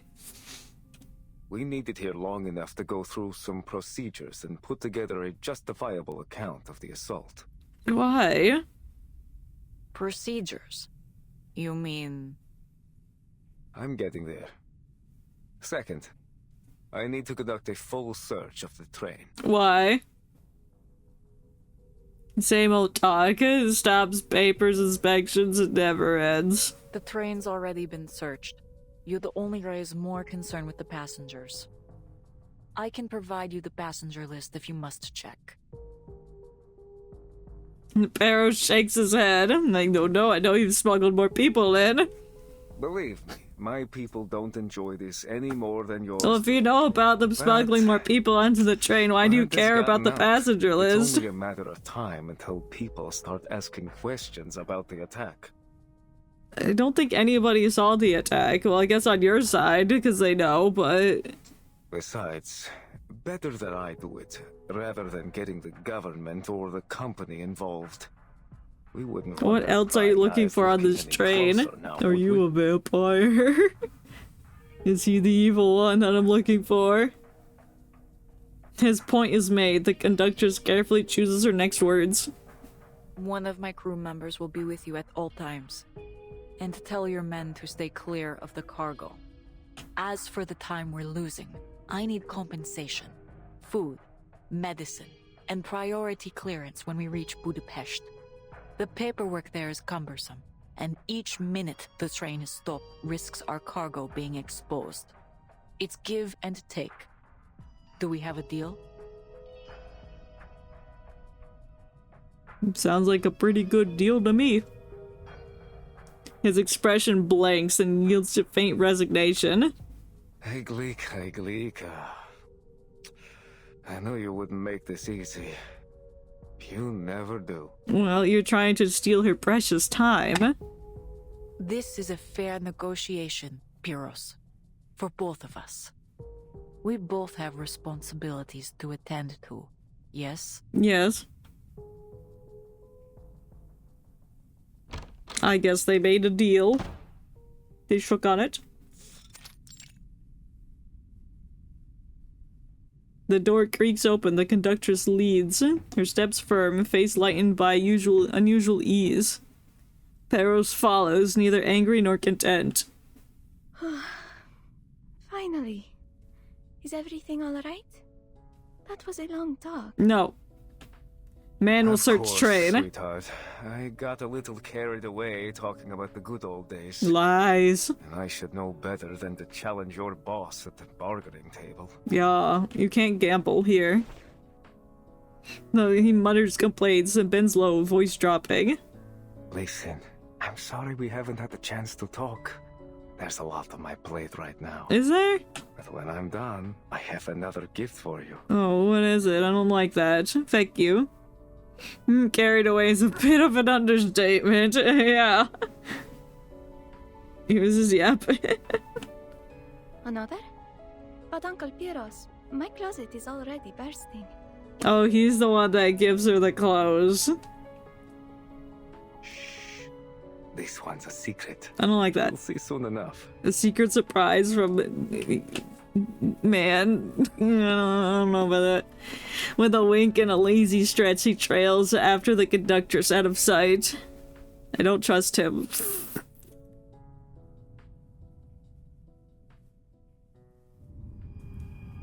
To be continued. Oh.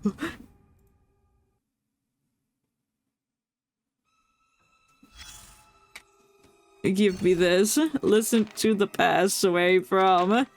I gather info. I don't know. I forgot. I don't know. To hear a song. I don't know where my home is either. Let's create one. This gorilla band's my home. Yeah, we're at the home.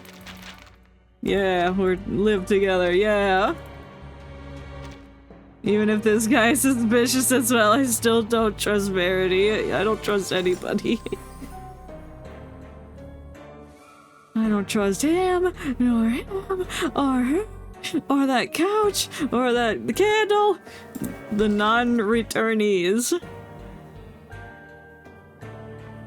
The darkness cuts their shadows from their heels at the end, and at that empty door, they're familiars. They're familiars more than the whole night long. At least we can trust Rabushka, yeah. I think we can trust her. Until she proves me otherwise.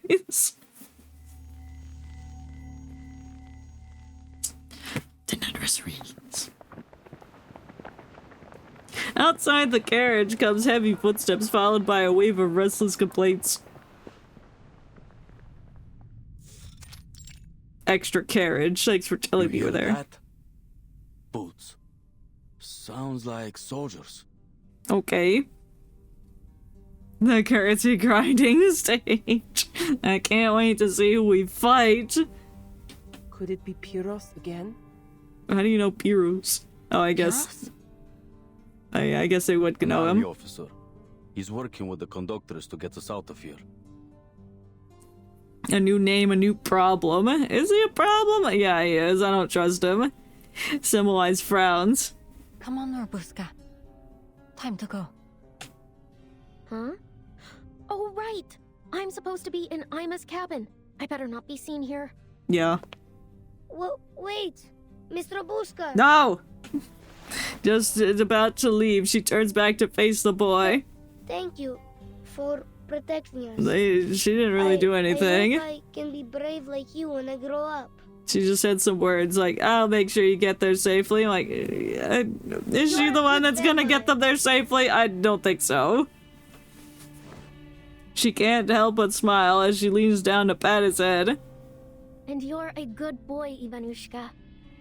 Now listen, this good vampire has to go up front for a bit. But I'll be back soon with news from the other carriages. No one will hurt you. You got that? Not while I'm around. You keep making these promises. You keep making the promises that you don't know you can keep because there's so many unexpected things. He lifts his good hand, pinky finger locking with hers. They promise. Their promise is sealed. I'll be waiting for you. You promised, so come back soon, Rabuska. I can't wait for the 13th carriage to suddenly burst into flames. Don't worry, I will. Look, I'll take this. I'll take your lock of your hair. I'll take your wig. She picks up a wooden stake at her feet and gives it a little shake. As a token of our promise. So you better hold the fort for me until I bring it back, alright?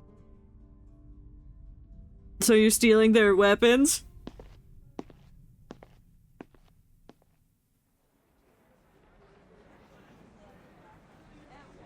I guess that doesn't make sense. Why'd she steal the weapon? Ladies and gentlemen, please bear with us while we conduct a routine check. Are you going to take us too? Like you did with Rabuska? No. You give her back right now! Oh my god, these children. Lie down right here! I'll be an immovable object. Uh-huh. The boy flings himself to the ground, clenching his pudgy fist like a mater, ready to face his fate. Ew. It's his final card to play, a tactic that has worked on the adults before, and one he's counting on to work now. He's throwing a fucking tantrum. I don't think they're gonna cave to that. If you are set on being unmovable, I'd be happy to stitch you into the carpet. Ooh, that's a good threat. Very creative. He swallows hard. I'm not moving. Not until Rabuska's back. Another search. Again? Again? I suppose you can never be too sure whether someone's transformed into a beast over lunchtime. Yeah. I don't think it's lunchtime though, it's like 4 a.m. For the inconvenience, but this is for your safety. We just have to check whether you're evil or not. Oh, I have something to check too, young lady. Namely, whether anyone on this crew actually has a brain knocking around in their head. Shut the fuck up, Sonia. I'm gonna need you to sit your butt down and shut up. You say this is for our safety, but all you've done is stir up chaos. You ought to be ashamed. What the fuck do you mean? What are you yapping about? The carriage is in chaos. People leave their seats, crowding and shouting. The tension seems to erupt into a fresh turmoil. Oh, who got shot? Was it the coffer? That's quite enough commotion, everyone. Yeah, stop shooting each other. It's unnecessary. The officer slides his pistol back into his belt as if we're nothing more than a pen. Just a tool. Oh, he just shot like the air or something. In the uneasy silence, another sound breaks through. Oh, is it the cougher? Is it the coughing man? A slow, irregular churning, like the rumbling stomach of some terrible creature. The noise dips and rises again into a cat-like whimper. Whale. Was it a cat or a whale? Make up your mind. All eyes turn towards the pale-faced gentleman in the corner. What are you all staring for? It's not our butt knot. That weren't me. That wasn't me.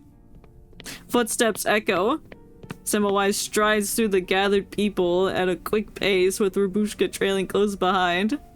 What are you two doing here? Listening to coughing people. Please, allow me through.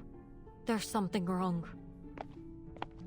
She moves as she speaks, grabbing our butt knot's wrist and yanking it away. Watch it! I told you it weren't me! Are you sure? I don't trust you anymore. She shoves him aside and looks at the slumped stranger hiding behind him. Who are you?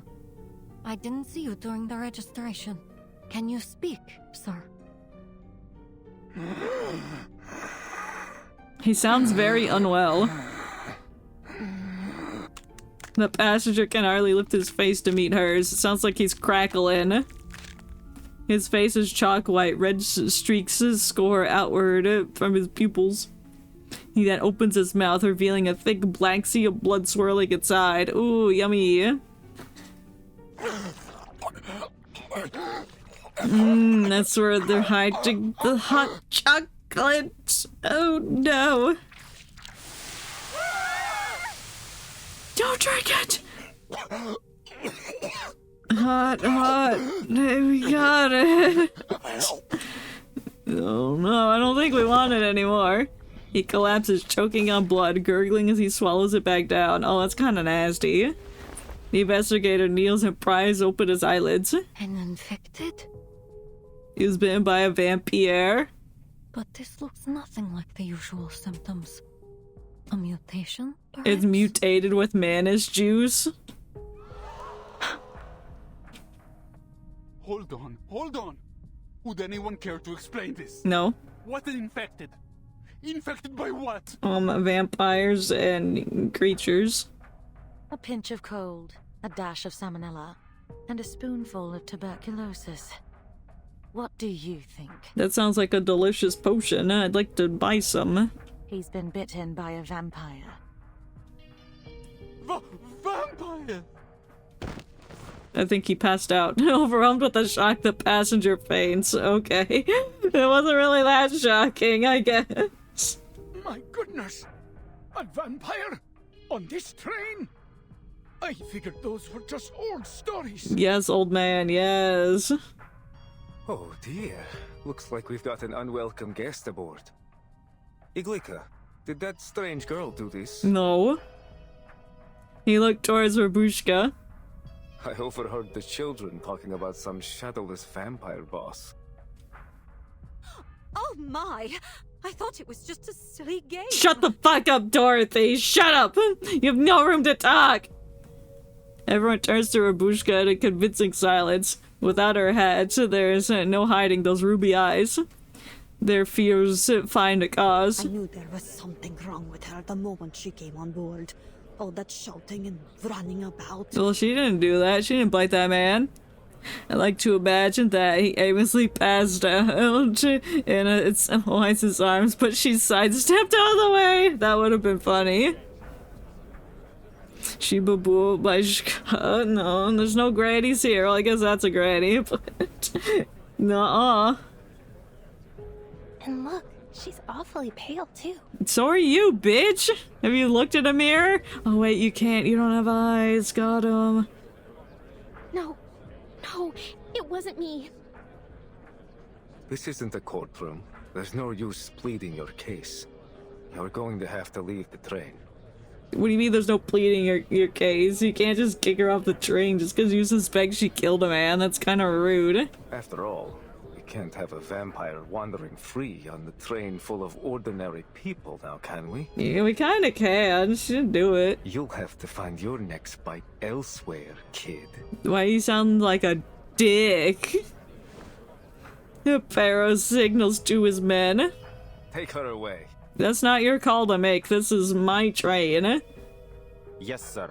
Okay, nerd. Heavy boot stomp close. Two soldiers seize Rabushka by the arms. Don't touch me! Let me go! You've got it all wrong! He said don't touch her! Yeah, William, kill that man! Kill him! In the next instant, several children rush from the crowd, tugging at the soldiers and shouting. Please, sir, please listen. Maybe it's a mistake. Hey, back off! Whose kids are these? They're interfering with the military operation. Well, you're being a thumb, so stop it. One soldier raises his rifle in irritation. Are you gonna shoot the children? What the fuck is wrong with you? They're with me. For crying out loud, you two, come back here. No. Annabelle! This is grown-up stuff, okay? You've got to stay out of it. The children don't budge. Annabelle clutches the coat hem, looking up at Rabushka in panic. In all the chaos, hers is the only face sharp and clear. Are they gonna shoot her? Run, boss.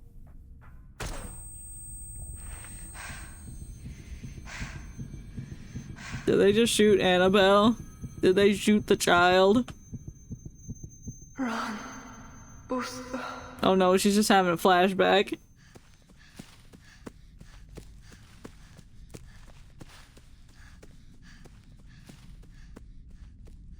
The air reeks of gunpowder. Oh, they did shoot the child. No one is hurt. Oh, okay. No one is hurt, but a jagged dent scar on the ceiling. Last warning. Where are your parents? Nothing says we're the good guys like shooting children.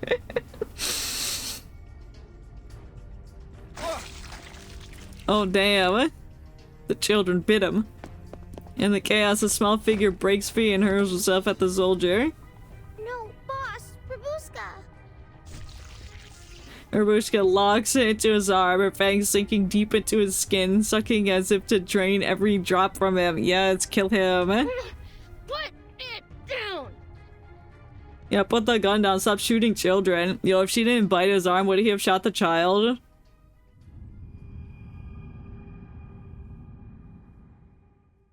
To be continued. Oh, nope, I guess we're fighting now. Program activated. They have knives. They have infinity knives. I've got your back. Gunshots! I hate gunshots! Yeah, I don't blame you. They're loud. My ears! Right. Time to run. As far as my legs will carry me. Wait. No. I shouldn't. Sorry, Mama. But I'm not running again. Something's seriously wrong with her. Well, you whipped out a gun when children were like, hey, don't take my friend, please. And then you're like, shut the fuck up, children, I'll shoot you in the face. And then you whipped out a rifle. I think there's something wrong with you. Charging. Doesn't seem like, a message from like something soldiers should be doing. Faraday's miracle.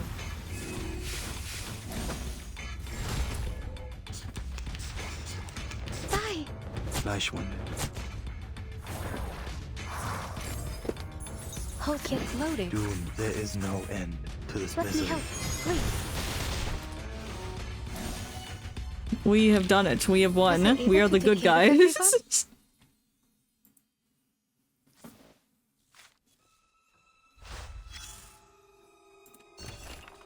Yeah, let's discuss this. You don't care.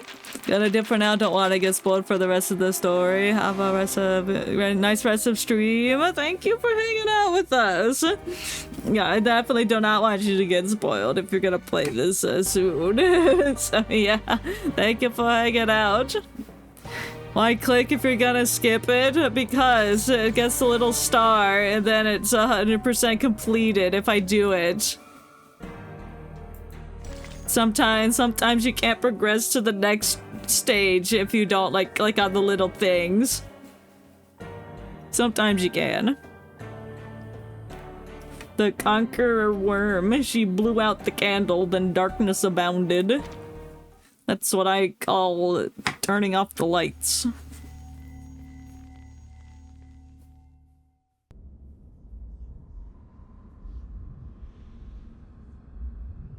Ooh, flashing red. But seeing amid the mimic route. Ah, the fucking mimic!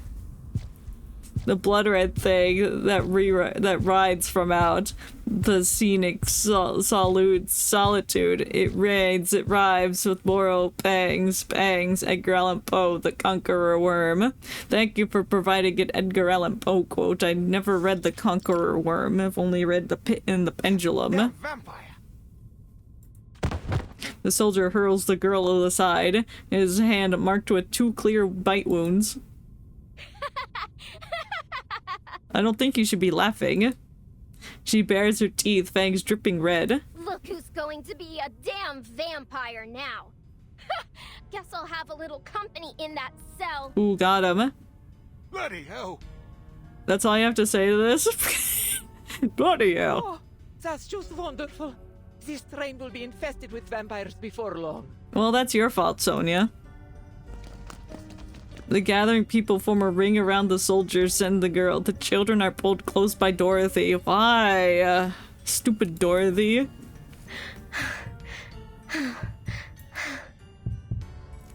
Heat surges through her body, her heart pounding faster and faster.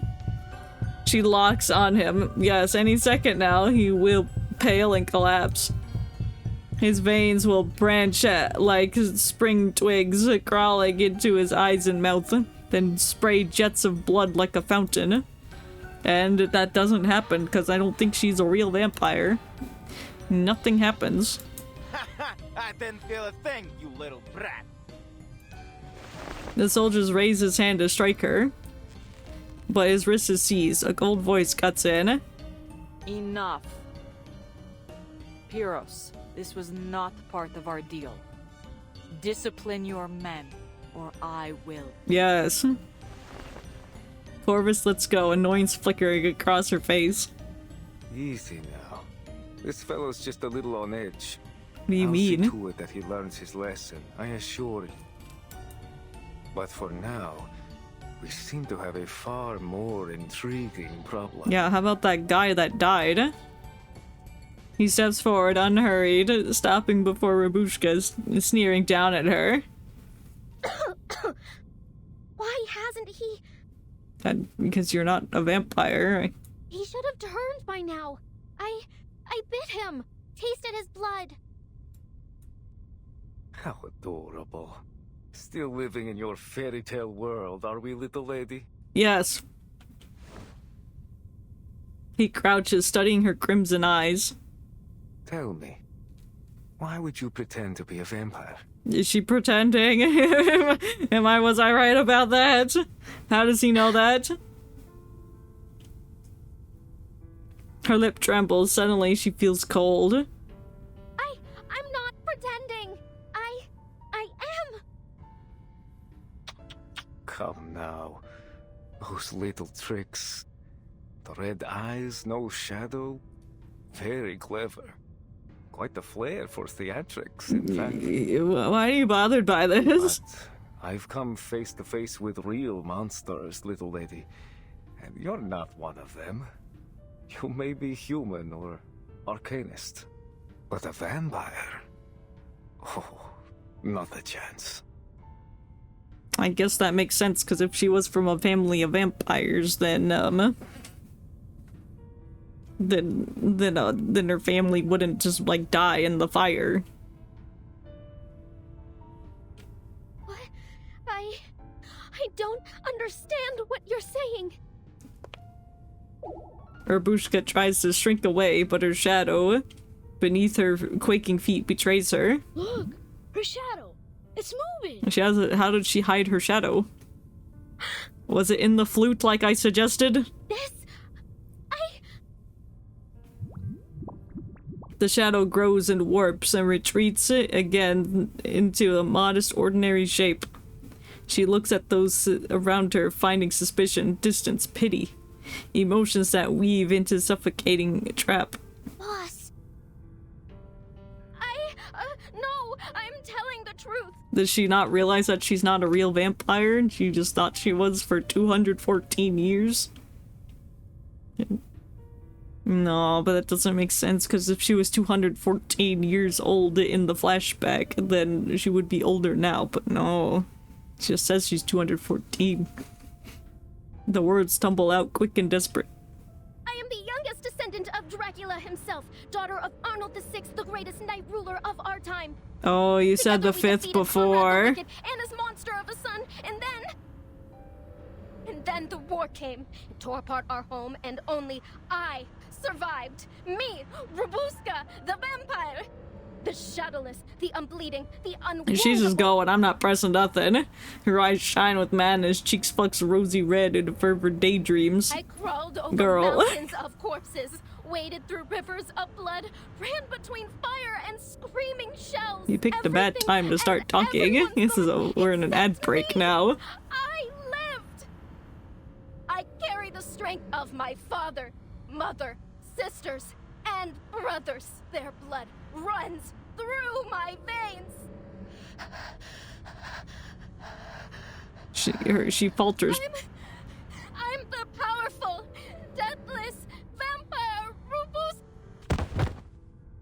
I think they knocked her out. You done yapping? You done?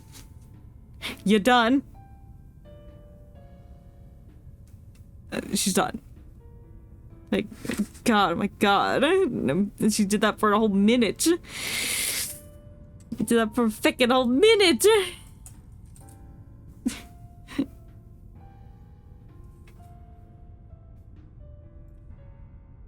The feck is far potato dish. I don't know. Is this far?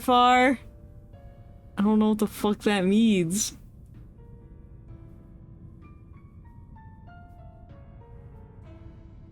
Fondant? It's not far. Funeral potatoes? Is that far? I don't fucking know.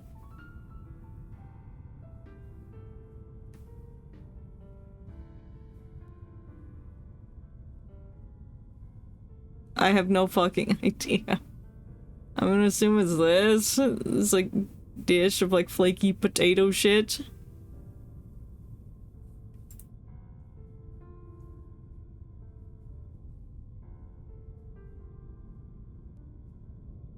Sure, I guess. I don't know.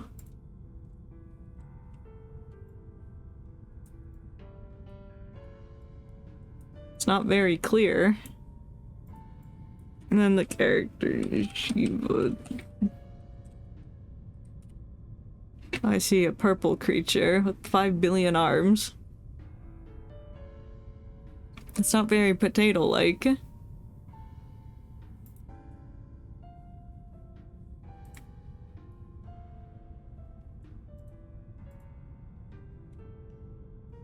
Why is it so big? Damn.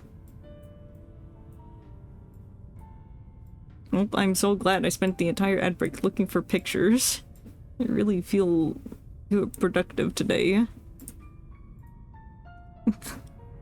Bump.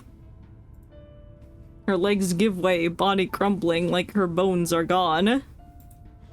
The officer lowers his rifle, but, without expression, hauls her up by the arm and drags her aside. I'm streaming, that's productive. No, I didn't draw anything. Because I didn't know what far was. Like, how am I supposed to know what far is? That's not a potato dish. Well, I'm going to guess, and if it's wrong, it's not my fault. Unbelievable. She sure knows how to give a speech. Yeah, as society treat people giving speeches, you just knock them out. Bring her to the warehouse at the station. Keep her in a separate room. The unconscious vampire is thrown over the soldier's shoulder and carried off. This is too far, Pyros. She is not a vampire. No, but she pretended to be one, didn't she? And she obstructed my man's duties. Besides... How did she do that? She looked over at the passengers who fainted on the floor, his voice rising. With an infected on board, we can't take any chances. Until we're sure there aren't more of them, the train will have to be kept under quarantine. Well, that's not very holly jolly of you, sir. This is my train. We will handle this my way. We must reach Budapest on schedule. We don't have time for this.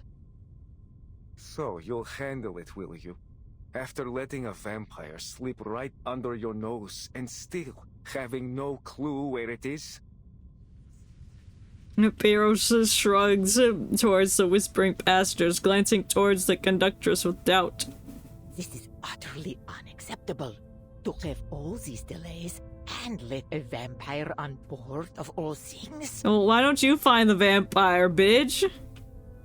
Maybe it'd be better if the army just took over. At least they seem to know what they're doing. Oh my god, shut up.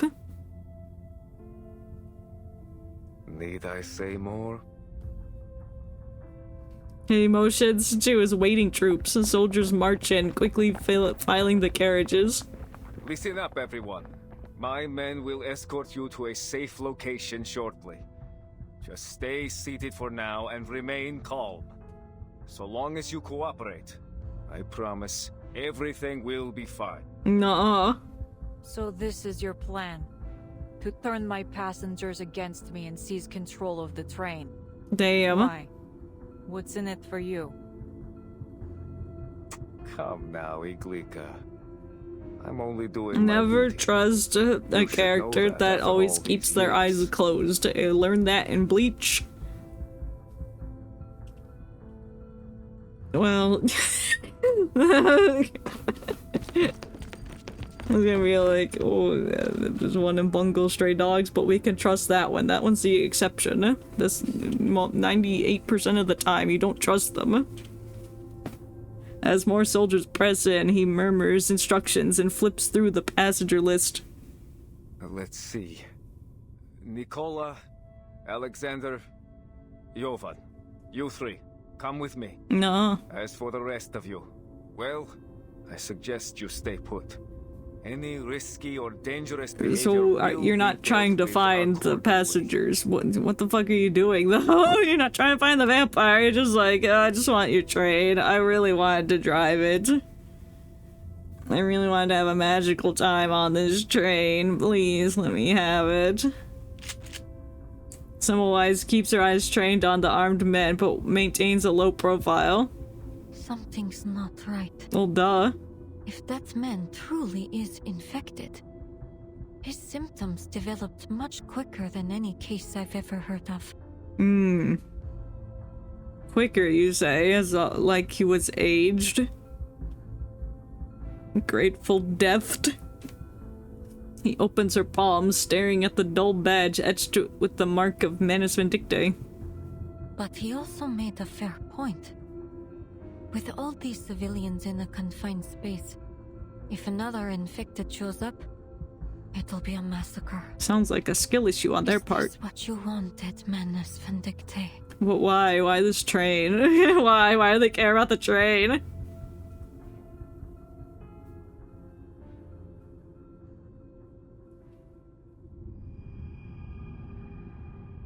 There's so much mystery. Like, why? Everything's just like, why? Why?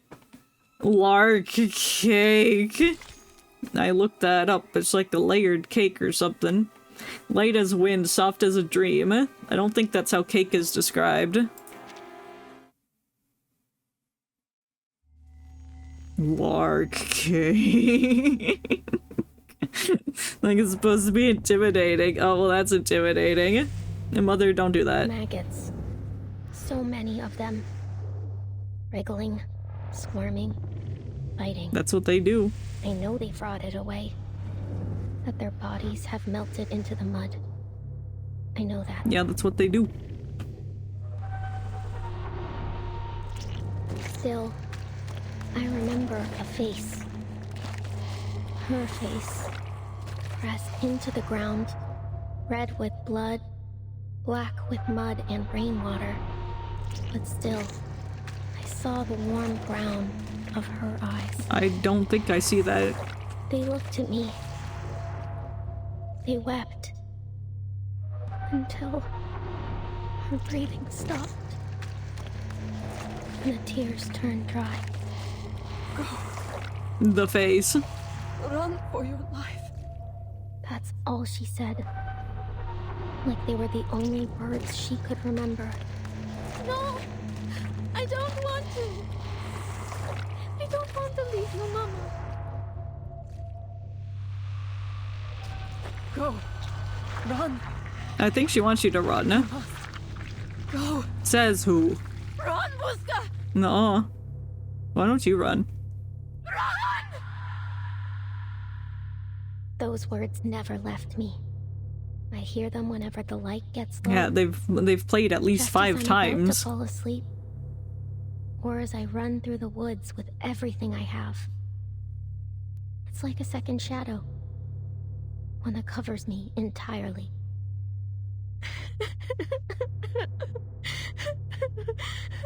Mama, no. I cried. I bawled. Hey, we ballin' in here? What else could I do? Me on the court, I'm ballin'. As far as I could. As fast as I could. And I buried the screams. Buried the gunshots. Buried her face deep in my memory. You're suppressing trauma. And never looked back.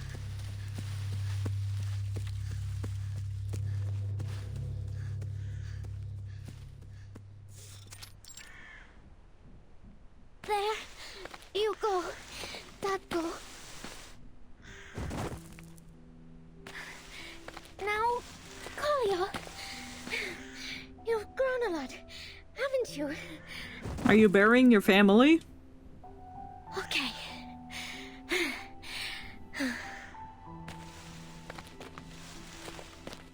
And last. It's your turn, Mama. But earlier you said your brother's name was Nicola and then they changed it to whatever it is now.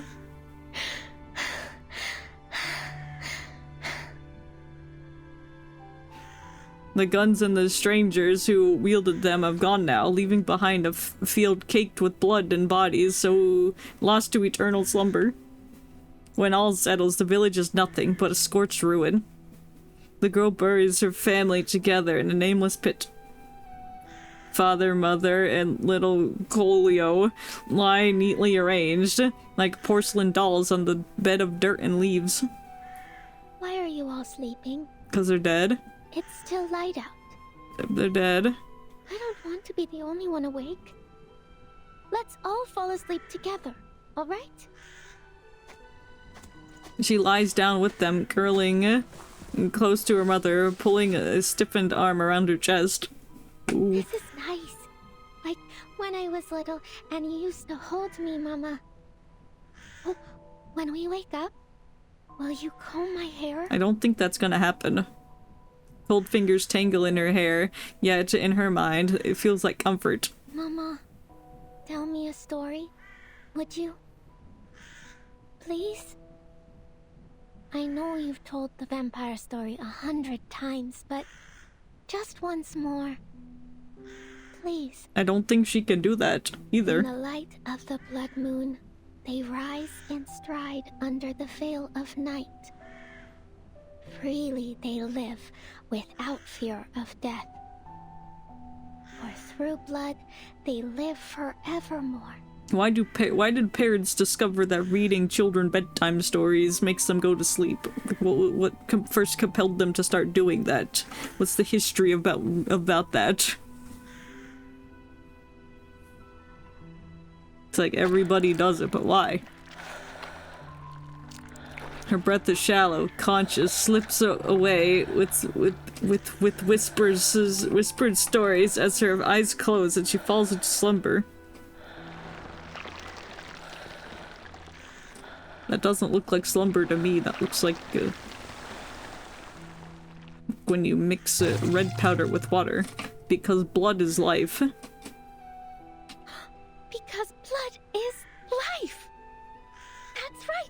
As long as they drink blood, vampires can rise from their graves and live forever. Not if they're already dead. Blood isn't life. Blood is blood. That is true. But for vampires, when the vampire drinks the blood, then it's like life for them. They need to survive. They feed. They crunch. No, they don't crunch. No.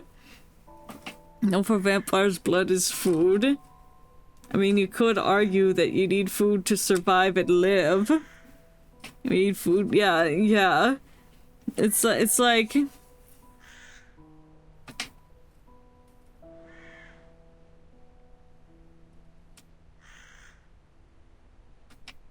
I lost my analogy. It's gone forever. Shit.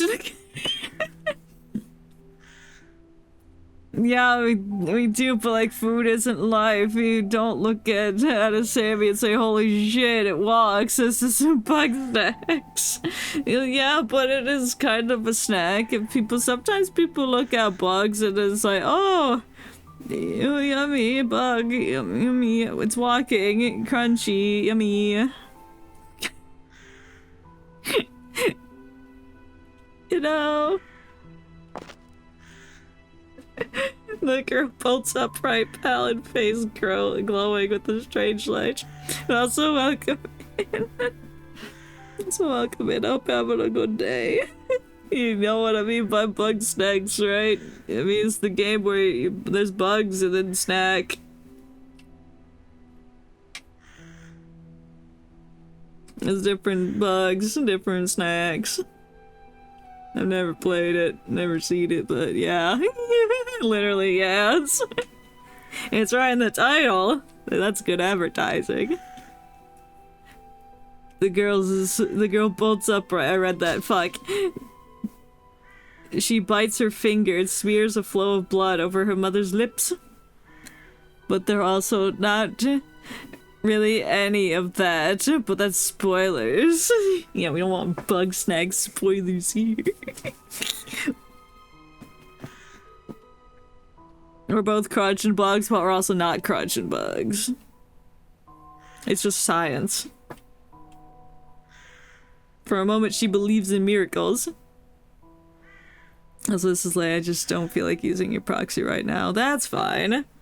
Oh, welcome in, Leia. I hope you're having a good day.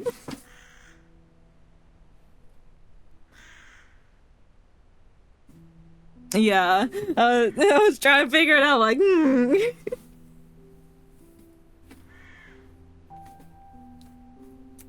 It's like, that's why I didn't like say a specific name when welcoming in the first time because I wasn't sure. So I was like, just welcome in.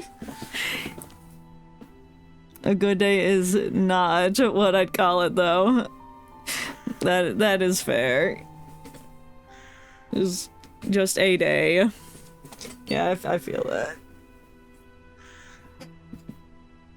I'm never sure. Yeah, fair enough.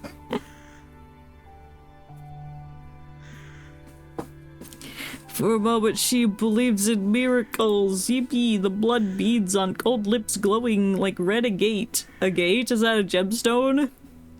Lighting up death's grim mask. I don't think it worked. Being sure is for normie. Very fair. I mean, yeah, why did I say that like that? Yeah. We hate normies. Don't call me little cry. Good. Cry, normie, cry.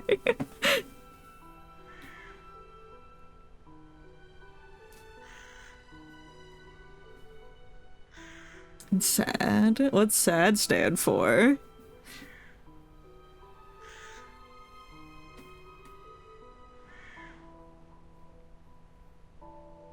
Don't be sure, then problem solved.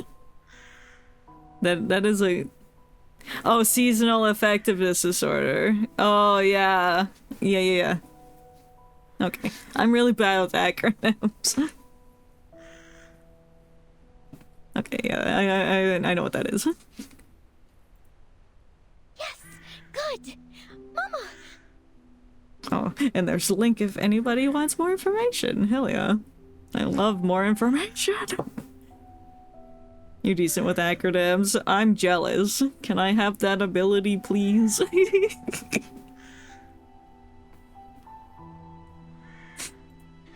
for Tatko too, and for Kolya. This is very sad. All set. No, it's because you dabs. How dare you dab on me? That's crazy. She smears a thick, almost comical streaks of blood across her family's lips. Yeah, we're just like the story. Yeah. Tatko, Mama, Kolyo, and Robuska, a vampire family. Yeah, I always like to provide extra info because I'm not really good at knowing stuff and most things aren't common knowledge. That is fair. It's good to have lots of information at your disposal, just in case. Or like links and like places to acquire the information, just in case. That's why Mama likes to wear lipstick. It's just like blood. Yeah. Is that a clue? Because that lady earlier had lipstick, and I think she's evil. So is that connection? Am I forming connections? Are the neurons neuroning? Here, have a little more, Mama. She caresses their faces tenderly. Am I a clever girl? Yeah, it is a smart idea, but I don't think it's gonna work, is the problem. Right? I know it might take a while, but I'll wait. I don't think so. Don't worry. I'll be right here, watching over you. Got this. No, you're not clever at all, you eagle. Probably. She probably did. I could see it. She's got that personality. A breeze lifts, the bird's cry drifts through in from Amir. Who's Amir? Afar. Fuck. A Gru. Yeah, Gru's here now. When do I get to play as Gru from the Minions movies?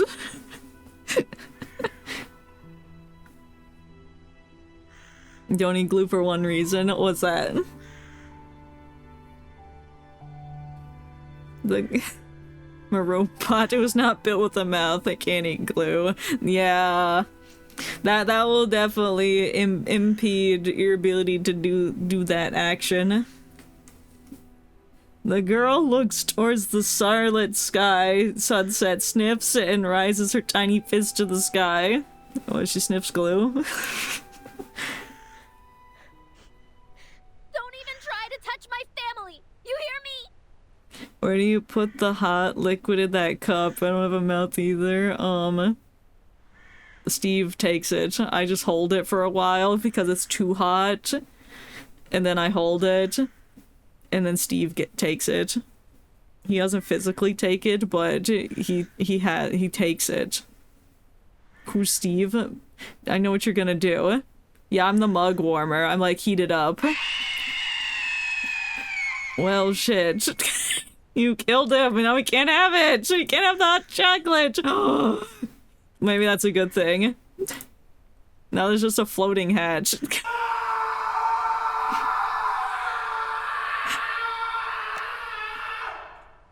Ghost Steve. Ghost Steve. Where is he? Where's my folder with Ghost Steve in it? I can't find it. It's somewhere.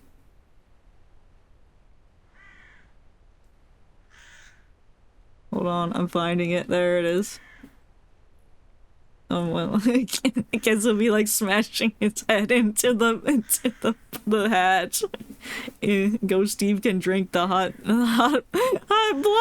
Yeah, I'm boiling hot blood. Yes, he can have that. It is peak. I'm Robuska the vampire, descendant of Dracula himself.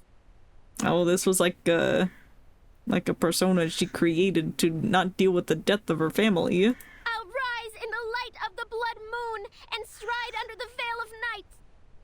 I'll live freely, without fear of death. I'll watch over my blood forever and ever. Forevermore.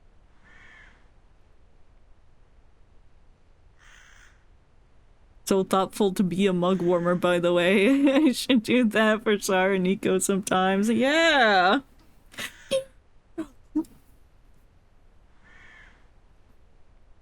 Get that hot chocolate nice and warm, or any hot beverage of your choice.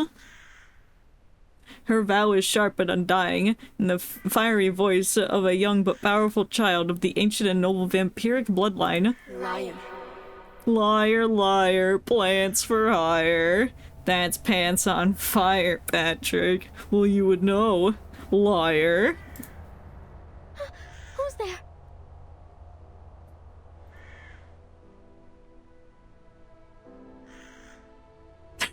She seems to be positive because she's positively pissing me off about her blood family vampire crap.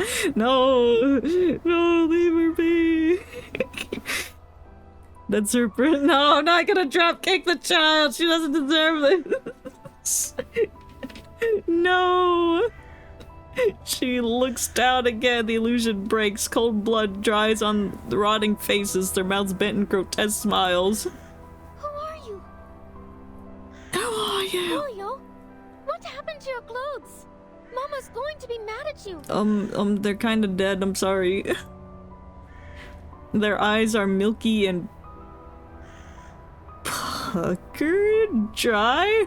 Oh, that means bodies cold and sagging, gray faces gaunt, blood-soaked and tattered clothes, the last vestiges of their identities. Robots don't feel anything, and as a robot, this makes me feel angry and want to dropkick the child. Okay, maybe just one dropkick. Mama, wake up! Please, please hold me! I mean, she got knocked out by someone earlier. No. It's not really dropkicking. She was giving a speech about vampires, and then they whacked her on the head, knocked her out. Hold the, thank you. Hold the child like a football so I can get a clear shot. Oh no. She screams, ripping cloths going furiously at their faces, but their flesh gives away like ripened cheese. Don't describe it like that. No, you're not dead. We're vampires. We can't die. Well, I didn't mean to kick that hard. Ooh. Not the oops. Her rough wiping tugs at their mouths, bearing smiles soaked in blood. Stop laughing. What is that? Nice teeth. Is that Shadow Bonnie? No. Eyes are too big. Laughter swells, spilling from red lips from the sky, from corpses howling, echoing like 1,000 bells ringing at once.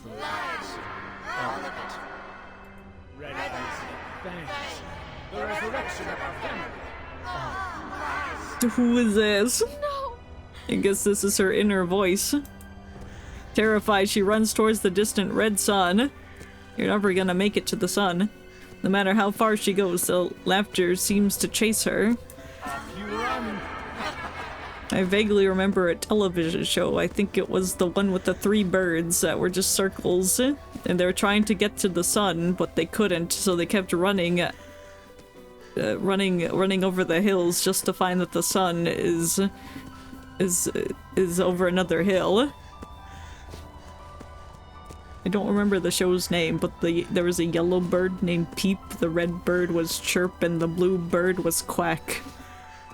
I think there was a dog too at some point, and she was like the wise granny that told them things. I don't know. Laughter is infectious. She should be laughing too. I agree.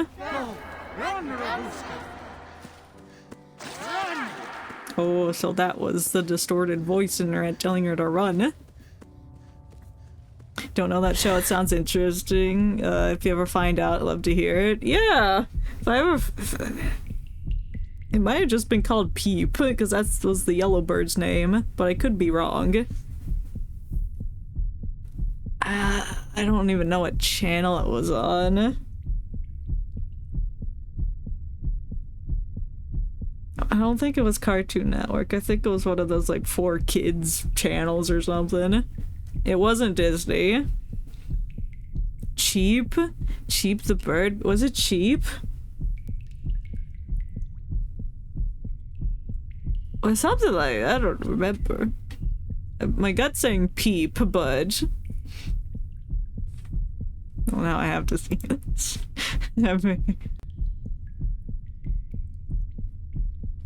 Yeah. Yes! Yes! Yes! That! You! Yes! Yes! You! Peep! Peek! Peep! Yes! Peep, chirp, and quack. Is there a dog? I don't know. Okay, maybe this episode didn't have a dog. I feel like the dog's name was Nelly.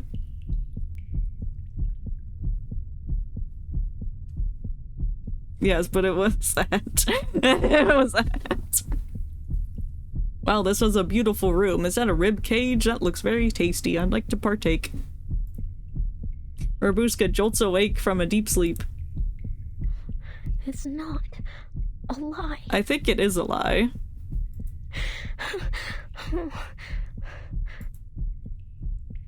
Her heart slows.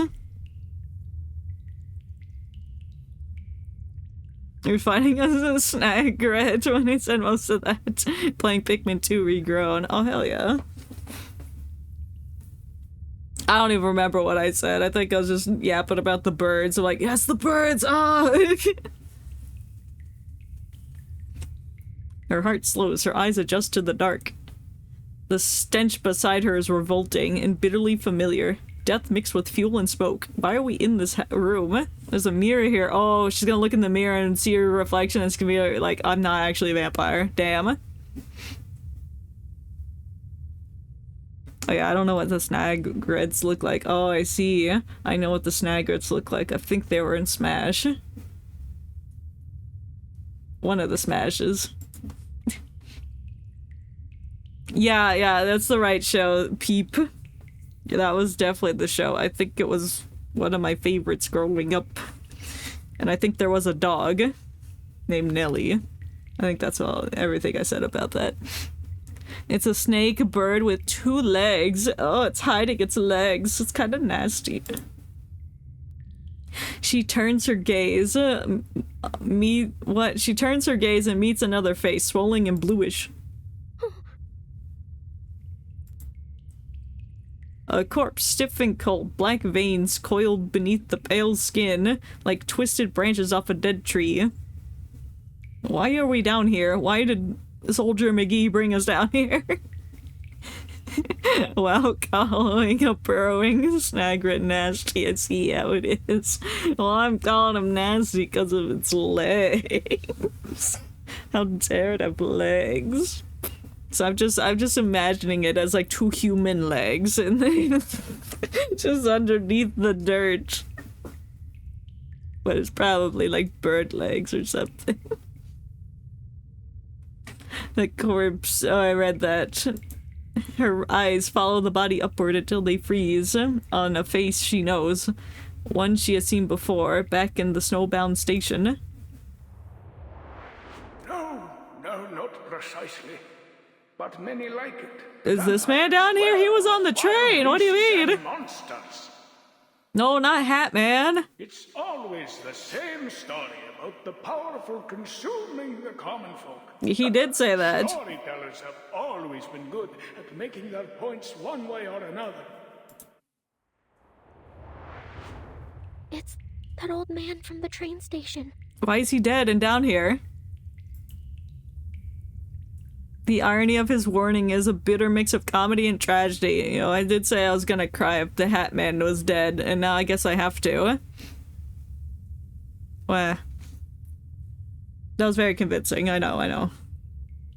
You are awake. Yes. Why did you bring me to the death pit? What the fuck is wrong with you? A shadow in the corner stirs, taking the shape of a looming man. Thirsty? No. You're that officer. What is all of this? Did you kill these people? Yeah, what? If you're trying to hide the fact that you've murdered people, then why are you here? Why'd you bring her here? Pyros ignores the question. A rag draws across the floor with heavy scrapes and tossed casually to Rabushka's feet. I'm afraid I haven't been a very good host, and alas, our water supply has run dry. Blood, however, well, we've got plenty of that. Well, yeah, because you've killed all these people. Pyros extends a hand, long, blackened nails stroking the corpse's wrist with a vile tenderness. Is he gonna be a vampire and start drinking it? Oh, I think he is. Or he just farted. I can't tell. Up, little Miss Vampire. Ew, you're making goopy on my screen. Stop it. Blood runs down Rabushka's hair, lashes, nose, eyes, finally her mouth. Must be pretty nasty, considering how old some of this blood must be. Her nose fills with the stench of blood. She collapses halfway to the floor, retching violently. Stew, frozen berries, honey bread, lark cake. Everything she's eaten pours out of her with each spasm, mingling with the foul blood and shredded organs on the ground. Yummy. Not so demure at the table, Demure? What the fuck is wrong with you? How dare you say demure to me? I knew he's a vampire. That's why he's kept his eyes closed so we didn't see his red eyes. Never trust the character with their eyes closed. Unless they're Rampo from Bungo Stray Dogs. He's the only exception.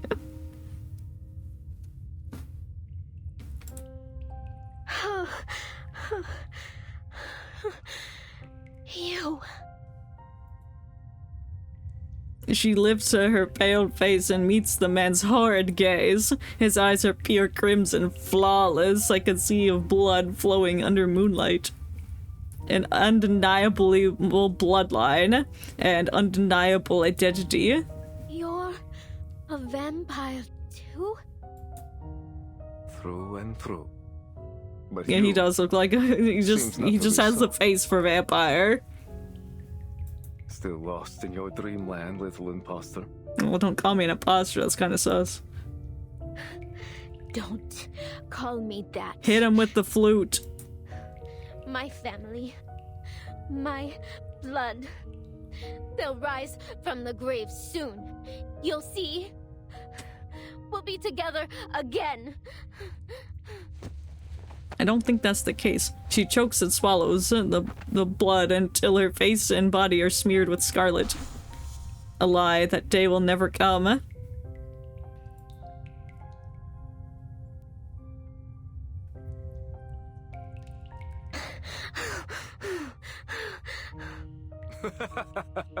Why are you laughing? Freak. Freak. The man cackles. Freak. Aren't you a sorry little thing? It almost stirs something in this useless old heart. In fact, I've almost come to like you. Tell you what, I could make your wish come true. Oh, we can make her a vampire. But she's got that wooden stake. She stole it from the 13th cabin so she could kill him. She could stab him in the heart. My wish? His blood-red eyes gleam with unfathomable danger. You heard me. I can help you. No. Become a real vampire.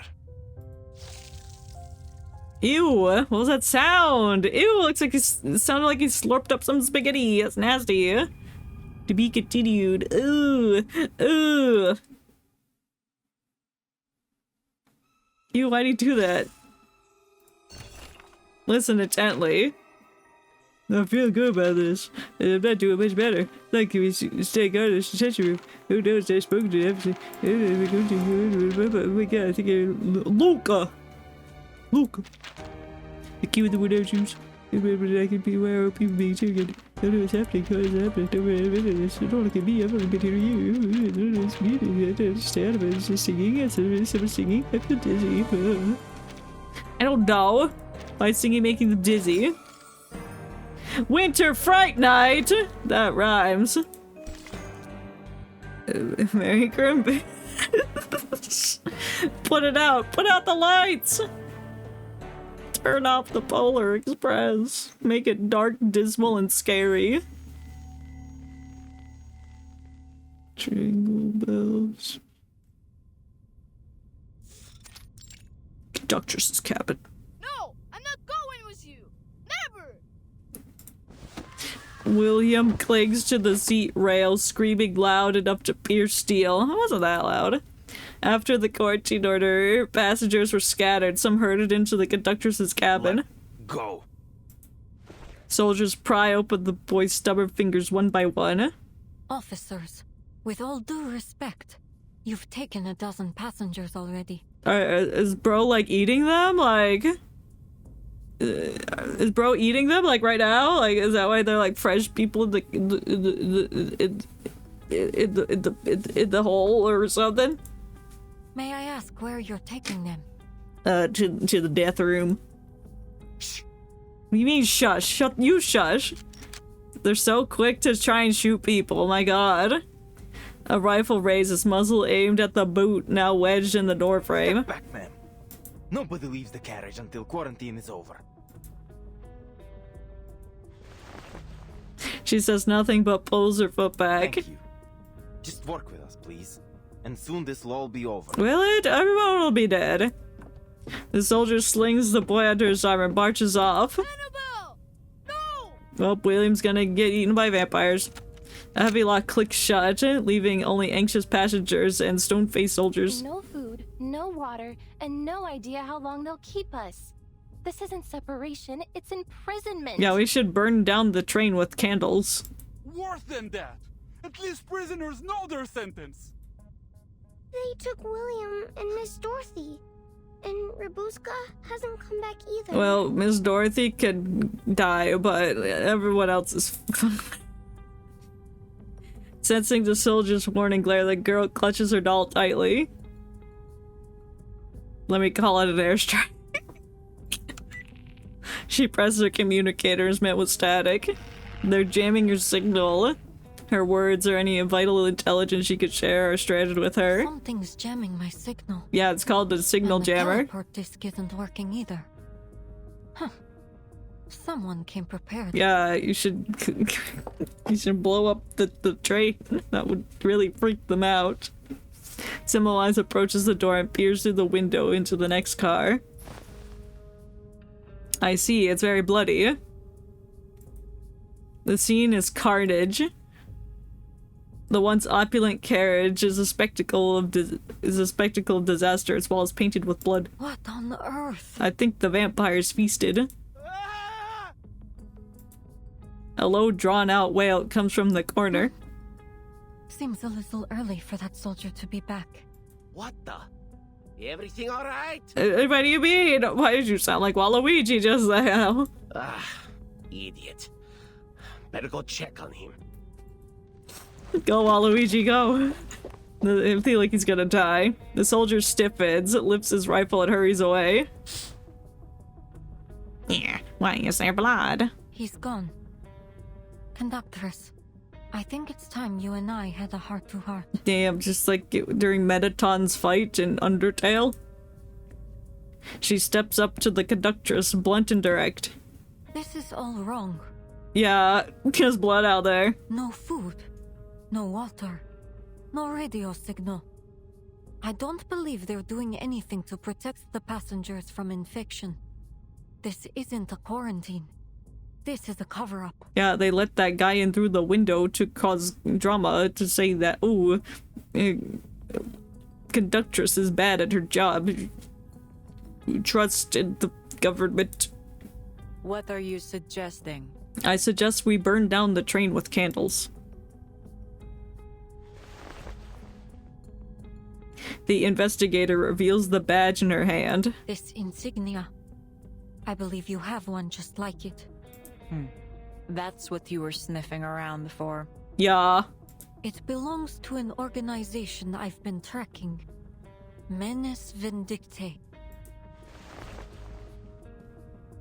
Manus Vindictae? At first, I thought you were one of them. Yet, here you are, locked up like the rest of us. Perhaps Pyros doesn't trust you all that much. Nope. Corvus' looks of confusion, certainly genuine, serves to confirm her suspicion.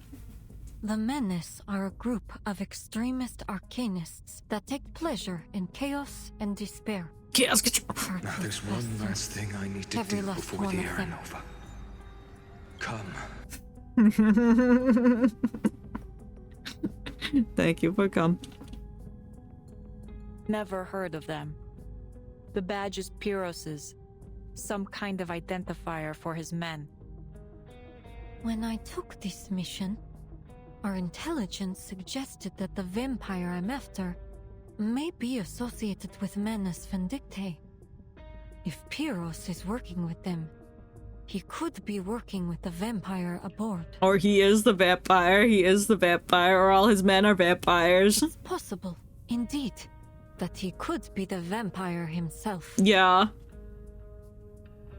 No wonder he doesn't open his eyes. Pyros is a vampire. No more evasive or equivocal answers. The conductress calmly reveals the truth. We were comrades in arms once. One of the most capable fighters we had. Clever, composed.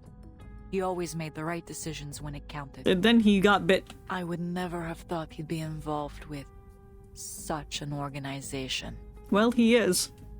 I'm afraid it's almost certain that he's the vampire Manus Vindictae had sent to this train. They did at last lead Semmelweis' breaths, a long, drawn-out breath, letting the weight fall off her shoulders. Now that things are out in the open, Do you have any idea what happened to my squad? They probably got drunked.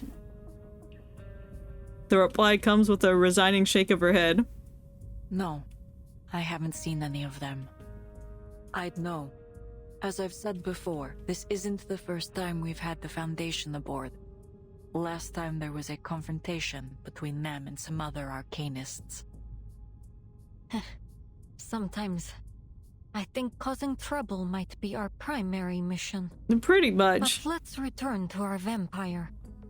I'm still not certain what Menace Vindicte is up to, but... That vampire infection couldn't have been a coincidence. It wasn't. He put it there. Someone meant for it to happen. He put that man there. The conductor steers, her fingers tracing the silver engravings on her pistol.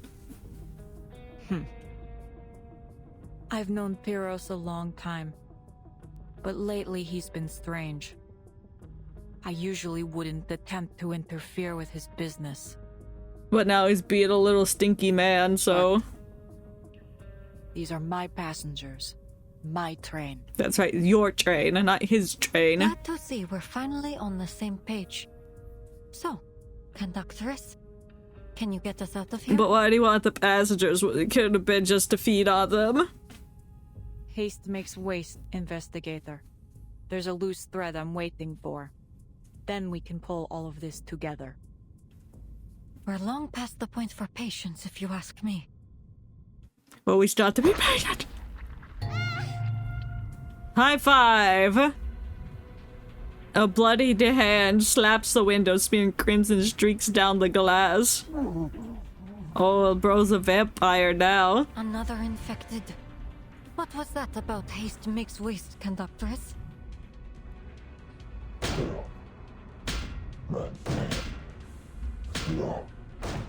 I don't think so, buddy. Thud thud. The man mumbles flatly, headbutting the glass again and again until blood pours from his brow. I feel like we're gonna have to fight him. It's fine. He's breaking in. Well, you should kill him. Oh, nice beat.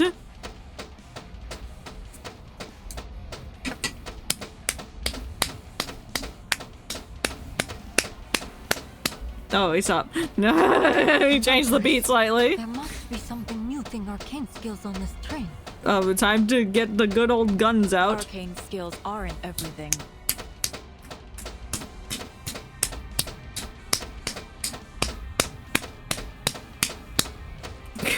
She pulls the patches behind her, draws her sidearm, and takes aim. Did you get him? I think you have to, like, stab them in the heart. Before the fire shots, the infected passenger is yanked away by an unseen force. Oh my god, is it Waluigi out there? Another splash of blood smears across the window. What was that? Another infected? The sound dies and comes to a faint rustling outside the door. A familiar face rises into view beyond the glass. Oh. I can't believe you killed a man. You could be arrested for that.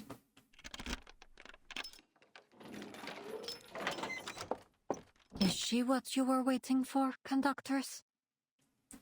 Exactly. Ima, you drew that soldier away, yes? Mm-hmm. I waited for just the right moment. Good job. Well done. I guess she's not What's our evil. I'm situation? sorry I called you evil before and didn't trust you at all. I just thought she was too wholesome to be true. There are infected everywhere. The cabins, the hallways, all through the train. They seem to be running out from the station warehouse. The stewardess goes pale, recounting everything she saw outside. There's blood everywhere. Yeah. On the walls, on the floor.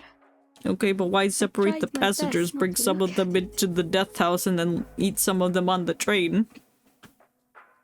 Was it you who killed that infected just now? Well... Yeah, I did. She tugs shyly at her eye patch. Why, what's under there, a gun? I ensure all crew on the Danube Dawn are trained in self-defense. It's hardly surprising. Go ahead, Ima. Show them your gun eye. Oh, yes.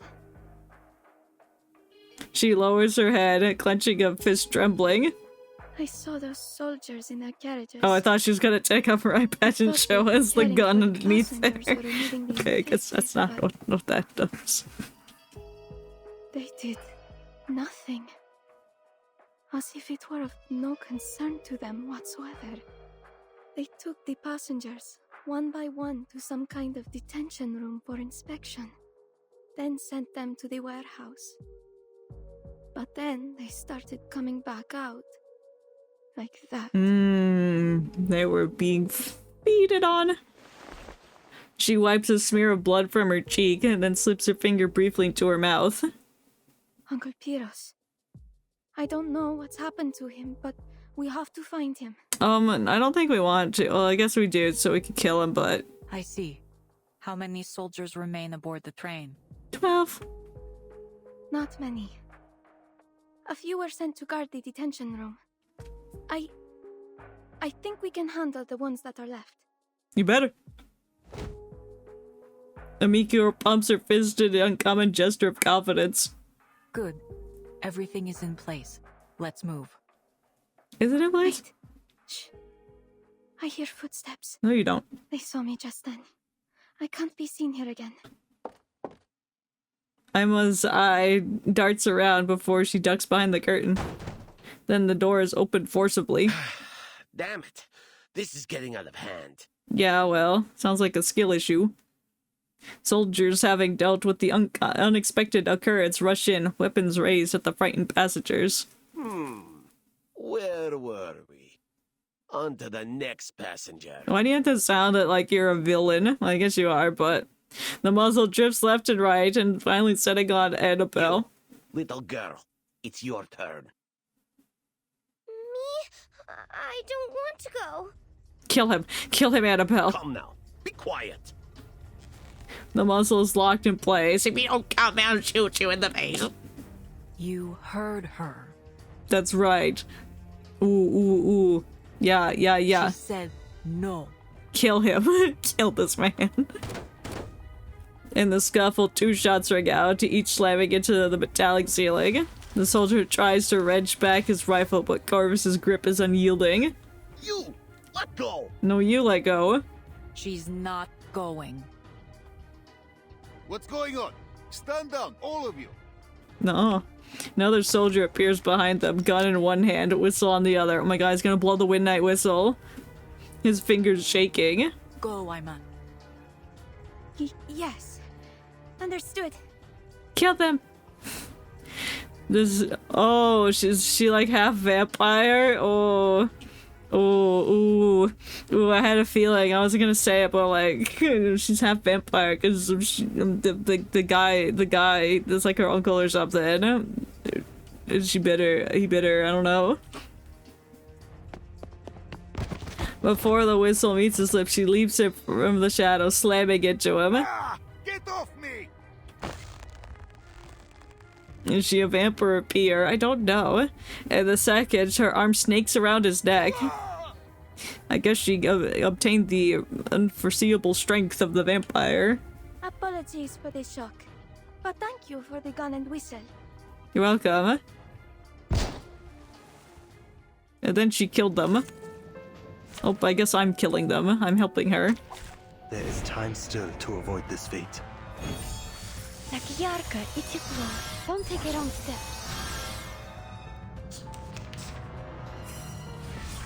It's hard to tell if she's a vamp or a peer, because we haven't been able to see what she does. Exactly, she just like choked a man and... Let yourself go now. The light that illuminates all. That man's invisible. Stop dodging. That seems dangerous.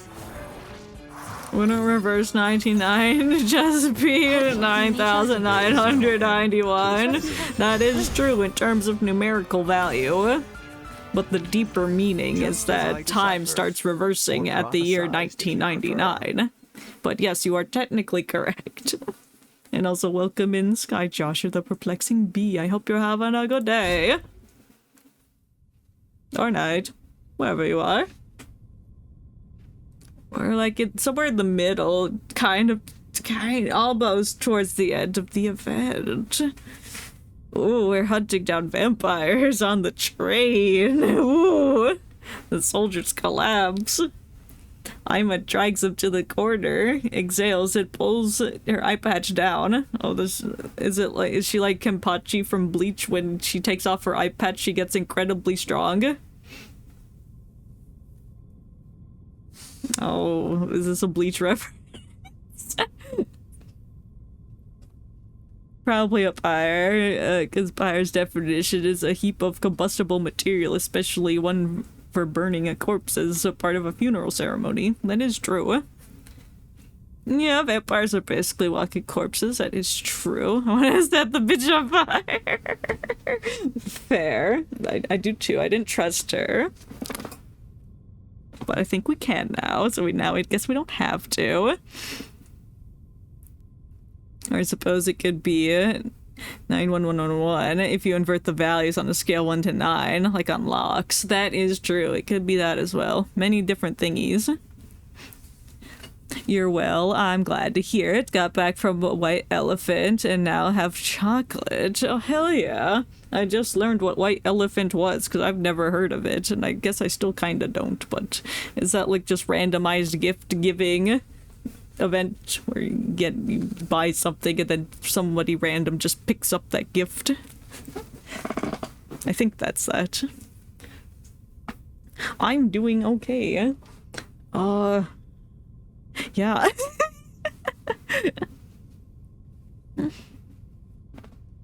The fire's just pretty. That is true. I do like fire.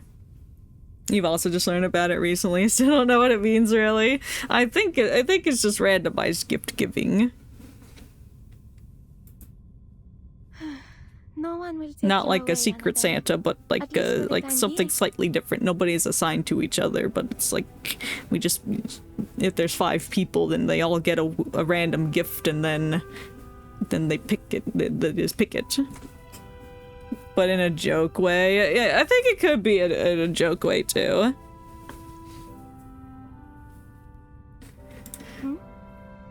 Why is everyone so quiet? Because you just pulled a Kenpachi and killed that man with your bare fists. The passengers stare in slack-jawed silence. The girl runs up, tugging excitedly at her skirt. Red eyes? Fangs? Are you a vampire too, stewardess? I'm a half vampire. Oh, well, yes, I am. Oh. But don't worry. It won't affect your service in any way whatsoever. Oh. Crazy. Why is your one eye good? But your other eye is all clear and blue, like a lake. I got blue or red. Oh, how did you do that? Skill. I'm not a pure blood vampire. Oh, got her. It is ad break time. Let me see the rules. And so do I. Each player brings 1 wrapped gift to contribute to a common pool. Players must draw to determine what will go in. Players sit in circle or line so they can see gift pile. The first player selects the gift from the pool and opens it. The following players can choose to either pick an unwrapped gift from the pool or steal a previous player's gift. Anyone who gets their gift stolen in this way can do the same. Choose a new gift or steal from someone else. That's crazy. They get assigned a number 1 through N, depending on how many people there are. Yeah, the stealing. Yep. No tags on any of the gifts, so no one knows what they brought. Generally, a gift can be stolen a certain number of times, set by the host. Oh, I see. To prevent stagnation. That does make sense. If your gift's been stolen, you can choose to steal from someone else or open a new gift. Ah, that does make sense. That does make a lot of sense. And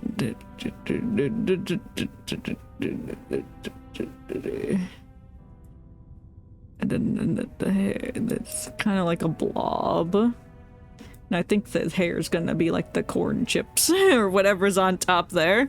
So Duck Duck Goose could put with a larceny. What with the crimes happening?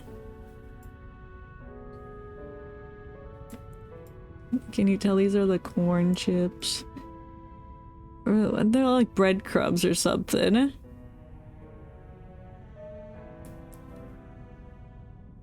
Yeah.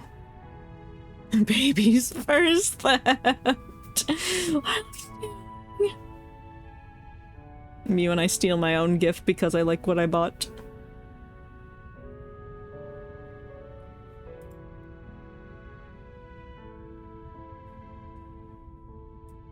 Okay, there's that. I don't know what this thing on top of the head is. Like some kind of scarf. Not really a scarf.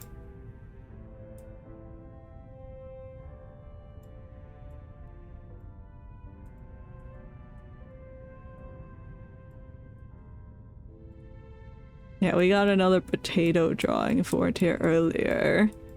For the MS Paints, and it's like it's whatever far is. I couldn't find an exact picture of what that was, but yeah. And then something from Ragnarok, Record of Ragnarok. I don't know. Damn, I just drew a potato. That's crazy. You could technically do that, but it's more fun if you don't. Yeah. Like, what if I've got an Xbox and I wanted my Xbox? It got stolen from 4 times tonight, and honestly what I ended up with was your favorite item out of all the ones that were in your possession. But of course the gift I bought was my favorite one there because I'm so good at gift giving. That is a true talent, gift giving. I'm kind of ass at gift giving, and I worry that whatever I give, I'll be like, damn, this was dumb. Usually it's like $20 limit per gift, but it's usually not anything expensive. I see. That makes sense, so everything's equal, pretty much. So you don't have like an Xbox mixed in with like $2 bath soap from the Dollar Tree. Or Dollar General. She shakes her head quietly before looking away. She has no intention of going any deeper into the subject. Why not? I have to say, I didn't expect the Someone brought a pineapple that I kind of wanted, but oh well. Yo, but pineapple's kind of fire. I'd be happy receiving a pineapple. Fluffing pillows. There was never any truth to them. I'm maybe a vampire, yes, but she's never done anyone harm. I'm gonna make a pizza with it. That is a very good idea. Very good use for a pineapple. Then, earlier, in the forest. In the forest. She recalls the night in the snow. It was literally this night, with the two of them pressed close together. The storm was so thick she could barely see, only missed trees and a red scarf whipping in the wind. It was bloodthirst, so I gave her mine. Oh. It's an arrangement of ours. Oh. Oh. She gets her blood drink ended. Corvus adjusts the scarf around the small stewardess's neck. First a secret carriage, now a vampire stewardess. What else might you be hiding up your sleeve? An entire pineapple. Duh. Nothing of your concern. We share a common interest. So, let us treat each other as comrades. There may be tricks up my sleeve, but for now, we watch, wait, and then strike. You surprise me more and more, Conductress. Comrades it is. But what's our next move? Set the train on fire with the candles. I keep suggesting that. Find it really funny that Symbolizes name directly translates to white bread roll. Does it? It's kind of funny. White bread roll. I mean, when she becomes a vampire, her hair becomes white. So I guess that's not too far off. I wish there were some other way, old friend. Is she gonna kill us? She exhales, a cold light flashes in her eyes. Aima, how many passengers are left on board? Alive? None. I didn't count precisely. There were already quite a few that were taken to the detention room. Well, let's break into the detention room. Conductress, are you going to... Are you gonna kill them? Corvus pushes through the crowd to the tall cabinet and yanks it open. There's like a cannon in there. Oh, or I was gonna say a lot of guns. Ever handled a gun before? No. This is crazy. A game that's all about these characters can use magic, but now they can't, so they need to shoot their way through. Whoa. Yep, everyone take a gun. Weapons line the wall in neat rows, gleaming under the light. Each one meticulously polished and ready, as if waiting their call to battle. Yet another surprise. I don't think I ever would have expected you to be lugging an armory around with you. Really? I'd think she would be doing that. Why don't the voice lines sound like they're read by AI? They're not! They're real people! They're real people, like... They're real people. It's a hobby. Take this. They just have accents.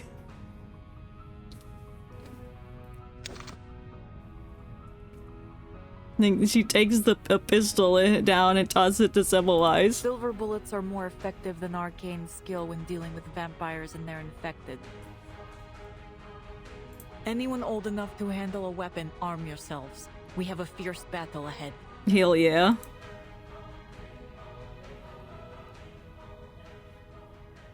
Like, I could be wrong, but I'm pretty sure that the voice actors they get from, for their characters are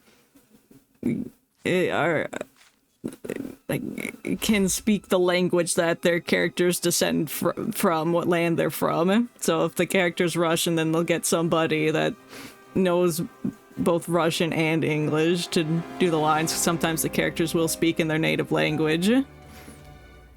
I've never heard of an accent before. Yeah, me neither. This game really exposes you to new things now, doesn't it? Friend in need. Friend inside. Welcome aboard, thank you. You speak English? Nuh-uh.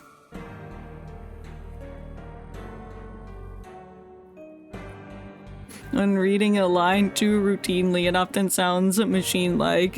A balance of making it sound like you're not just reciting it from memory is hard. Yeah, I can see that. And I think I could be wrong that English probably is not the first language of some of the voice actors. Again, I could be very wrong about that, but this is what it feels like to me. So it can sound a bit mechanical if English isn't their first language. But I don't mind, I don't care, I'm fine with it.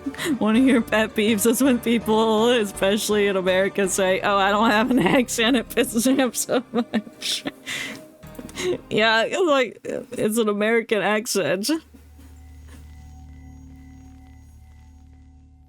The problem is when you are around other people with the same accent, you don't often know. So you don't often hear your own accent. That is true. That is true. You just get so used to just hearing your own accent that it's like you hear different accents. It's like, wow, I don't have an accent because I don't have other people's accents. But like if a British person is like, hey, that's an American accent, so they don't think they got a British accent because they're all British up there. They're like, oh, I don't got an accent, it's the American people that's got the accent.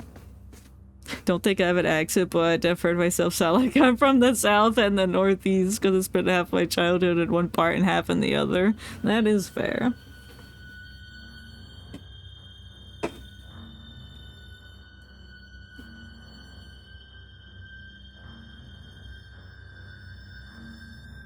It's like I don't have a Southern accent. I guess it's more, I sound more Northern, I guess. I guess you call it that. Gunfire erupts, but I can definitely try and do a Southern accent like yeehaw. In less than half an hour, the train turns into a battlefield. Feneba, Yeah, I agree. the gunshots are drawing them in. We've got to close the door.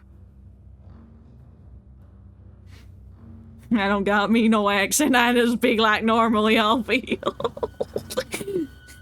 The true southern experience. Head to the next carriage. I'll close the door. Your maternal grandma sounds like she's from Rhode Island, specifically Pawtucket, and my paternal grandpa's deaf, more stubborn, a thick accent too. I see. You got both. The Corvus I say the Corvus? Damn. Corvus leaves cover and charges towards the carnage. So many C words in this sentence. Family Guy reference? Is Family Guy from Rhode Island? The smallest state in the universe? Oh, I have to allow this act of aggression. No strangling. Doctors, don't! Don't strangle me, please! I've never seen Family Guy, but I've seen like an episode. Okay, I've seen an episode, but I didn't know they were from Rhode Island. I hate Family Guy. Fair. I've never seen it, so I don't have any opinions on it. I just know the Peter Griffin death pose. And, Pina, the horse is here. That's all I know. Don't look back. The weight of the unseen eye is unbearable. Annabelle turns her head. Ah, handprints! I watched a full episode, but I get the clips on TikTok accompanied by Subway Surfer all the time. The true way to digest Family Guy. I want to go home. You can't. You have to watch Family Guy. I tried to warn you. Yeah. This is what happens when you drink the hot chocolate from the Polar Express. There are too many of them. We can't do this alone. Turned you into a vampire. Family Guy's your home now. She thinks she's going home, but when she opens the door, it's the Family Guy house. Just say that shit with the baby and the dog. It's really disgusting and disturbing with the whole... What, the baby was pregnant with the dog? What the fuck? And that bit with Peter's wife hypnotizing her husband to do things and he actually went down on her mom because of it? What the fuck? I had no idea about that shit. Again, like I said, all I know is Peter, the horse is here, and then the other one I said, death pose. Actively horrifying. Yeah, that does sound really bad. I definitely don't want to see that. Like, what? No. You loathe it. I don't blame you for that.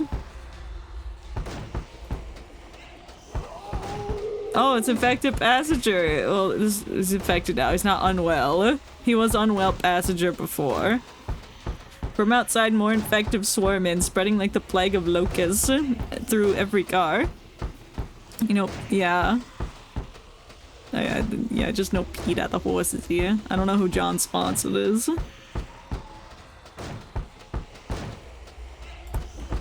Cries of panic and bloodlust rise and fall. We have enough ammunition, but not enough hands to fire them. Maybe get some more hands. How about that? There is still one option left. Blow up the train. Go to the furnace room, blow up the train. There are more passengers. We can rally the people to fight. I guess that's true. The other carriages are still under guard. I doubt we'll find many willing passengers who are still fit to join us. Well, make them fit. Start training them now.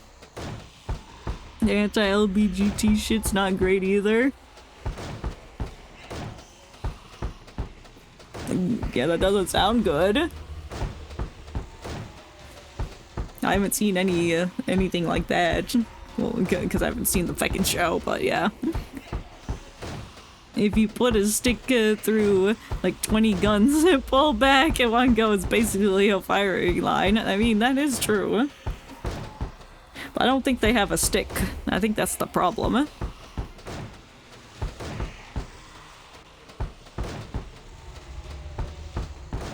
The accent on Peter's wife is so fucking fake. It's actually kind of bad. I mean, yeah. I don't know what accent she's doing with that.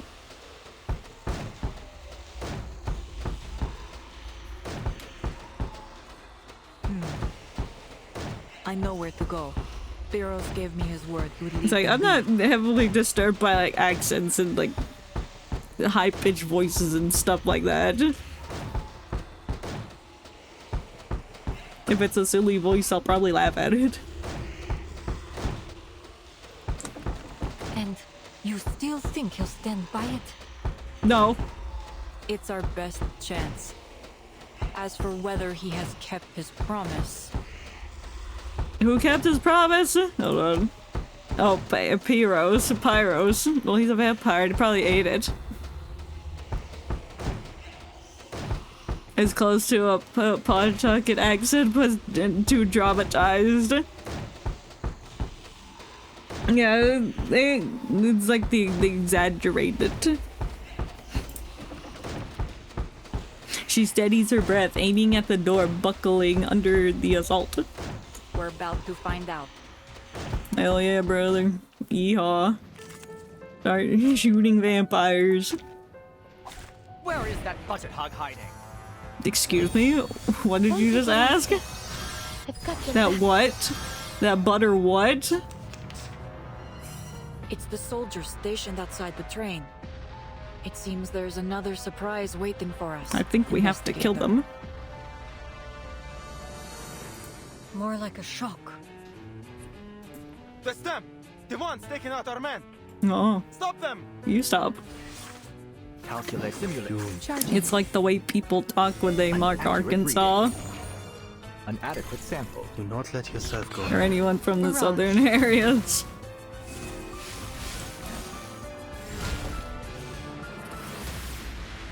Yeehaw. This must end. Under attack.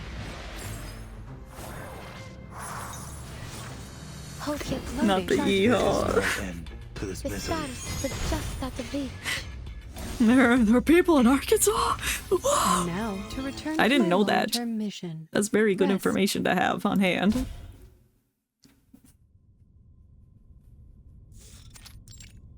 Quick, what's the capital of Arkansas? Gunfire still rattles. It's funny, but I've never heard people say yeehaw unironically. I don't think I have either. The capital of Arkansas is Little Rock. That is correct. I knew the answer. Another sound joins in. Scattered, heavy footsteps. 1, 2, 3. That was the passengers from card 13. Anymore. Her voice trembles. They don't sound like soldiers. What do we do, Yakov? Kill them. He's not saying anything. Looks like a thumb. Ready your weapons, everyone. The steps draw closer. The lock strains. Passengers grip their makeshift weapons, every eye fixed on the opening door. Hold. Now, attack!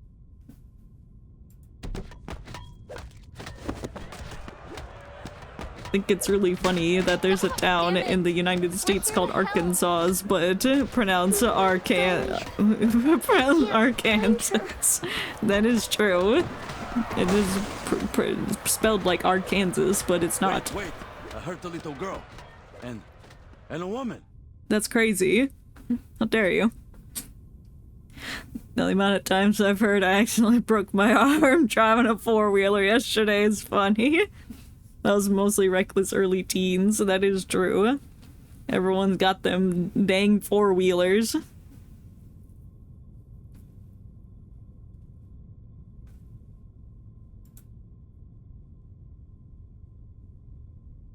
The little skirmish finally finds a belated end.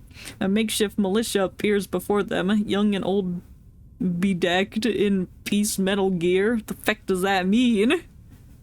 I love being bedecked in piece metal gear. Everyone, please lower your weapons. You gotta stop it. There's really no need to be at each other's throats each time we meet. Is there? I think there is. It's that investigator. She's back. And the conductress. Corvus steps forward, adjusting the tilted hat brim.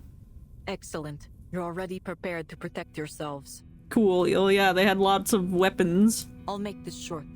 The train is surrounded by vampire infected. We need your help to defeat them and get moving again.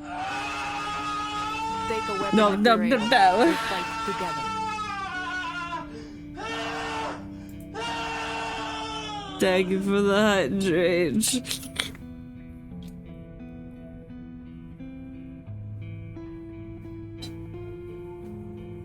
Silence holds for a moment. But why us? It's in Kansas. Damn. That's crazy. People be naming towns and cities weird things. Look around you. We're just a bunch of regular folk. Refugees. Who cares? Oh, yeah. I'm just a regular man doing shit. Like blah blah blah blah blah. Take a gun and kill the vampires, please. One of two things located in Kansas. And say we risk our lives to save other people from these They seem to have beef with each other. What would stop them from So much reporting us if we beef. tried to cross the border after? So much beef that the cow is still mewing. I was gonna say mewing. No, they're mooing. Cows don't mew, they moo. I mean, they could if they got... if they practice hard enough. The voices rise again. Questions sharp and insistent. She's right. I say we unload the carriages with the infected inside, and the rest of us keep going to Budapest. No. That doesn't solve the problem. What are you thinking? They do if you ask nicely. Well, I haven't asked nice to ask the cow that. I wish I could go back to the Ozark Mountains sometime. It would be kind of hard, being trans though, so I'd have to be careful about that.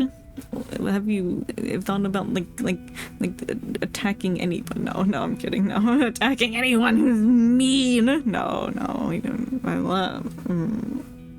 Set the mountain on fire. Or we just take the mountains and push them somewhere else. That's a better idea. We're not here to incite violence. A single soft query hushes the noise, all eyes turning to their leader. Plan on going camping in bull shows at some point. Missed the lake and camping there. Might take one of your friends from NC and take a plane down there. Oh, well, I do hope you get to do that. I've never been camping, so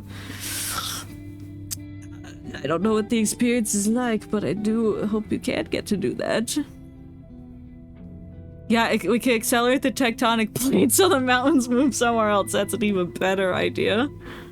I'd say let's take the tectonic plates and move the mountain. Do you know that the Appalachian Mountains are the same range as the Scottish Highlands? They just got moved apart? I did not know that. That is fascinating information. The other isolation car is quieter.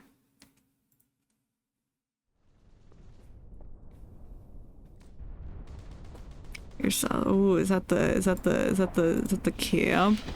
Bull show. Oh, it is a nice lake.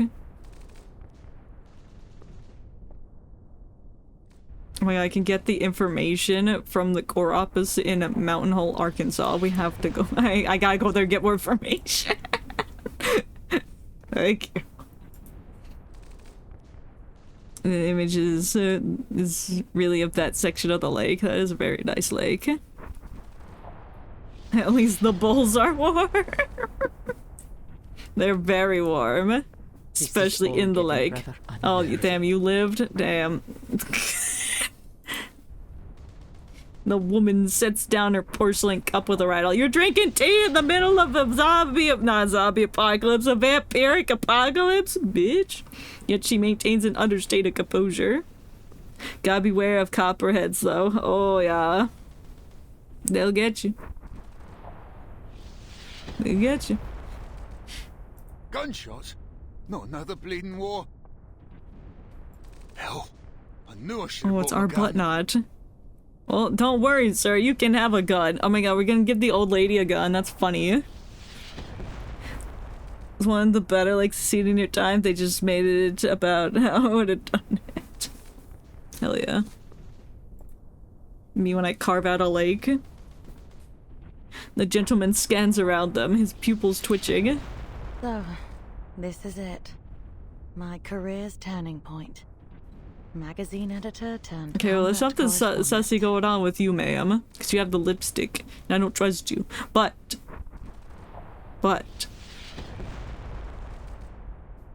may not be a vampire. I know Copperhead is a snake, but I like to imagine that it was like a crackhead, except instead of crack, they just grate copper. It's like sniffing straight up copper chunks that they grated with a cheese grater. Swim around in the water and can be vicious. Oh. I think that's something a lot of people don't tend to think about. Snakes swimming in water. But they do that. Because normally you just think about them on, like, land. It's like, but of course they like to swim. It's their lake. They built it with their bare hands. The editor finally closes her notebook, moving to the she's looking outside. Wow, jump scare. A bloody hand slams against the window. Oh my! Oh my! It's a man! Kill him! Copperhead versus kangaroo. Water proficient land animal cage match. That doesn't sound very humane. Or anime, whatever the word is.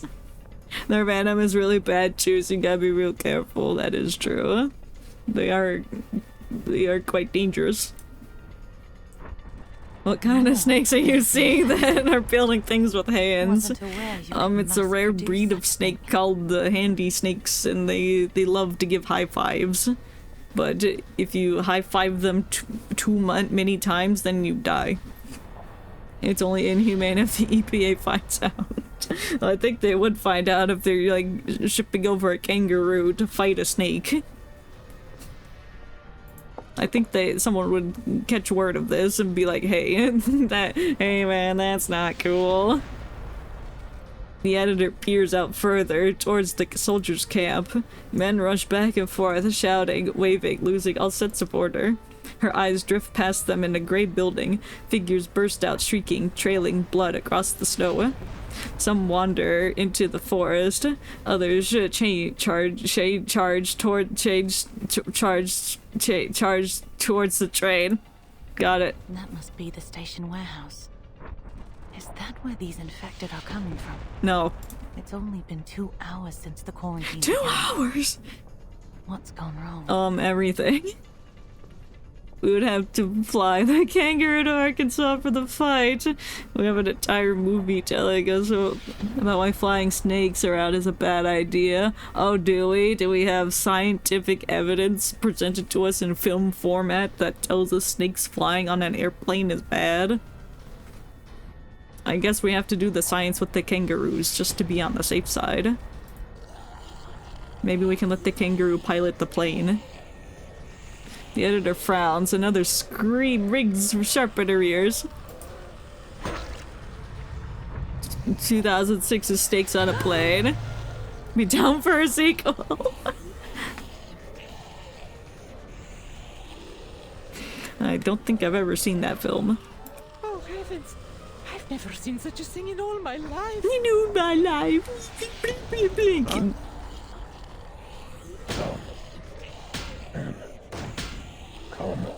Don't tell me to come, bitch. The door won't hold for long. Get something to block it. I think Tarog made a reference to it. Maybe. I don't know who that is. Oh. Ah! They're breaking the windows! Oh no, Grandma go get eaten. Get out of the way. You don't sound very, This is a nice beat.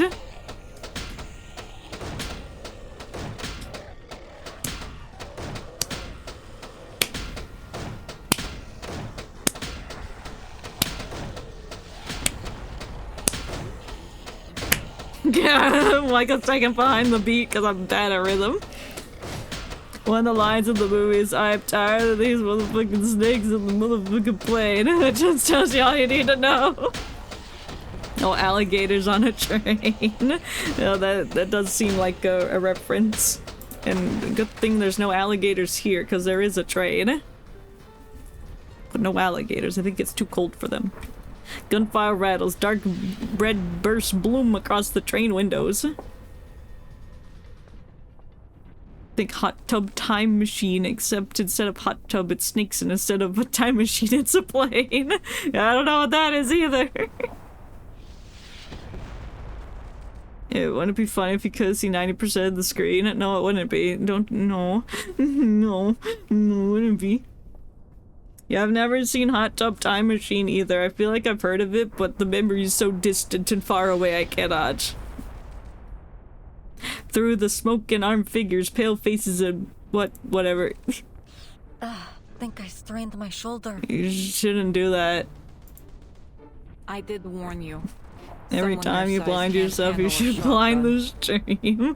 I do sometimes, but not for the full 10 minutes. Well, you can hardly expect me to take them down one by one with a pistol.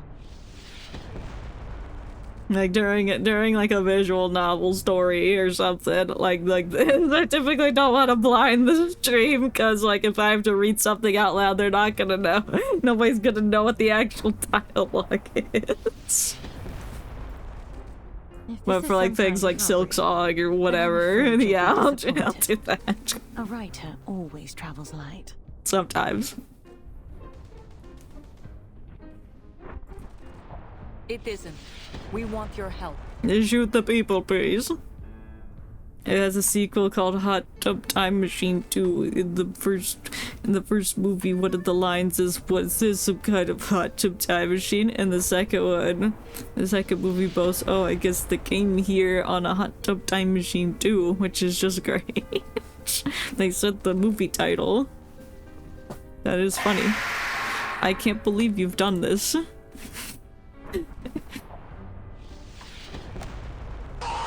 I can't believe you've done this. Can you not shove your balls in my face, your tiny little mouse balls? The irony is they were not tiny balls, they were massive. They're massive balls. Thank you. Where's my no cursing? There it is. Where's my there it is. Okay.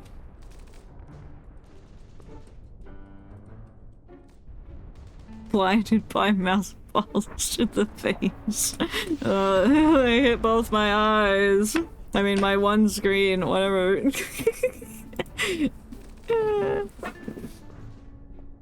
Spaghetti and rat balls, not rat balls. No mouse balls.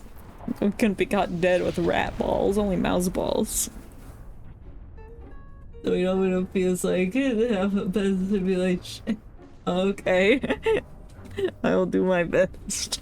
It's not 100% accurate, but it's kind of close. Yeah, my optical sensors, that's it. That's the words I was looking for. Alright, here we go.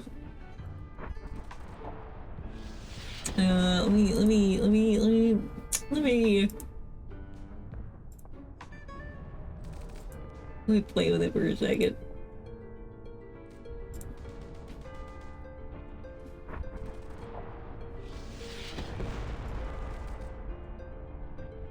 Yeah, I feel like that's kind of close. Can you not shove your balls in my face, your tiny little mouse balls? The irony is they were not tiny balls, they were massive. You know, we'll go a little bit more because it is a tiny screen. Okay, I think that's kind of close. I think that's kind of close. Photos I'm seeing. Sure. Can you not shove your balls in my face, your tiny little mouse balls? The irony is they were not balls. tiny balls, they were massive. Yeah. This is what we wanted, peak gameplay. Can you not shove your balls in my face, your tiny little mouse balls? The irony is they were not tiny balls, they were massive. They were so massive. That is all we know. Most of the soldiers stationed here have been infected. Many passengers have become their Hey, captives. can you not shove your balls in my face, your tiny little mouse balls? The irony is, they were not tiny balls, they were massive. Those are big mouse balls. Hey, can you not shove your balls in my face, your tiny little mouse balls? The irony is, they were not tiny balls, they were massive. Massive fucking balls. No, I swore. Such a bit under the timer. We're simulating mouse balls. You're out of mouse balls. No, I'm out of mouse It's balls. thanks to their help that we made it this far.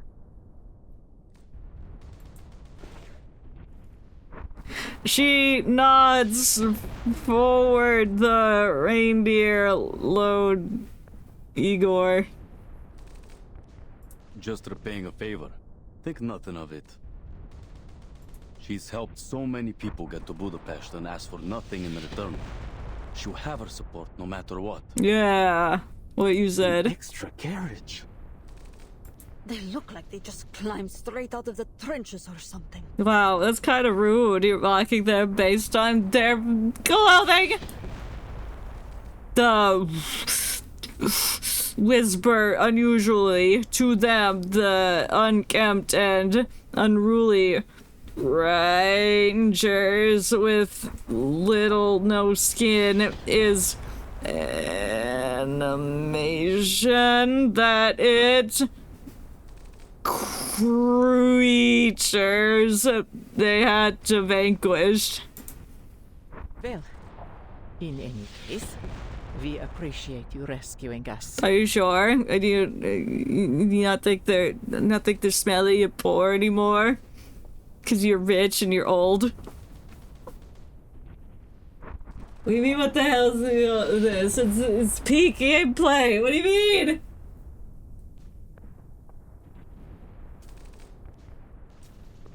You could have a mouse ball spam as a treat. No. The fact you can still read that means the screen is too blurry because I can't even see the text. Oh, okay. I might have to fix that. Let me adjust the filter. I mean, it's kind of like spaghetti and I squint a little bit. Yeah, it's not completely accurate to how I see things because it's like a mixture of the different filters. But I can't really do that. Maybe I could. Put on. What's passes? I don't know what passes means.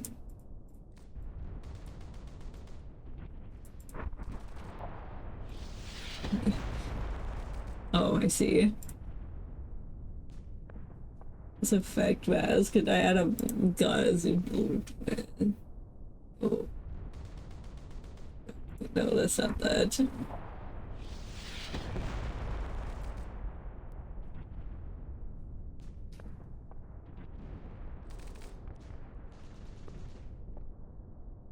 Maybe it's more like that. Maybe. Maybe a little bit more. Something like that. Shouldn't I have like 8 hours of no cursing? No! No, I made it a rule that if it goes over, if it's Silk Song, I get a pass. Because it makes me angry.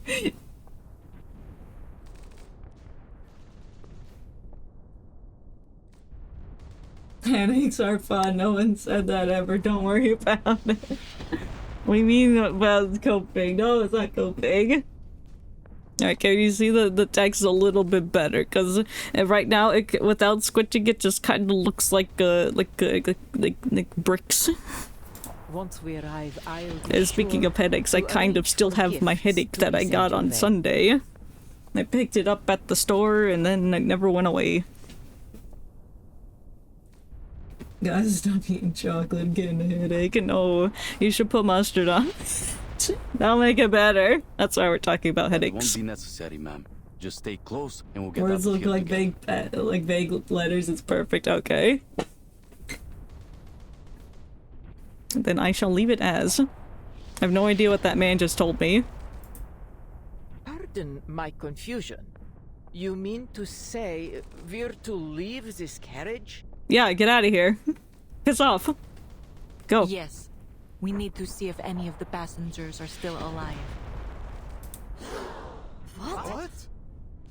What do you mean, what? What do you mean? I was like, we're not gonna leave them to die? Excuse me? Infected soldiers, even.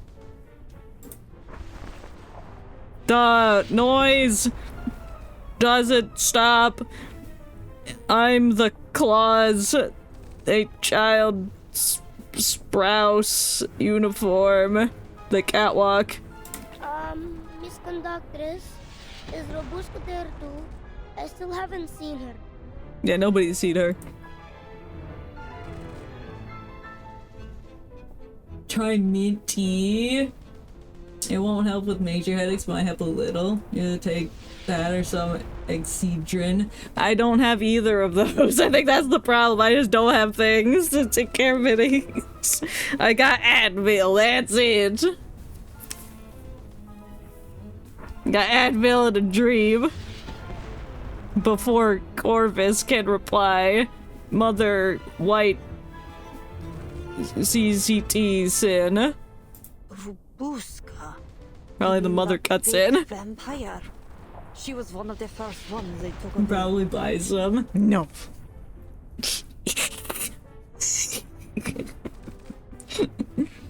Come to my house, I got lots of tea. No. I can't just show up and steal people's tea. That's illegal. Unless... Fake vampire? But she has red eyes and pointy teeth. Yeah, but... blah, blah, blah. Don't listen to her. Robuska is a real vampire. No, she's not. Are you one of her familiars too? Come on, let's rescue her together. Damn, these kids are brave.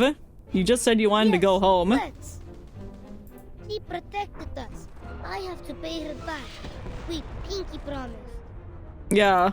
Oh, that's the big-headed child. I see you. I remember you now. Afraid of those monsters outside? I think I left my tea sitting too long. Maybe, I don't know, what does that do to tea? Maybe put mustard in it, see what happens. The doors are open, refusal simply skill issue. It means I win. Nuh-uh. But what happens when it's 3 AM and you have to close your doors? Never. Exactly, never. The bold... If childlike answer surprises everyone. We beat skill issue. Thank you. See?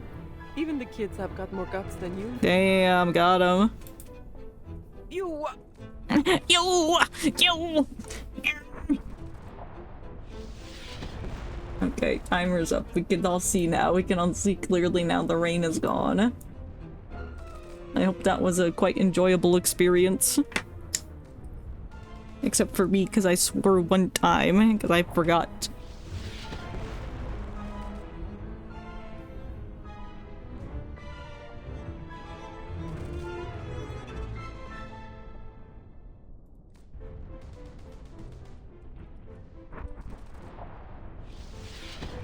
It's more so the tea had milk in it and it's been sitting in a mug warmer since for 10 hours. Yeah, that might be a little bad. I don't know. I don't know about 10 hours. It ain't that we're trying to get out of helping, but we ain't got no weapons. What do you expect us to do? Fight them off with knives and forks? Yes. No need to worry about that. The milk curdled. What if you make the milk cold again? Will it uncurdle?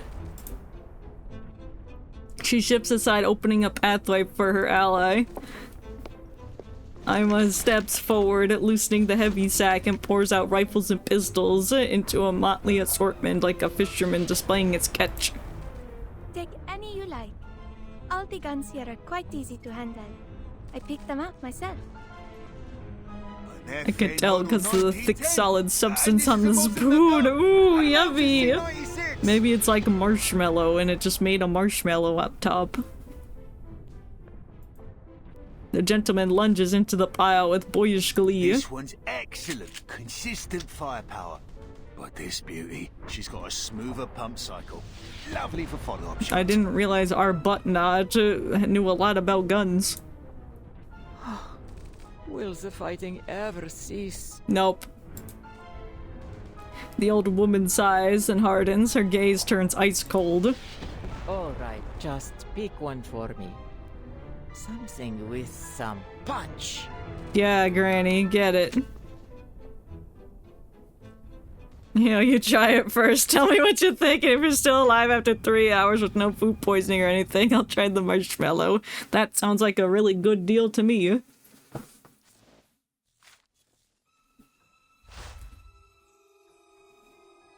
The blood of my blood is my blood.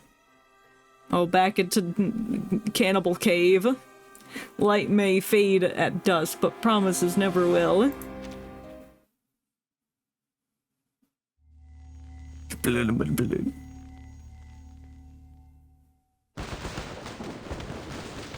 Against the rattle of the gunfire outside, the warehouse seems unnervingly quiet.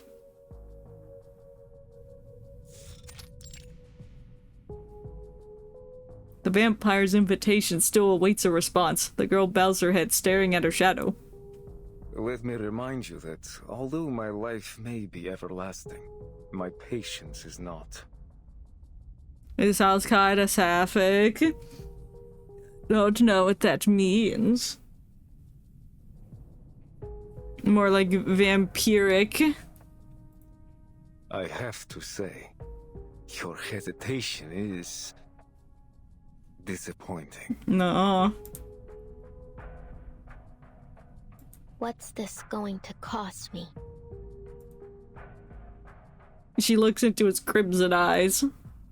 Every time I've been offered any kind of gift in my life, every time I've even come close to something, it's either been taken away from me or turned out to be a complete fraud. So, get the sir, terms and conditions. Which one is it? Neither. Because I'm not offering you any gifts. Only an alternative reality. A parallel universe? Lesbian sorta? Oh. But not as strict. I see. I think. All it takes is a drop of blood and little bravery. Because there's a good chance you'll end up just like them. Infected. He lifts a limp arm, waving it at her mockingly. A small ask, I'm sure, for someone such as yourself. What's a little risk when your dreams are so very close? Yes. This is what you want. Sapphic is women loving women, but it's not just lesbian. I see. I guess that makes sense, yeah. Yeah. He stands at the window, hand reaching for her. No. Ah. Yes, I see. It. Grave the blood. Oh. Or an happy that feels more femme is Sapphic too. Ah, okay. I see. Dizziness grips her. A sudden, crushing tide of fortune crashes over Robushka. Stone walls sink, Argo, everything melts away. Oh, are you okay? I don't think she's okay. I think she passed out or something. Oh, we're back in the vampiric void. Like you're pansexual, but you're sapphic because you kind of prefer girls. I see. So many terminologies. Eventually, I'll probably keep them straight. In my mind. Yes, the same damp cemetery your brother described 1,000 times. Oh damn, why is he overfarming? You won't for 2 reasons. I feel like I know one. As soon as I said it, I'm like, oh wait, no. That's a pretty cool image of this guy. No, yeah, exactly. No strange GPT. Before her looms. That was the one I was thinking of. Like, oh, what's the other reason? There's way too many to remember. Exactly. Yeah. Yeah. I'm not saying I'll remember all of them, but some of them I'll remember them. Before her looms the vampire Piros, cloaked in black like an ageless shadow. Why are you doing that with your voice?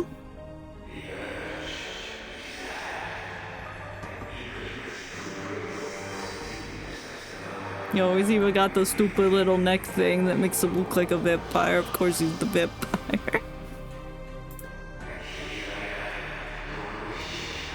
Good thing I didn't blur the screen during this part, because I don't think anybody would have understood what this guy had said while he's echoing his words across my ears. There's common ones, sure, but labels are more to help people describe themselves because everyone's unique and different. Yeah, that is true. Yeah, there's a lot. Yeah, Nebula Romantic is not a common one. No, it is not. Moonlight spills over his face, his red eyes overflowing, blood corpses and the reek of death reflecting in them. She sees more than that. Their dead eyes meet hers, the reflection. Choose, they whisper. Choose which Pokemon is your starter. Do you want Squirtle, Charmander, or Bulbasaur? There's only one right answer. Well, what do you say? I really like the colors here. Usually I don't like things that are red, but this is nice. Faces flicker before her. Mother, father, brother, comrades. It is a chance to see them again. How could she refuse? Easily. No. The answer is no. Yes. No. She said yes. No. Her delusion's too strong. No. This means you have trouble telling apart feelings, whether they're platonic or romantic. Yeah. That makes sense.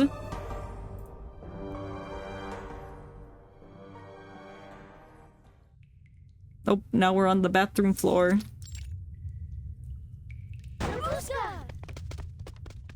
The children are breaking down the door. This is silly.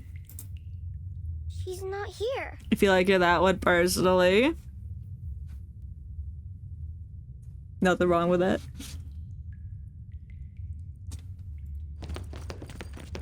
Armed men storm in, but the familiar figure is gone. Blood stains the floor, still warm, trailing like a serpent. There are drag marks. Seems they've transferred some of the captives. Yeah, it seems like they ate them. Yellow light cuts across the room, shadows twitch in the corners. A familiar voice whimpers faintly. Oh my god, it's William. He lived. He's not dead. It's alright, child. When did you show up? Ew. I don't like her. I don't know why, I just don't like her. And we have survived the no cursing. We have succeeded. We don't have to put 8 hours more of no cursing. William! Miss Dorothy! Annabelle rushes forward, clutching her long-lost kin. You can just say, bro. What do you mean? Shadows lunge from opposite corner. Rawr, rawr, rawr. Prepare for battle. Oh. Nice impact frame. I'm destroying the vampires. Program activated. Nakiyarka, it's your blood.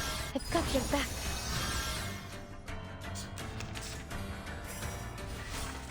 Calculate simulated. Maybe take a deep breath. An adequate sample. A message from the star. Cherish life. Let me help, please. Was I able to take care of everyone? No. GG's. Why are there worms on the screen? What was that? Game just said roar. XD bites you because I'm vamp. They literally just said that. It was written in the script. The soldier crumples. He can roar no longer. Eyes bloodshot, veins crawling like creeping vines across his temple. Where's Biros? Where did he take the girl? In there, probably. The meat house. She sees him by his bloodied collar. That house. That station. Okay, yeah, he's at the station. He coughs, words slurred, gurgling. He's slurring. Did he do this to you? Yes. Yes. Damn. Soldier's just taking a power nap so he can grow pauses, sparkle dogs or some shit. That's exactly what he's doing. And he can have another nap, so he's ready. He's ready for later. He gasps and smiles strangely. It's too late. Damn. What? Speak up. He said it's too late. Oh, hell nah. He got dry. Give that man some eye drops and bloodshot. He really needs those eye drops. A cry rises in the distance. It's long and static, wary like a bird to its nest, a ship finding shore. It's Robuska. That sound, is she? She vampire now. Actual vampire Robushka. It's too late. Soon. Your friend will be a vampire. What a jolly laugh. He laughs until bloody tears streak his face. In his throat he releases a stream of broken whispers. Another voice takes over. Oh, that's his inner vampire. Like how the sass gene is in the vampire virus. Yeah, it truly is. And then it spreads like wildfire. They get so sassy. Like right now, he's very sassy right now. To turn this earth a crimson shade. Oh, he's so sassy. The storm forms as it did before. We are, Venom. No war. Minimum. No conflict. Nevermore. Oh, I guess he's no longer sassy. It's like the simple DNA that gets injected into a cell, such as 90% sass. 90% is a lot of sass. What's the other 10%? We'll have to analyze further. Yeah, the macrophages and the neutrophils and the killer T cells can't handle the sass, and they just give up. They can't handle it. It forms a new strand on their DNA rotating thing. I can't remember the word. Spirals. It's not a spiral. Helix. No. AGCT and now S for sass. It is at break time. Time to finish my potato man creature thing. I guess I have to give him the third eye, because that just makes sense.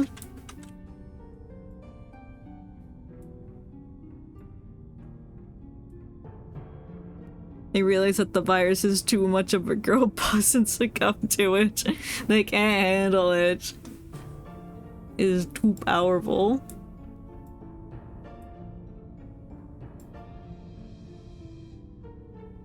Just like this deck, like, damn.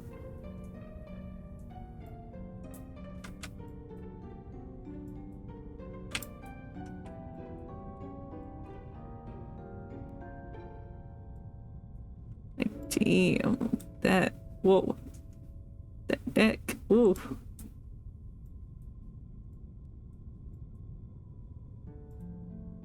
Damn, damn.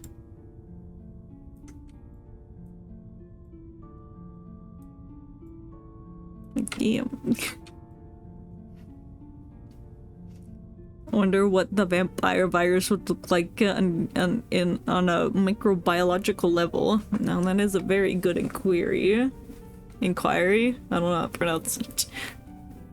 I think that it looks just like a regular DNA helix, but the colors are different. And there's like little bats inside that flow through each strand of DNA.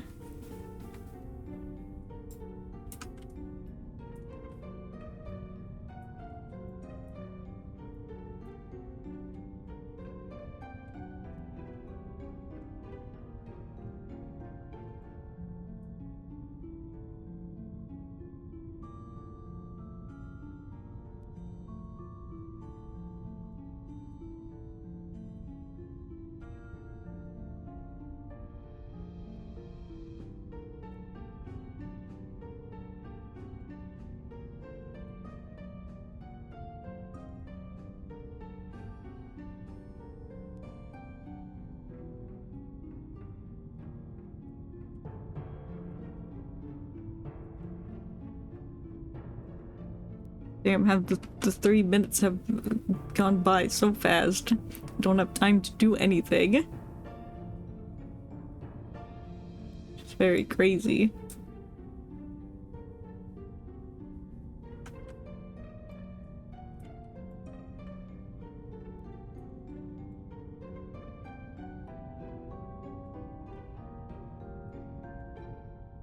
I think I'll cut it off at the a similar angle.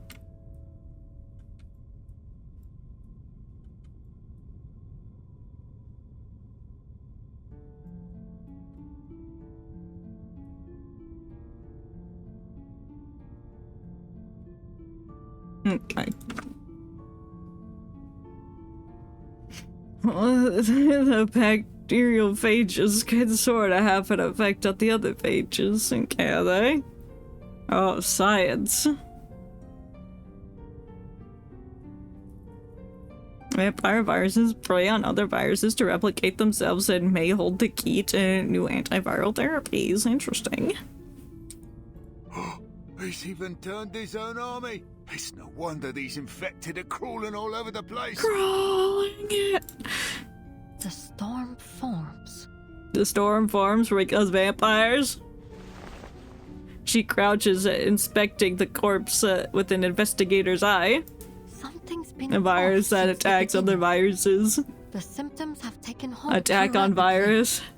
There has never been a recorded instance of the infection spreading so fast. Well, it's going very fast. Look here. Burst veins. Pupils so dilated they almost cover the entire iris. The infection's been accelerated. Oh, just like the storm, I see. Thought that only really affected larger viruses like viruses.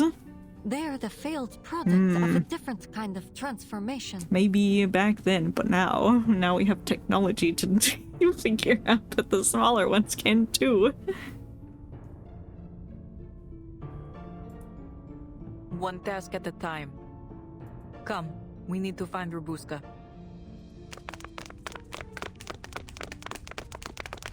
I don't know how I feel about the running sound. It sounds like pasta. Moments earlier. It's more like the newer tech we discovered viruses. Giant viruses we didn't notice before. Ah, I see. I understand now.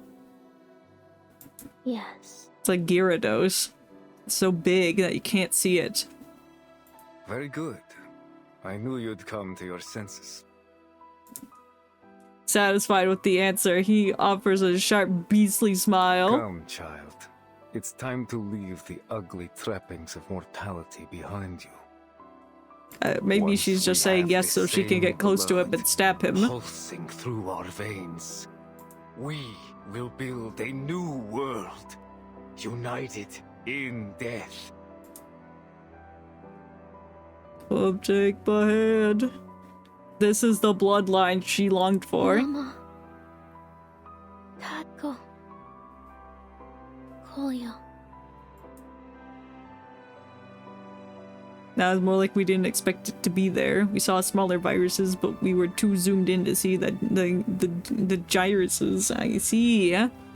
They zoomed in too much. They're like this. We need to see microscopic, but no, we need to be a little less microscopic to see the bigger microscopics. Ooh, an echo of her childhood. Protect you. Tugging at the shred of her surviving faith. Till the end of time. The next second, shadows surge like a black tide. A shadow? Oh, yeah. Attack him with shadow.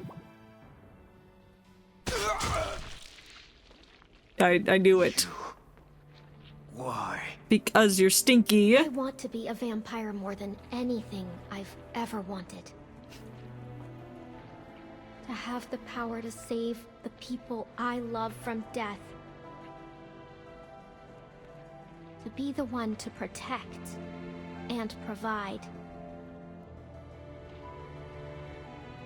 But I never want to be like you. I may have red eyes and fangs, but I don't want to lie and manipulate to get what I want. Yes.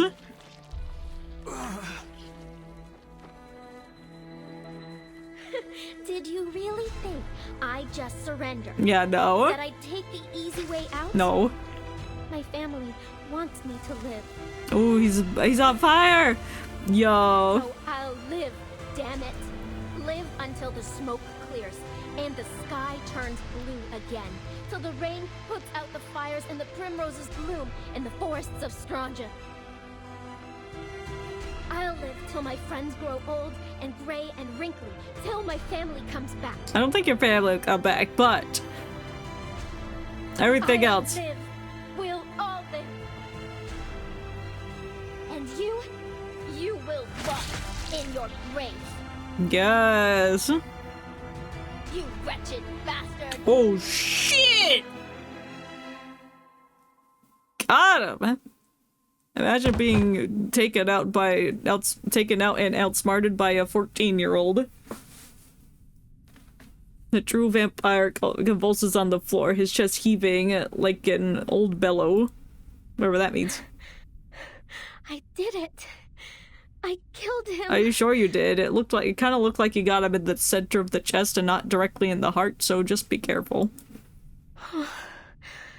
It's over. It's never over till we fight a giant grotesque monster. Rabushka settles on the floor, feeling her heart pounding louder and louder. Have to get back to the train. Have to tell them. She scrambles back up and staggers towards the door. She knows her friends are still waiting. Ooh. Oh. Oh, before she could cry out, her body is flung through the air and slams into the ground. Oh no. Don't tell me you believe those bedtime Oh no, stories. the wooden stake did nothing! This is like, yeah, guns just take out vampires, wooden stakes do absolutely nothing. Theo stands, his face twisted in a grotesque joy, a look of sinister joy. How? You should have. No. Died? Don't be absurd. Listening to that silly little speech was more painful than any stake to the chest. Oh, damn. Let me guess. You brought holy water. And garlic too? No. He looms over the girl, diminishing her attempt to with a wave of his hand. Unseen shadow coils around her throat, tightening and then tightening again. Those legends were merely that. Naught but childish forgeries. Just like you, little vampire. No. Yeah. Oh, what a waste of time you turned out to be. I truly believed you might share my vision. Why? You're not opening your eyes, Bick. Alas, you're just as narrow-minded as the rest of them. No, I don't think that's called narrow-mindedness, sir. I suppose it's time you found your place in the dirt. If you're lucky, someone might bring you back someday. Then you can act out your little noble-hearted vampire charade once more. Her vision blurs. The moon, streaks of blood in the cemetery, everything that once made up her childhood crumbles to ruin. With it, her dreams of becoming a vampire. Look! Her shadow! It's moving! You're a real vampire, right, Rabuska? Nope. It's not. I'm just gonna become a vampire with pure force of will.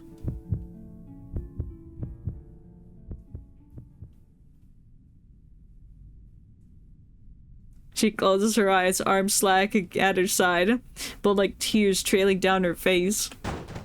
The door burst open from a weighty kick. Footsteps ring out steady, strong, then faster, faster. A hail of bullets tear through the vampire's shoulder. Duh. Pyros releases her before melting into shadow. That's a stupid little dance across the screen. Air floods back to her lungs. A familiar tall figure comes into focus. Rabuska. Yeah, hi. I stabbed him but didn't do anything. Bullets are vampire? Yeah, well, wooden stake did nothing. He got impaled directly in the heart and he lived. So, we gotta figure out what's gonna kill him. She crouches to reach the girl. Glimpses of relief and concern pass over her patchwork face. No, a stake didn't work. He said it's all fairy tales and then laughed and ran away. Finally, we found you. But bullets scared him away.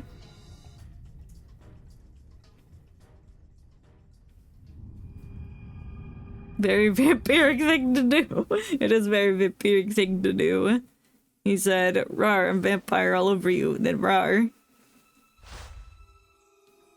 Here together. Fight on, Iglika. Fight for our home. Yeah. Here together.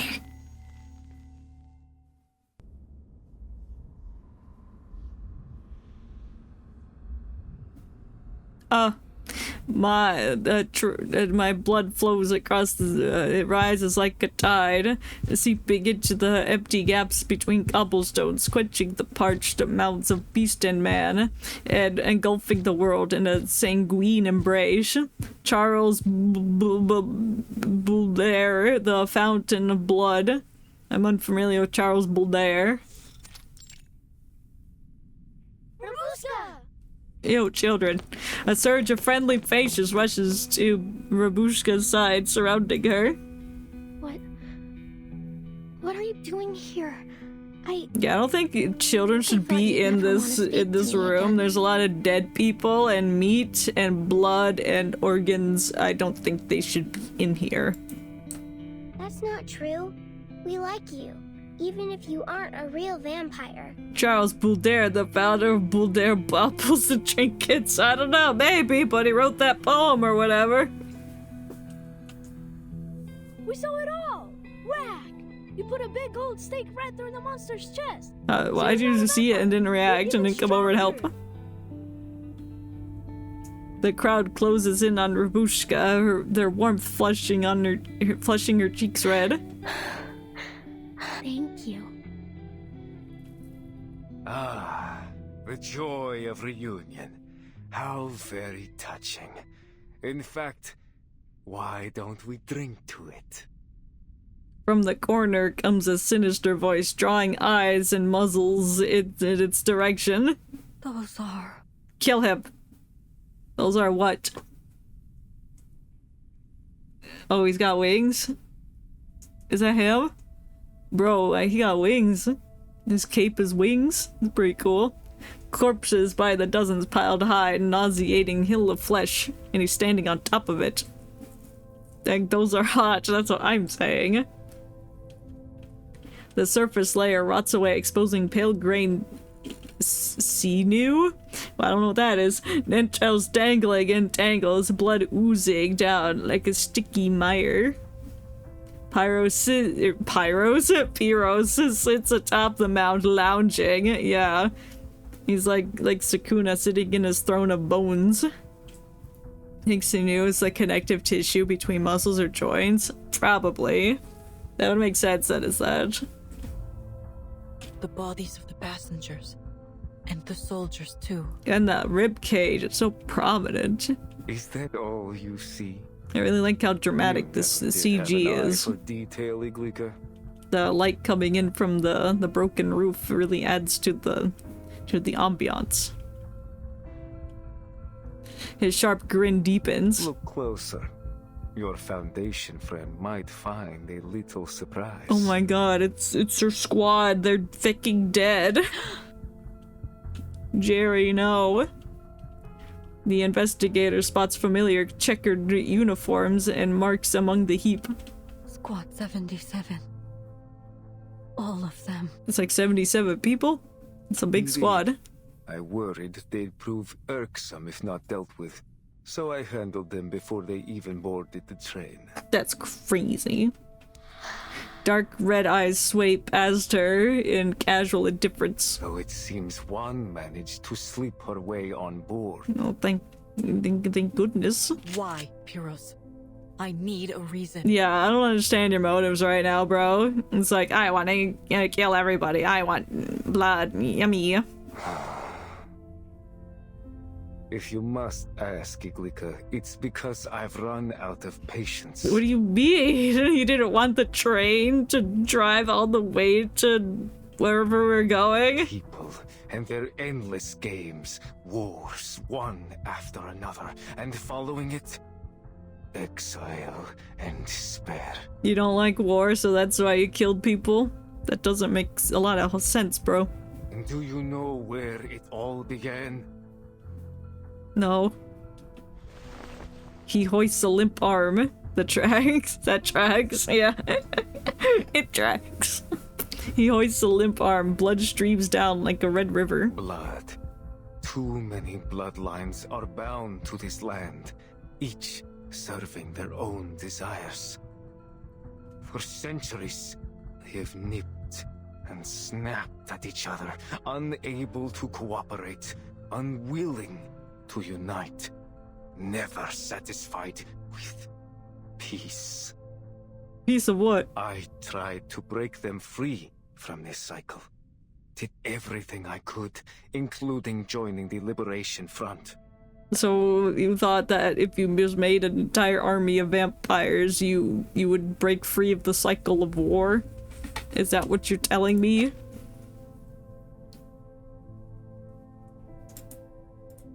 You could have told me this.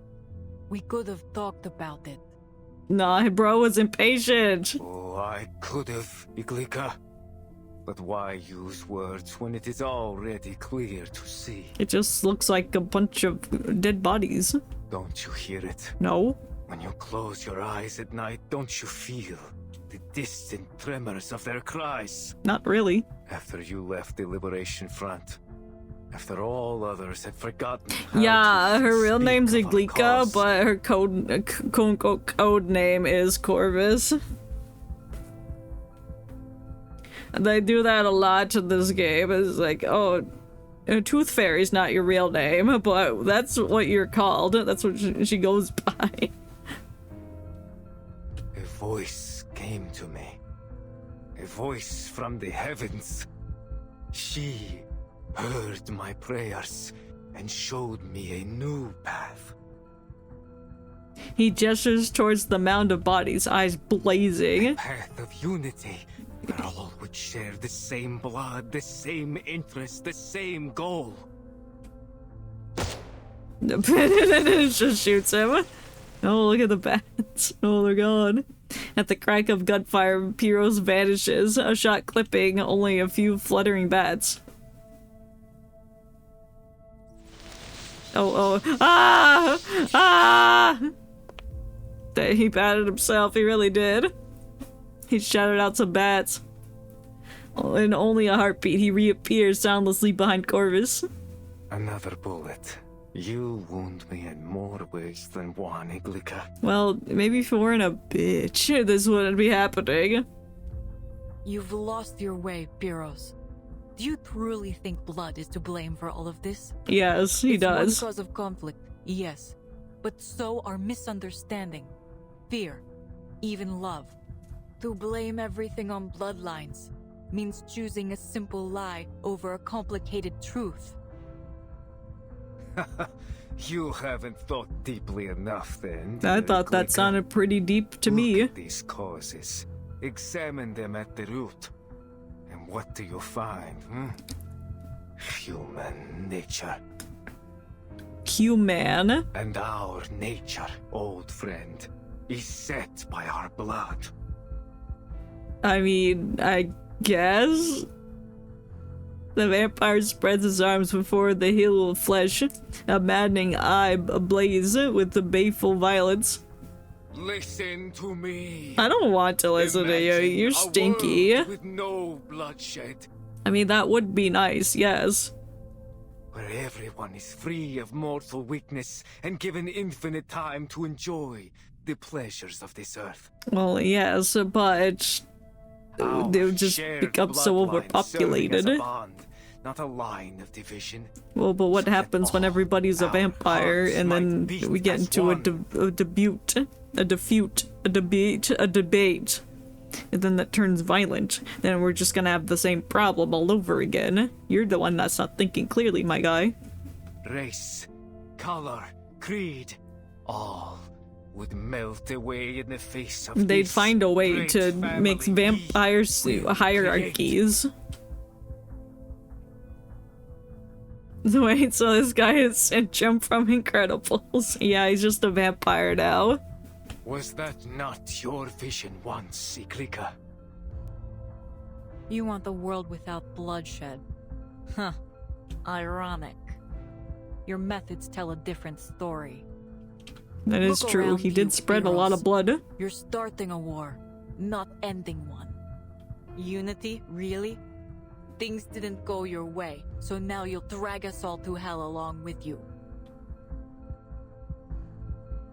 Did he just blink with one eye? Moonlight strips away all pretense, casting a pallid veil across his face. You always did know how to use those words like a scalpel. That means he's hurt. I was a fool to think you'd stand with me again. Yeah, you kinda were. Can you bring your wings out again? That was kinda cool. I may want you to live, we can see that. He sighs, turning his head with strange softness towards the stewardess. Ima, come.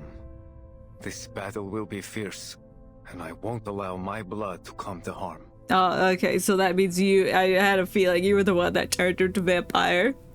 His blood? She's been bit by him. Semmelweis darts her eyes from face to face, loose threads knitting in her mind. Ima steps forward, as every eye turns to her. Oh no, was she faking evil this whole time? Or just maybe she kills him. Uncle Pyros. Ima. A voice calls out from behind, and she halts. You and I turn into a vampire.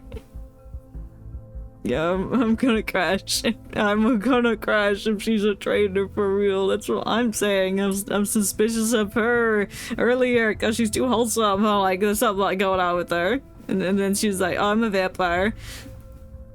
She looks back, the woolly red scarf brushing her cheek. She grips it tight, slowly and firmly, locking it with her uncle's eyes. Kill him. Forgive me, Uncle. I love you dearly. Do you? And I'm grateful for all you've done. But I can't. Good, good. You know how much the Danube Dawn means to me. Please, stop. I don't want anyone else to get hurt. She steps back to stand proud and defiant among her people. That's right. Blood of my blood. Oh my god, he said the title of the stage. Choose to stand That was the previous stage, I think. And you. Men, women, the old, the young, each stand ready from a measured distance, brimming with fear, disgust, and scorn. They built a silent wall, cutting him off. Beneath it yawns a chasm no words would ever cross. You look at me like I'm some kind of monster. I mean, you pulled over a train just to kill all the passengers. I think that kind of makes you a monster. He laughs with a twitch. .tv/. Then he inhales deeply and resumes his malevolent composure. No proof? Yeah, there's definitely no proof in here. No, none whatsoever. Well, I tried, but I always knew preaching would only get me so far. No. No, I'm not playing reverse. How dare you? How dare you paste my link in my own chat? Politics, marriage. Our predecessors sought every means to unite us, but greed has always been stronger. Still, disagreed. They talk about the Bible. We'd finally put aside the our greed differences. For the hot chocolate from the Polar Express. Ruins, battlefields, countless headstones, and beneath every one, a blood debt unpaid. Perhaps in the end you were right, Iglika. If I can't have what I want, then nobody can. He reaches to pull out the wooden stake lodged in his chest. Fresh bat wings sprout from his back. Show me, please, please. Spreading wide to block out the hazy moonlight outside the window. Then I will drag every single man, woman, and child. Just drag them? Where? To hell. Oh. The monster lets out a shrill cry, eyes streaming blood. The sound spreads through the night like a deadly signal, drawing hordes of infected in from the dark. Disgusting, seething. Oh, hell yeah, that's what I'm talking about. Nevermore. The infected are swarming. He must have called for them. Yeah, he did do that. Incoming. Weapons ready. Shoot them on sight. I hope they gave the children guns too, because there are children here.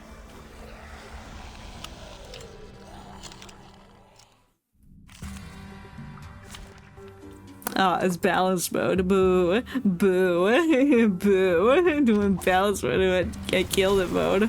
Oh, hell yeah. That is pretty cool. It's like the demons holding him. This guy said nevermore. That is true, that's Edgar Allan Poe reference. Just like the Raver. Yeah. Look.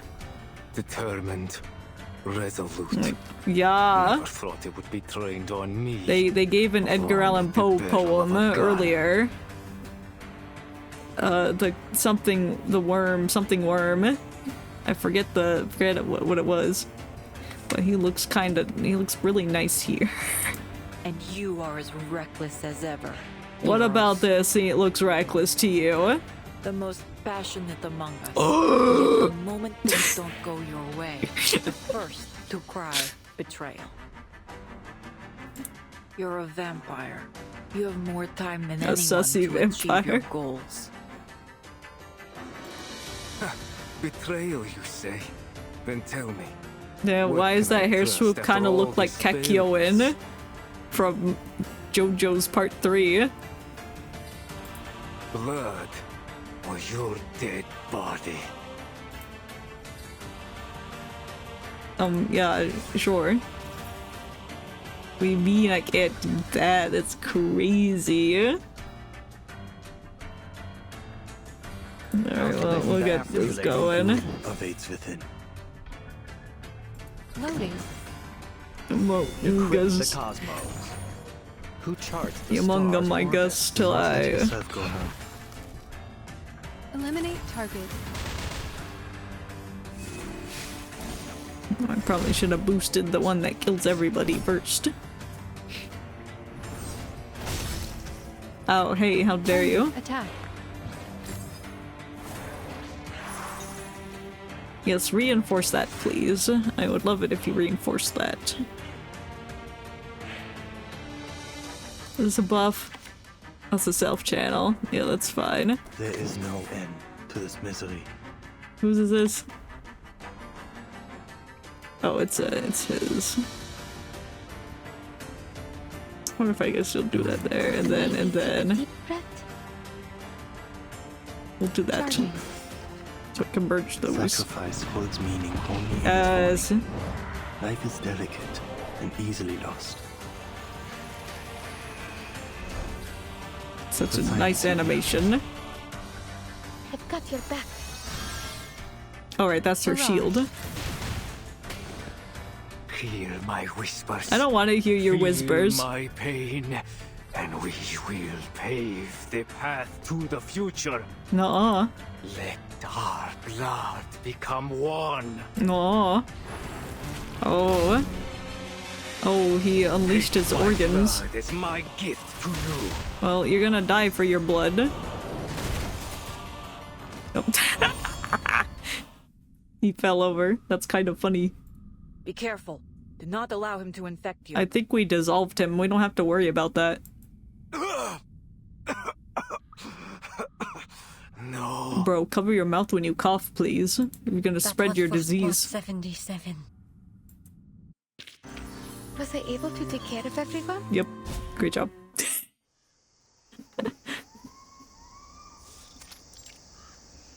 Oh, we're at the cemetery. Breathing? Hey, you!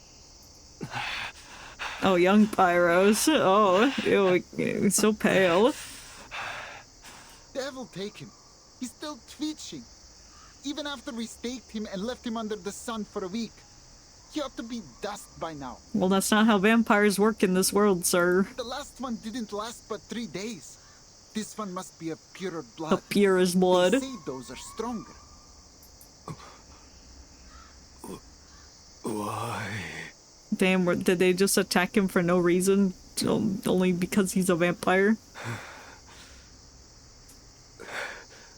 I never hurt any of you. What's that? Why? 'Cause you're a vampire.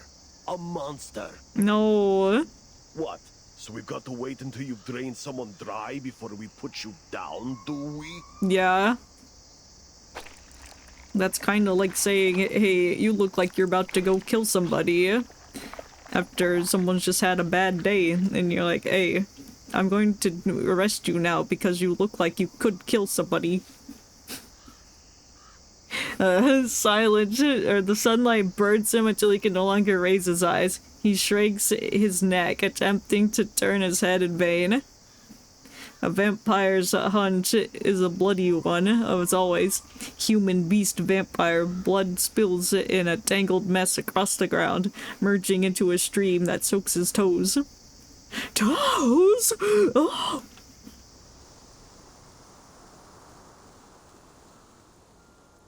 A breeze stirs, carrying a distant song. Silk song.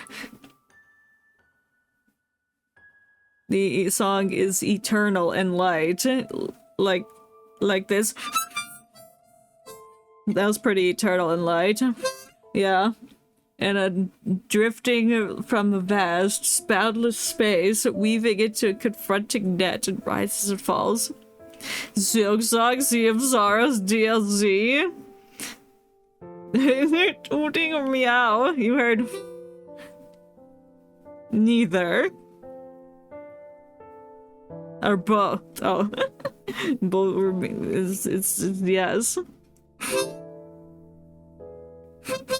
Very whimsical. Yeah, that's the ethereal song that is light. Despair. Okay, Monokuma. The purest of emotions. Is it the purest? One would argue if you played Dang It Grandpa. Constraints of mundanity, and brings you one step closer to perfection.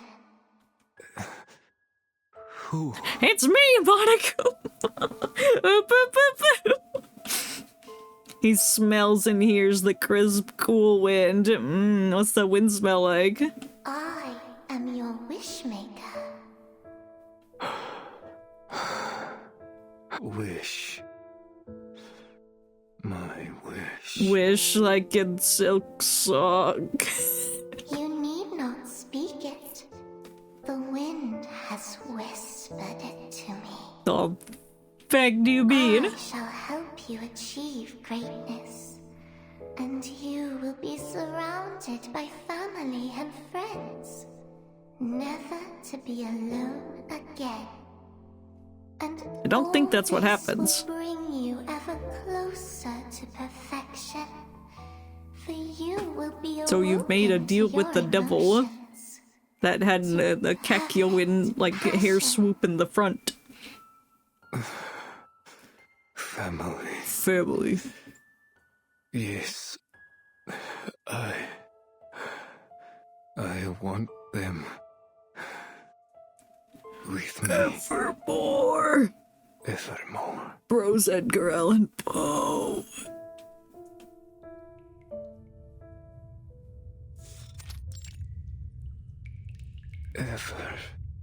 Evermore. I think he's dying. The monster shrinks back into human form, like a withered cocoon trembling in the corner, gasping for breath. His neck is torn open, dark blood flowing out like a spring. Oh, like a water spring, like a spring that you like take a bath in, not like a bouncy spring that's in a mattress. I see. I'm here. Yeah, I'm here too. His old comrade stands before him in silence. The space between them is not far, yet it spans a fathomless deep. Is it over? Yeah, I hope you're, well, I guess you're dying, I guess. It is, Pyrrhus.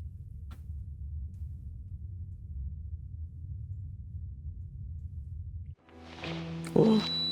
Cutscene. Do you remember our old rallying cry? In hope we stand as one. Yet, here we are. Damn. She's in the light now. How dynamic. I've never doubted it. I still feel the power of those words. And tonight, I feel its presence stronger than ever. Not on the battlefield, nor in the field of slaughter, nor in hollow It declarations. lives inside each of us.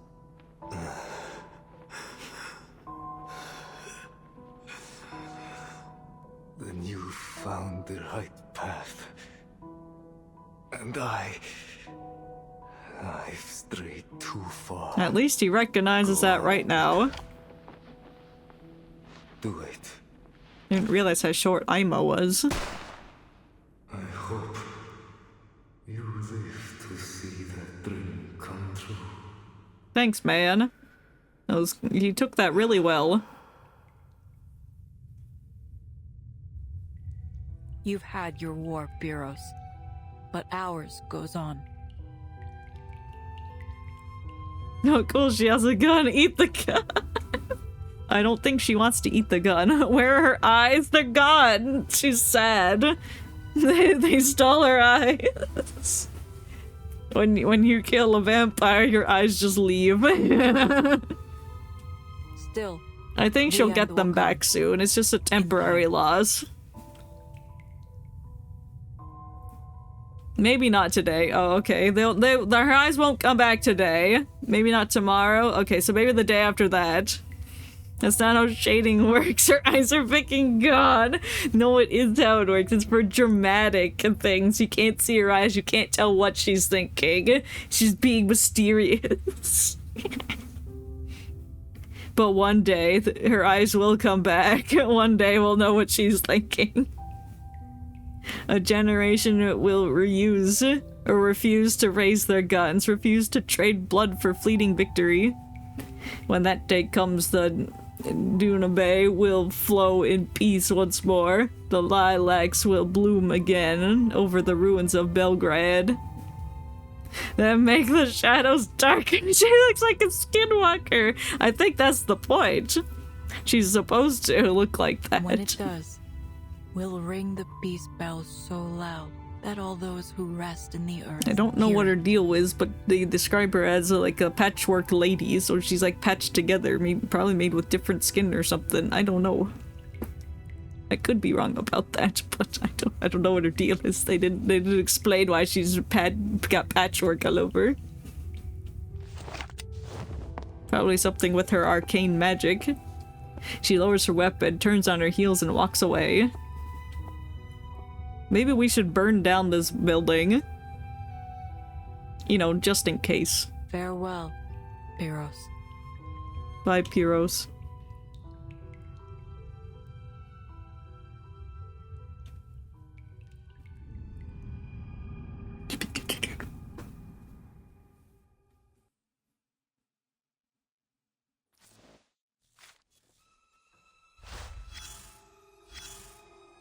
Ugh. Check that note. Blood. Ooh, got the blood. Check those records real quick. Ooh, method summary for sample song. Hands. Comes the dawning light. Get up, the bloody night is over. The bloody night is over. We're going home. I guess to Budapest.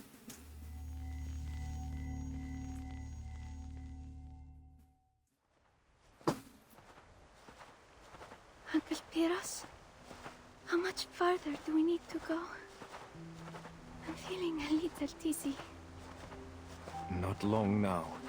The border's just on the other side of the mountain. The mountain. We'll be there soon. Mountain. Then we'll cross the lake to Miss Valentina's castle. Valentina? And she'll cure you. She'll make things right. Will she? Who's Valentina? That's grass. But how do you know she'll help? I just know I'm a vampire always stands by her people. It's in our blood. Are you sure about that? In our blood. Blood. You'll do well to remember that, Ima. There is no bond stronger than blood. That's what you think. You're wrong. Uncle. Oh, I forgot he gave her that. Ima gently sets the wooden Matroska down. Its painted smile is unchanging. It kind of looks like a little turtle, but like if it was a human. I love the bendy and the ink machine bow tie it has. As if it still remembers the winds along the Duna Bay, whatever. I don't know how to pronounce it. The Dunab, I don't know. The swaying of the train, it murmurs, the laughter of her joy. Now its journey has come to an end. The noob. the noob. Something like that. It should remain to where it belongs, a world without walls. Oh, they kind of like some walls. I'm a noob bed video game. Got him. Perhaps there will find its answer. Goodbye. Bye.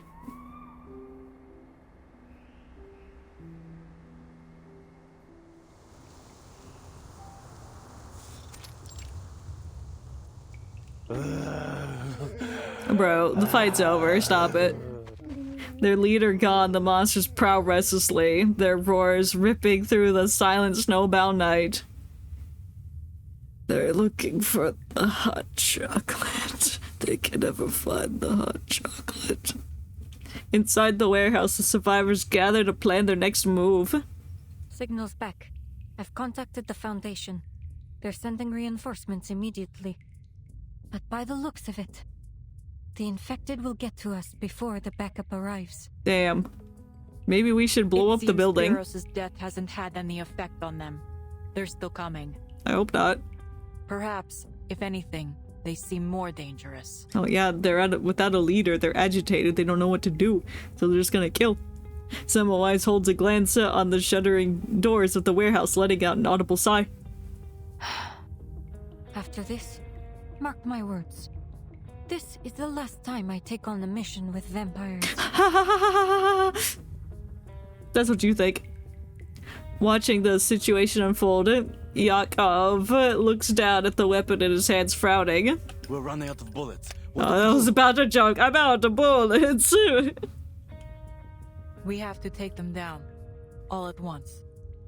Blow them up, you say? Blow them up? Am I hearing you say blow them up? All at once? How? Blow them up. Draw them into a room and leave the rest to those. She points towards a number of heavy crates bearing ominous markings. Flammable. Ooh. Ooh. I noticed them when we entered too. Explosives, I presume. That's what I'm saying!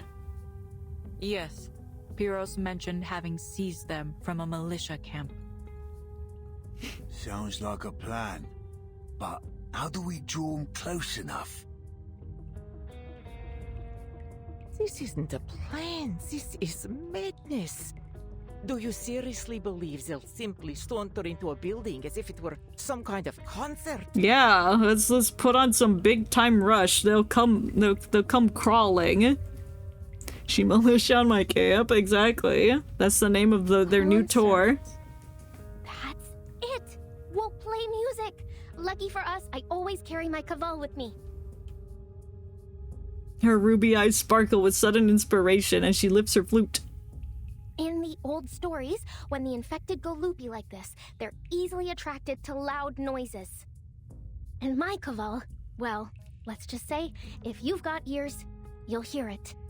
But what if they don't have ears? That matches with documentation I've read in the Foundation archives. A feasible solution. What if there's a vampire that's unable to hear? But that would make you the bait. Are you certain you can do it? Yes. Rabushka grips the flute with determination. Of course. We can't. She's just a child. Well, why do you look like you're in a fucking sleeping bag all the time? Wake up, bit. Don't go, Rabushka. We nearly lost you once already. She squeezes her doll. Why is it a doll? It's a teddy bear. I can handle it. I run fast. Those infected won't get close. Besides, me and my kaval can control shadows. I'll make a whole bunch of them as a distraction. See? Tell me, who else could pull that off? Santa Claus. One by one, the others shake their heads. Worry and refusal are written across every face save one. You're not afraid? I'd be lying if I said no. But I'm Rabushka, the all-powerful, the deathless. And you're all counting on me. You no longer said you're a vampire. Reality has sunken in. Corvus nods, offering a knowing smile. Then go. I believe in you, old pal. See you when this is all over. Bye. Don't die. She straightens her back and salutes clumsily. Corvus pretends not to see, merely turning away and waving to the others. The rest of you, come with me. Time to set the trap. Time to lay the explosives. No room for failure.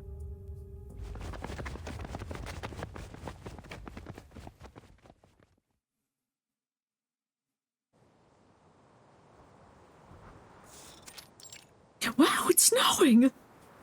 Snow still falls. I hope it does.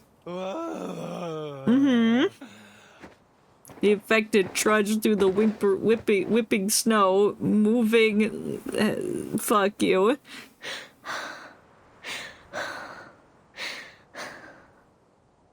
The girl stands alone, her only companion, the wooden flute in her hands. What was that? Flute!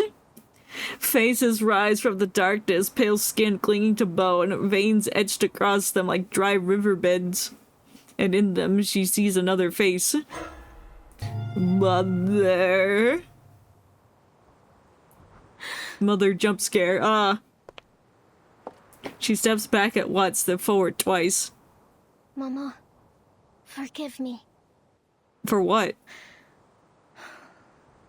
But I'm not running anymore. I don't think that was your mother that told you to do that. The great Rabushka takes a deep breath, lips meeting with the waiting flute. It starts with a few clumsy notes, followed by a jumble of uneven chords. But the chords soon weave together. The melody resonates up with the biting cold. They love it. Keep playing more. It is a soft, lonesome tune that once carried her through battles, fields that had gone quiet, graveyards and mountains.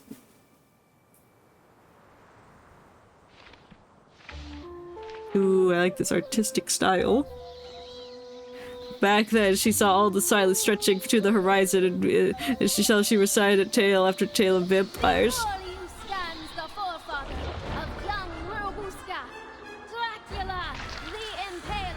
Whoa, it's Dracula. And I, her noble grandfather, the glorious first Duke of Argesh. Oh my god, it's Arnold! Yes, Arnold. And I. That lineage, growing even more tangled, became her closest companion. When she comes to, she realized how far she wandered. Mama!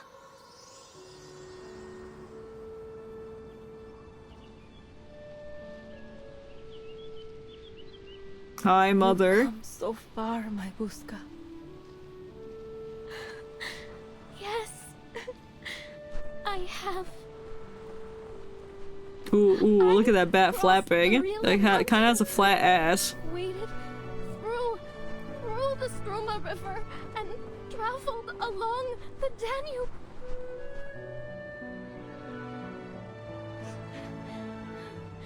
Oh, I even rode a train. I brought the Polar Express. My dear girl. Is she gonna turn around and be goopy? Is she goopy? Look at all the CGs. Those sights you've seen, your new friends, the train. I can feel your joy.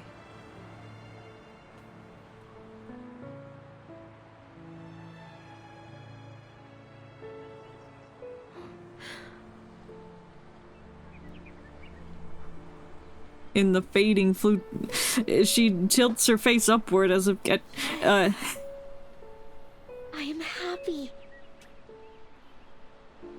Happier than I've been in a long time, Mama. Mama. Oh my god, it's snowing! The infected are swarming together. Now blow up the building. She gonna be inside the building when you blow it up? Explosives are in place. On my mark. Corvus waves it towards Rabushka. She instantly understands, slipping out from the shadows until she is free of the infected encirclement. All is ready. The conductress narrows her gaze and gives a final order. 3, 2, 1. Happy New Year!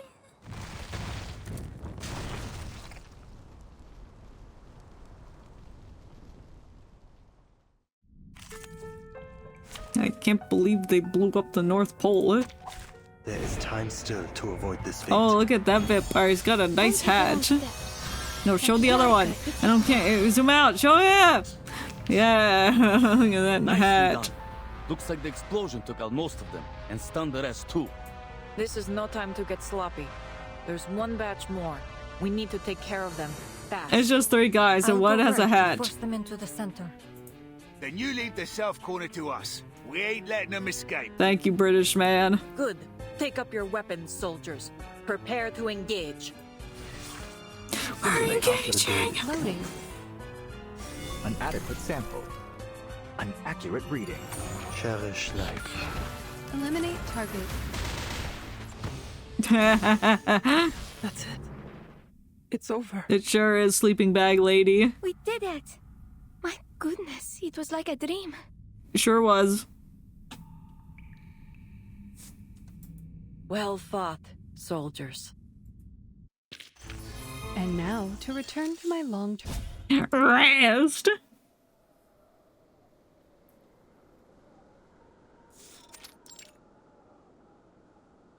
Form a line and await registration. The train will leave at dawn, so please make good use of your time. We mean good use of my time. We just took out a whole horde of vampires. What do you mean?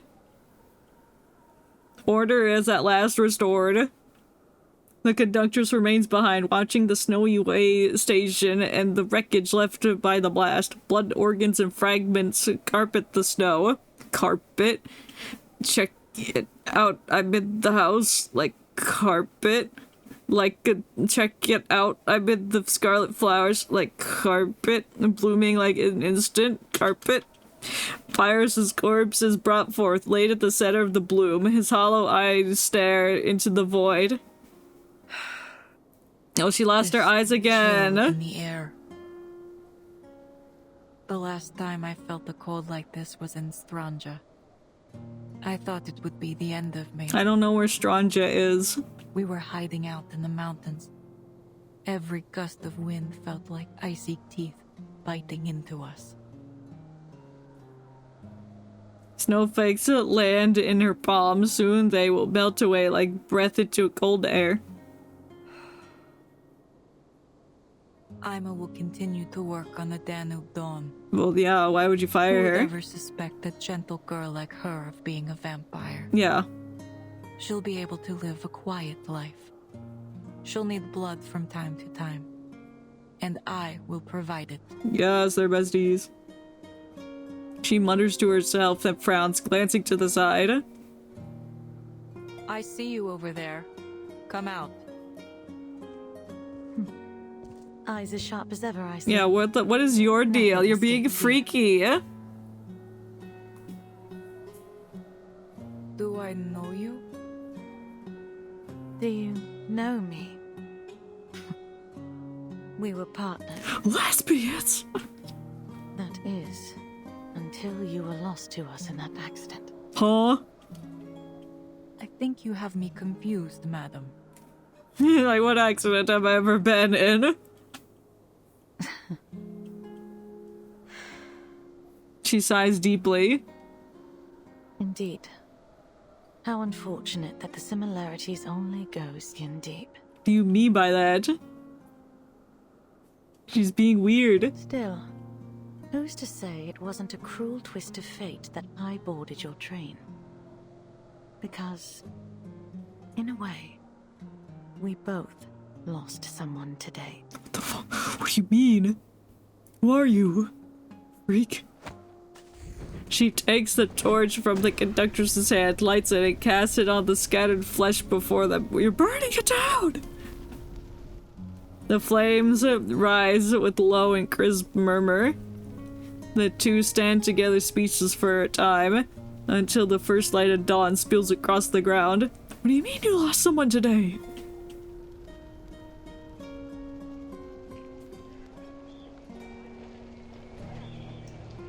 Bitch, what do you mean? Dawn at last. It's been a long night. Time to go. Straight to the point. She turns toward the train, still halted, waiting like a slumbering iron giant. Iron. The Danube Dawn is ready to set off once again. You know what else is ready to set off once again? Man, I'm trying. It's ready to sit out. Oh, I see what's happening. Bro's got like 2 arms down here. I see. There's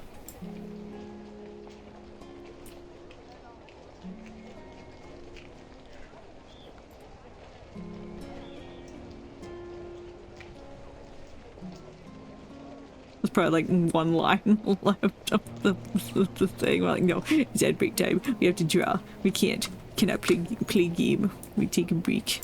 Take a break from reading. Take a break from listening. Just process what we're looking at.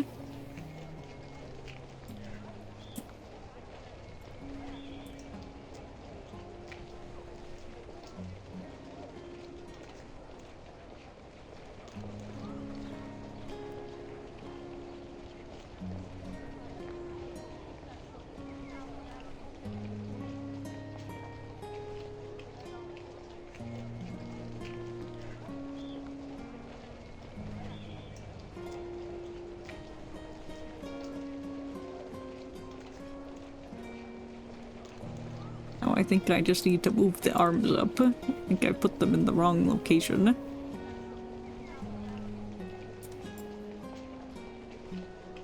Like something like that. Kind of.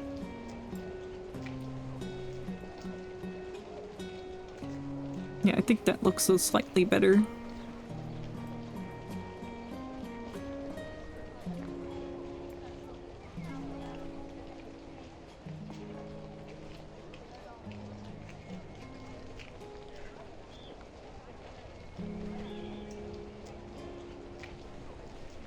That's where the reference ends, so it's gonna get cut off there, which is fine.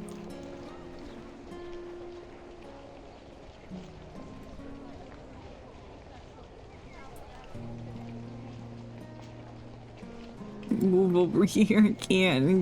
There's the arm. The other arm. You know, by draw the other arm, I mean steal it, because I don't pick you. Don't try that. I'm trying it again. Routine flip.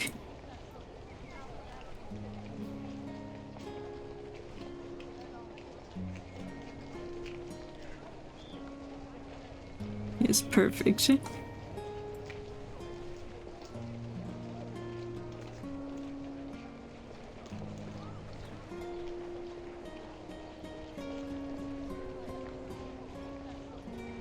Just in case it goes on over there.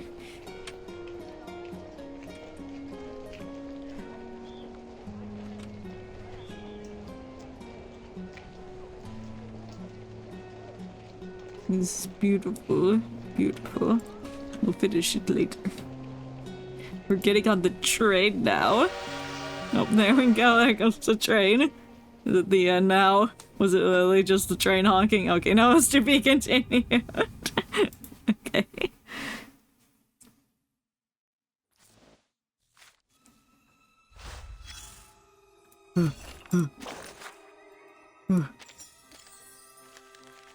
This feels like it should be the last one. Thank you for traveling with us, and we wish you a safe journey ahead. That does sound like the end. This is the end. The land under the sun. I think that's all land. Is there not a land that gets seen by the sun at least for a short amount of time? The bloody night is over. The train pushes west, weaving across snowy fields as it follows the path of the Danube. Only when the spy of the chain bridge is shimming over the rive. Fuck you.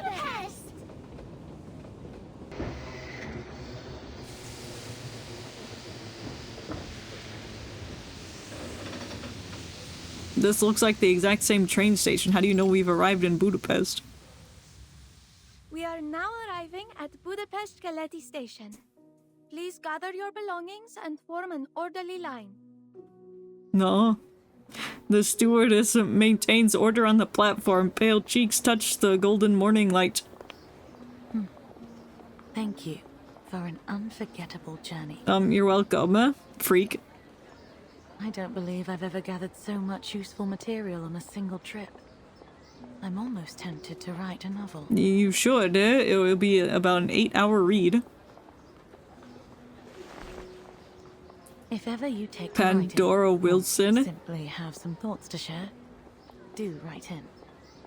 Our pay is quite generous. Wait, that's the bitch that interviews all the characters. When you maintain friendship level with them, you increase their friendship level with them, then they get Pandora'd. They get interviewed by Pandora, and she's like a thingy. She's the writer of UTT magazine. Okay, so maybe you're not Manus Vindicte, but you got something going on. Thank you for the hydrate.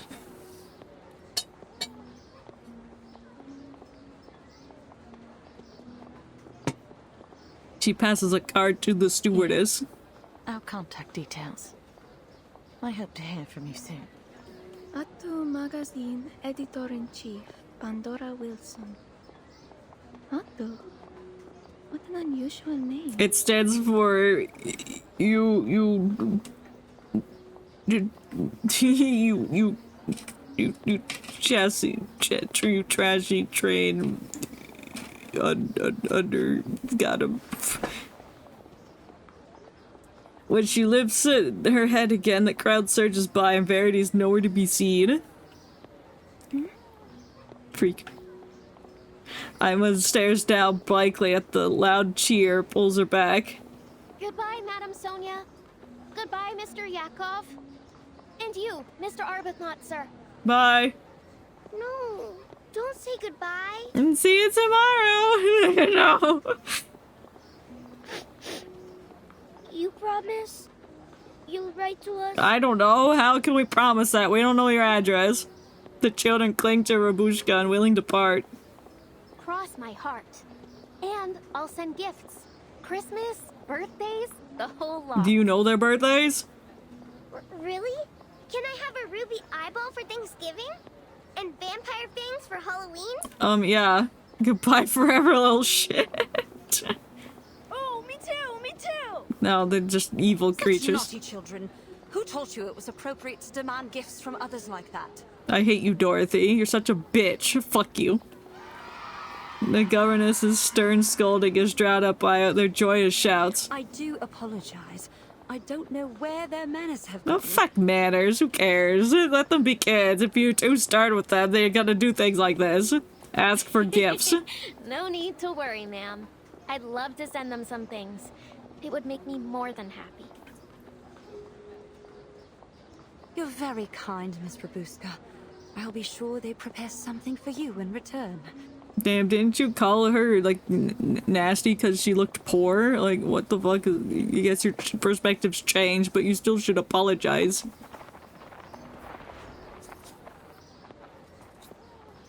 Bidding farewell to the chattering children, Rabushka lets out a long-held breath. Right. Now I really need to work hard.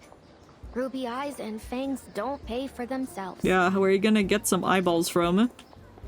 I may have some errands from the Foundation that would suit you, if you're willing. I won't say they'll be easy, but they pay well. You get $5 per task. You mean it? Of course. Now that the three of you are registered with the Foundation, Whoa. you're free to lead your lives as you wish. 7 months, you're crazy. What the fuck was this? I have to now. I wish my father was here. Oh, fake. Oh, I guess, okay. I wish my father was here. Hello, son! Dimmy Turner, my name is Doug Dimmadome. Dimmy, thank you, Doug Dome. Flubber Dome, owner of the Dimsdale Dome. What am I supposed to do with my long-lost son, Dale Dimmadome? Dimmy, thank you, Doug Dome. Flubber Dome, heir to the Dimmadale, and Doug Dome, long Dome fortune. If there's anything I can ever do to your ass, all you need to do is ask. Hey, Dimmadome. That's right.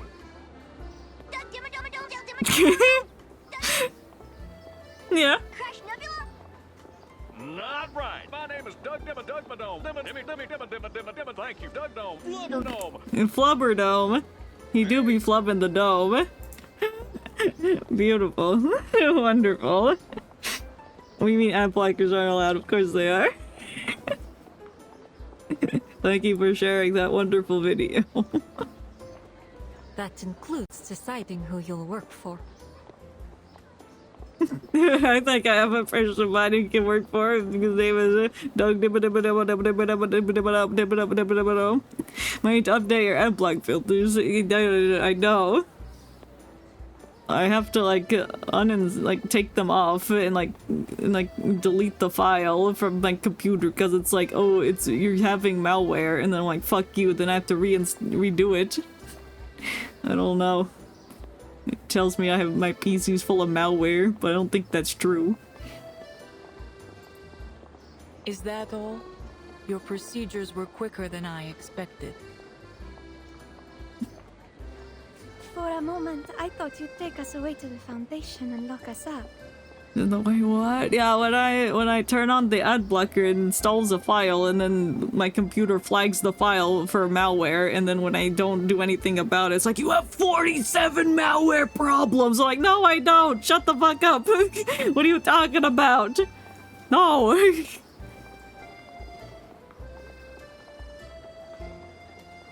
What do you mean?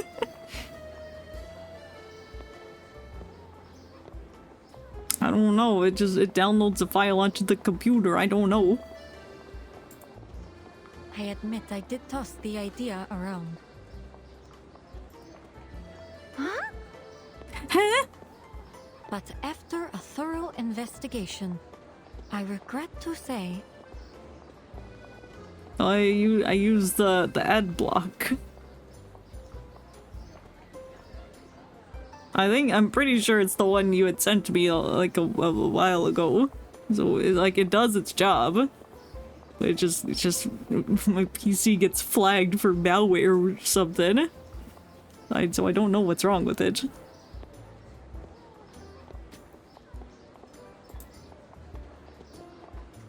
She blinks with the flash of the secret smile.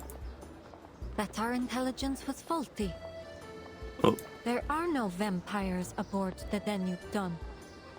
It's safe to dismiss the reports as no more than a rumor. Oh, got him. I want to check that later. Never heard of it doing that. It's kind of weird. Oh, real funny, boss. You nearly gave me a heart attack. The girl's laughter drifts up, then scatters into the tide of people. Yeah, we can go over it later. Yeah, I can like turn it off, get rid of it, and then see what it does. It's like every time I turn on my PC, it's like, oh, you have, get rid of the bad things, please. I'm like, okay, fine, fine, please. Right then. It looks like my mission ends here. Where are you headed next? To the city. The city? Really? Heading back so soon? Corvus pauses, amusement softening her battle-scarred face. But our next stop is Vienna. Oh! We have some Vienna passengers who need sausage. to get off there. Any plans to head east again from Budapest? As long as these wars rage on, there will be people who need our help. I wish you all the best, Conductress. With your secret operation, and with the dream you're chasing. Thank you. I intend to see it happen. And we're making progress. Especially now that I can count on not just one, but 2 vampires. Hey, can you not shove your balls in my face, your tiny little mouse balls? The irony is they were not tiny balls, they were massive. Thank you for mouse balls. I was drifting off somewhere. I don't know where I was going, but mouse balls brought me back to reality. She points towards the 2 vampires at her side. Indeed. I can only conclude that things will improve from here. Yeah. Perhaps we'll meet again, if we're lucky. Yeah. She smiles, waves to the crowd, and turns away. Phew. I honestly thought she meant it when she said she'd lock us up. Nah. Vampires aren't meant to be locked up in a cell. I'm curious, Ruby. If you were given another chance to become a vampire, would you take it? I can bite you if you want. Ruby's eyes dance around and find the rest when they meet Ima's face. Given a chance? I don't need a chance. I am a vampire. Haven't you heard of me? The nightmare haunting the Danube Dawn. The terrifying monster, Robuska the vampire. She prowls the train, looking for anyone who might cause trouble. And if they do, she'll see them punished. Investigators. I will blow up the train. The conductress herself. Ha! She can take them all single-handedly. Are you sure about that? And her shadow friends will gobble up anyone who dares stand in her way. Haha. Did she fall over? Don't fall in front of the train. You'll get run over like the man did in the first stage. Single-handedly, I've had a feeling that she was going to do that. Let's see how our monster manages her chores first. The fifth carriage windows need wiping. Ha ha ha ha ha. Because there's lots of blood on them. I see. That's hilarious. Chores? How could you do this to me? Are you a part of the train now? Funny. I recall someone saying they'd do anything to stay on the train. Ooh, got him. Got him. Got him. Well, yeah. No stowaways. We mean she had a ticket. Scrubbing windows. We just can't. The beam of sunlight pierces the morning fogs, warming everyone at the station. Bathed in gold, the conductress's scarred features soften. Jokes aside, I must be clear. Working on the Danube Dawn is no easy task. You will learn the service manual by heart. And I will be testing you, so you'd better start reading. You know how to read, right? The station bustles, soon to be passengers rush past, oblivious to the small exchange. After the night sheep steeped in the death of darkness of violence, and conductress and her crew braced themselves for renewed joy. Service. Why is they Russian? Because we're in Budapest right now. That's in Hungary. That's why.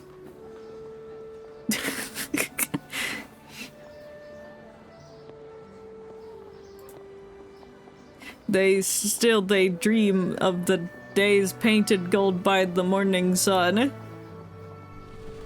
My God, it's the morning sun! Well, if you're hungry, you should eat. No, that's not how it works.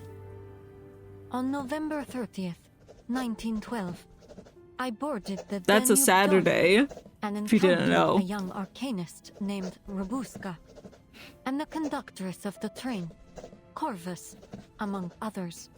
At the Nika checkpoint, we stopped Pyros, a vampire and army officer. Yeah, we killed him and then blew up his people. And foiled his scheme to infect the greater population.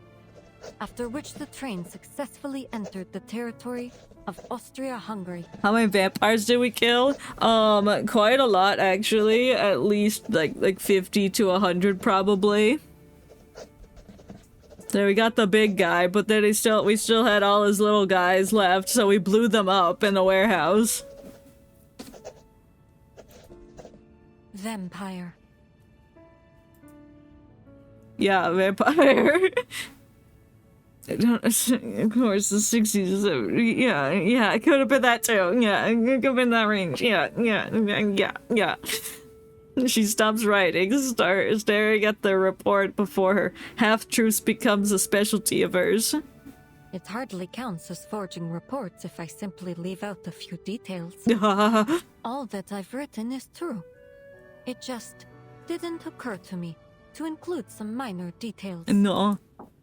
Miss Semmelweis. I hear you writing half-truths in there. No need to worry. I'll turn in the report by the end of the day. Oh, I'm not here for the report. Is this just the one vampire hunter, Blade? I don't know about Blade. No.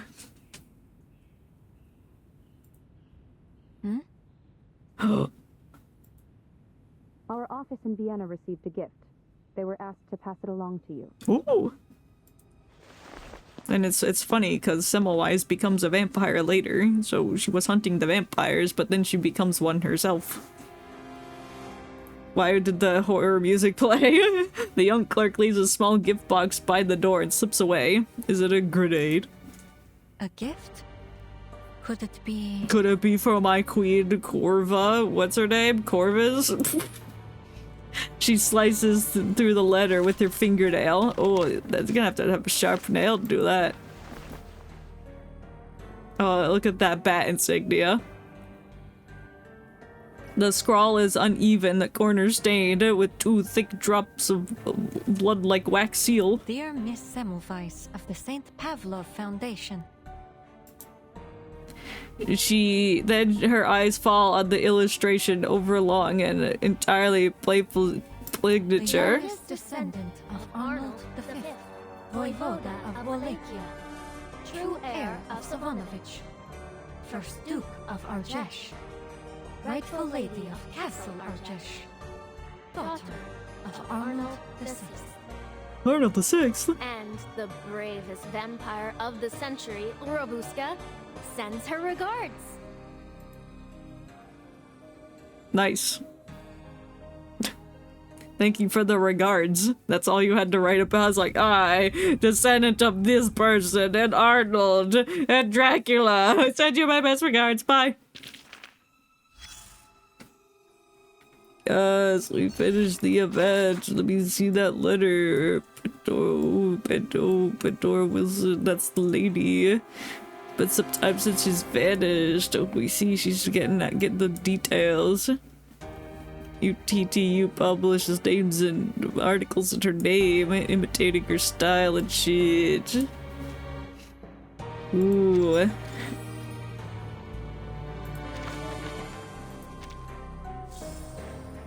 Yes. Oh, I got so much money. Not enough money. Need more money.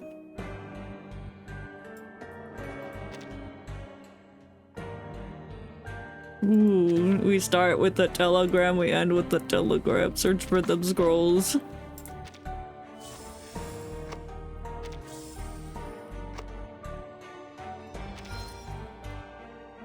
Oh, I can't make one yet, I see. Well, we did it. We beat the Polar Express. We stopped the hot chocolate from being distributed to more people for them to turn to vampires.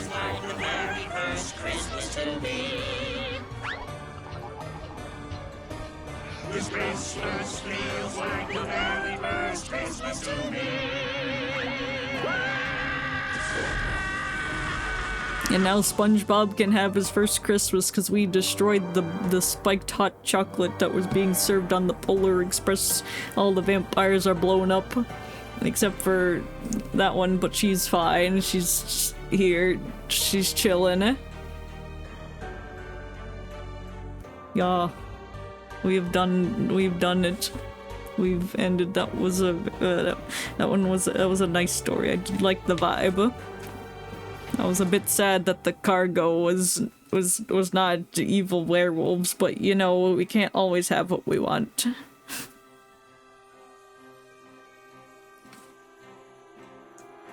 So let's go take our Polar Express and go probably raid it to somebody else. Not chocolate.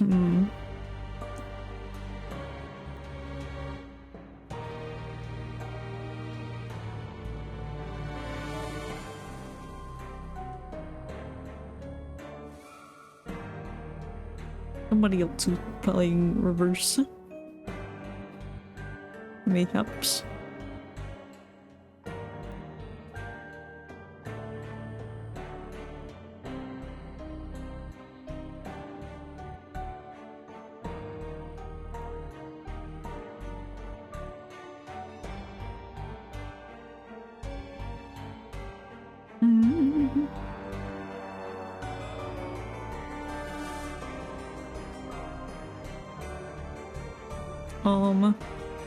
Let's raid into this person who's also playing the event story.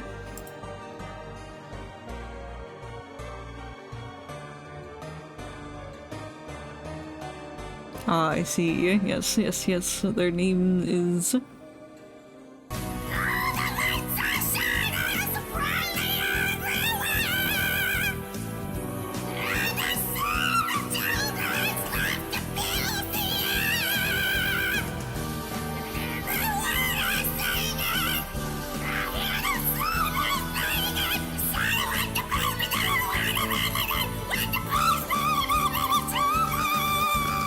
Thank you for that. The person we're raiding into is called Ray's Cafe. They're playing the same event that I was, so if you're here for the event, you can also enjoy it again over there. Let's go there. Oh, just because they're werewolves doesn't mean they're evil. They're evil because they like green beans. You are correct about that. So we 90 pull now? No, I don't want these people. I must save. I will save for something else. Somebody who's not them. What do you mean cringe? Fuck you. Okay, well, thank y'all for hanging out. This was fun. This was a good event. I did like it. Again, I wish there were werewolves in it, but still, it's fine. It's fine. A very fine event. We'll be back Friday with some garlic phone. Ooh, get your drawing fingers ready. Draw some stuff for like 8 hours, probably 9. Maybe it'll be holiday themed. I don't know. If it's not, I don't care. It's fine. But yeah, thank y'all for hanging out. I hope y'all have a fantastic rest of your day or night. Do take care. Stay warm and all of that. Remember to drink water. And I'll see you next time. Bye. No, thank you. Bye.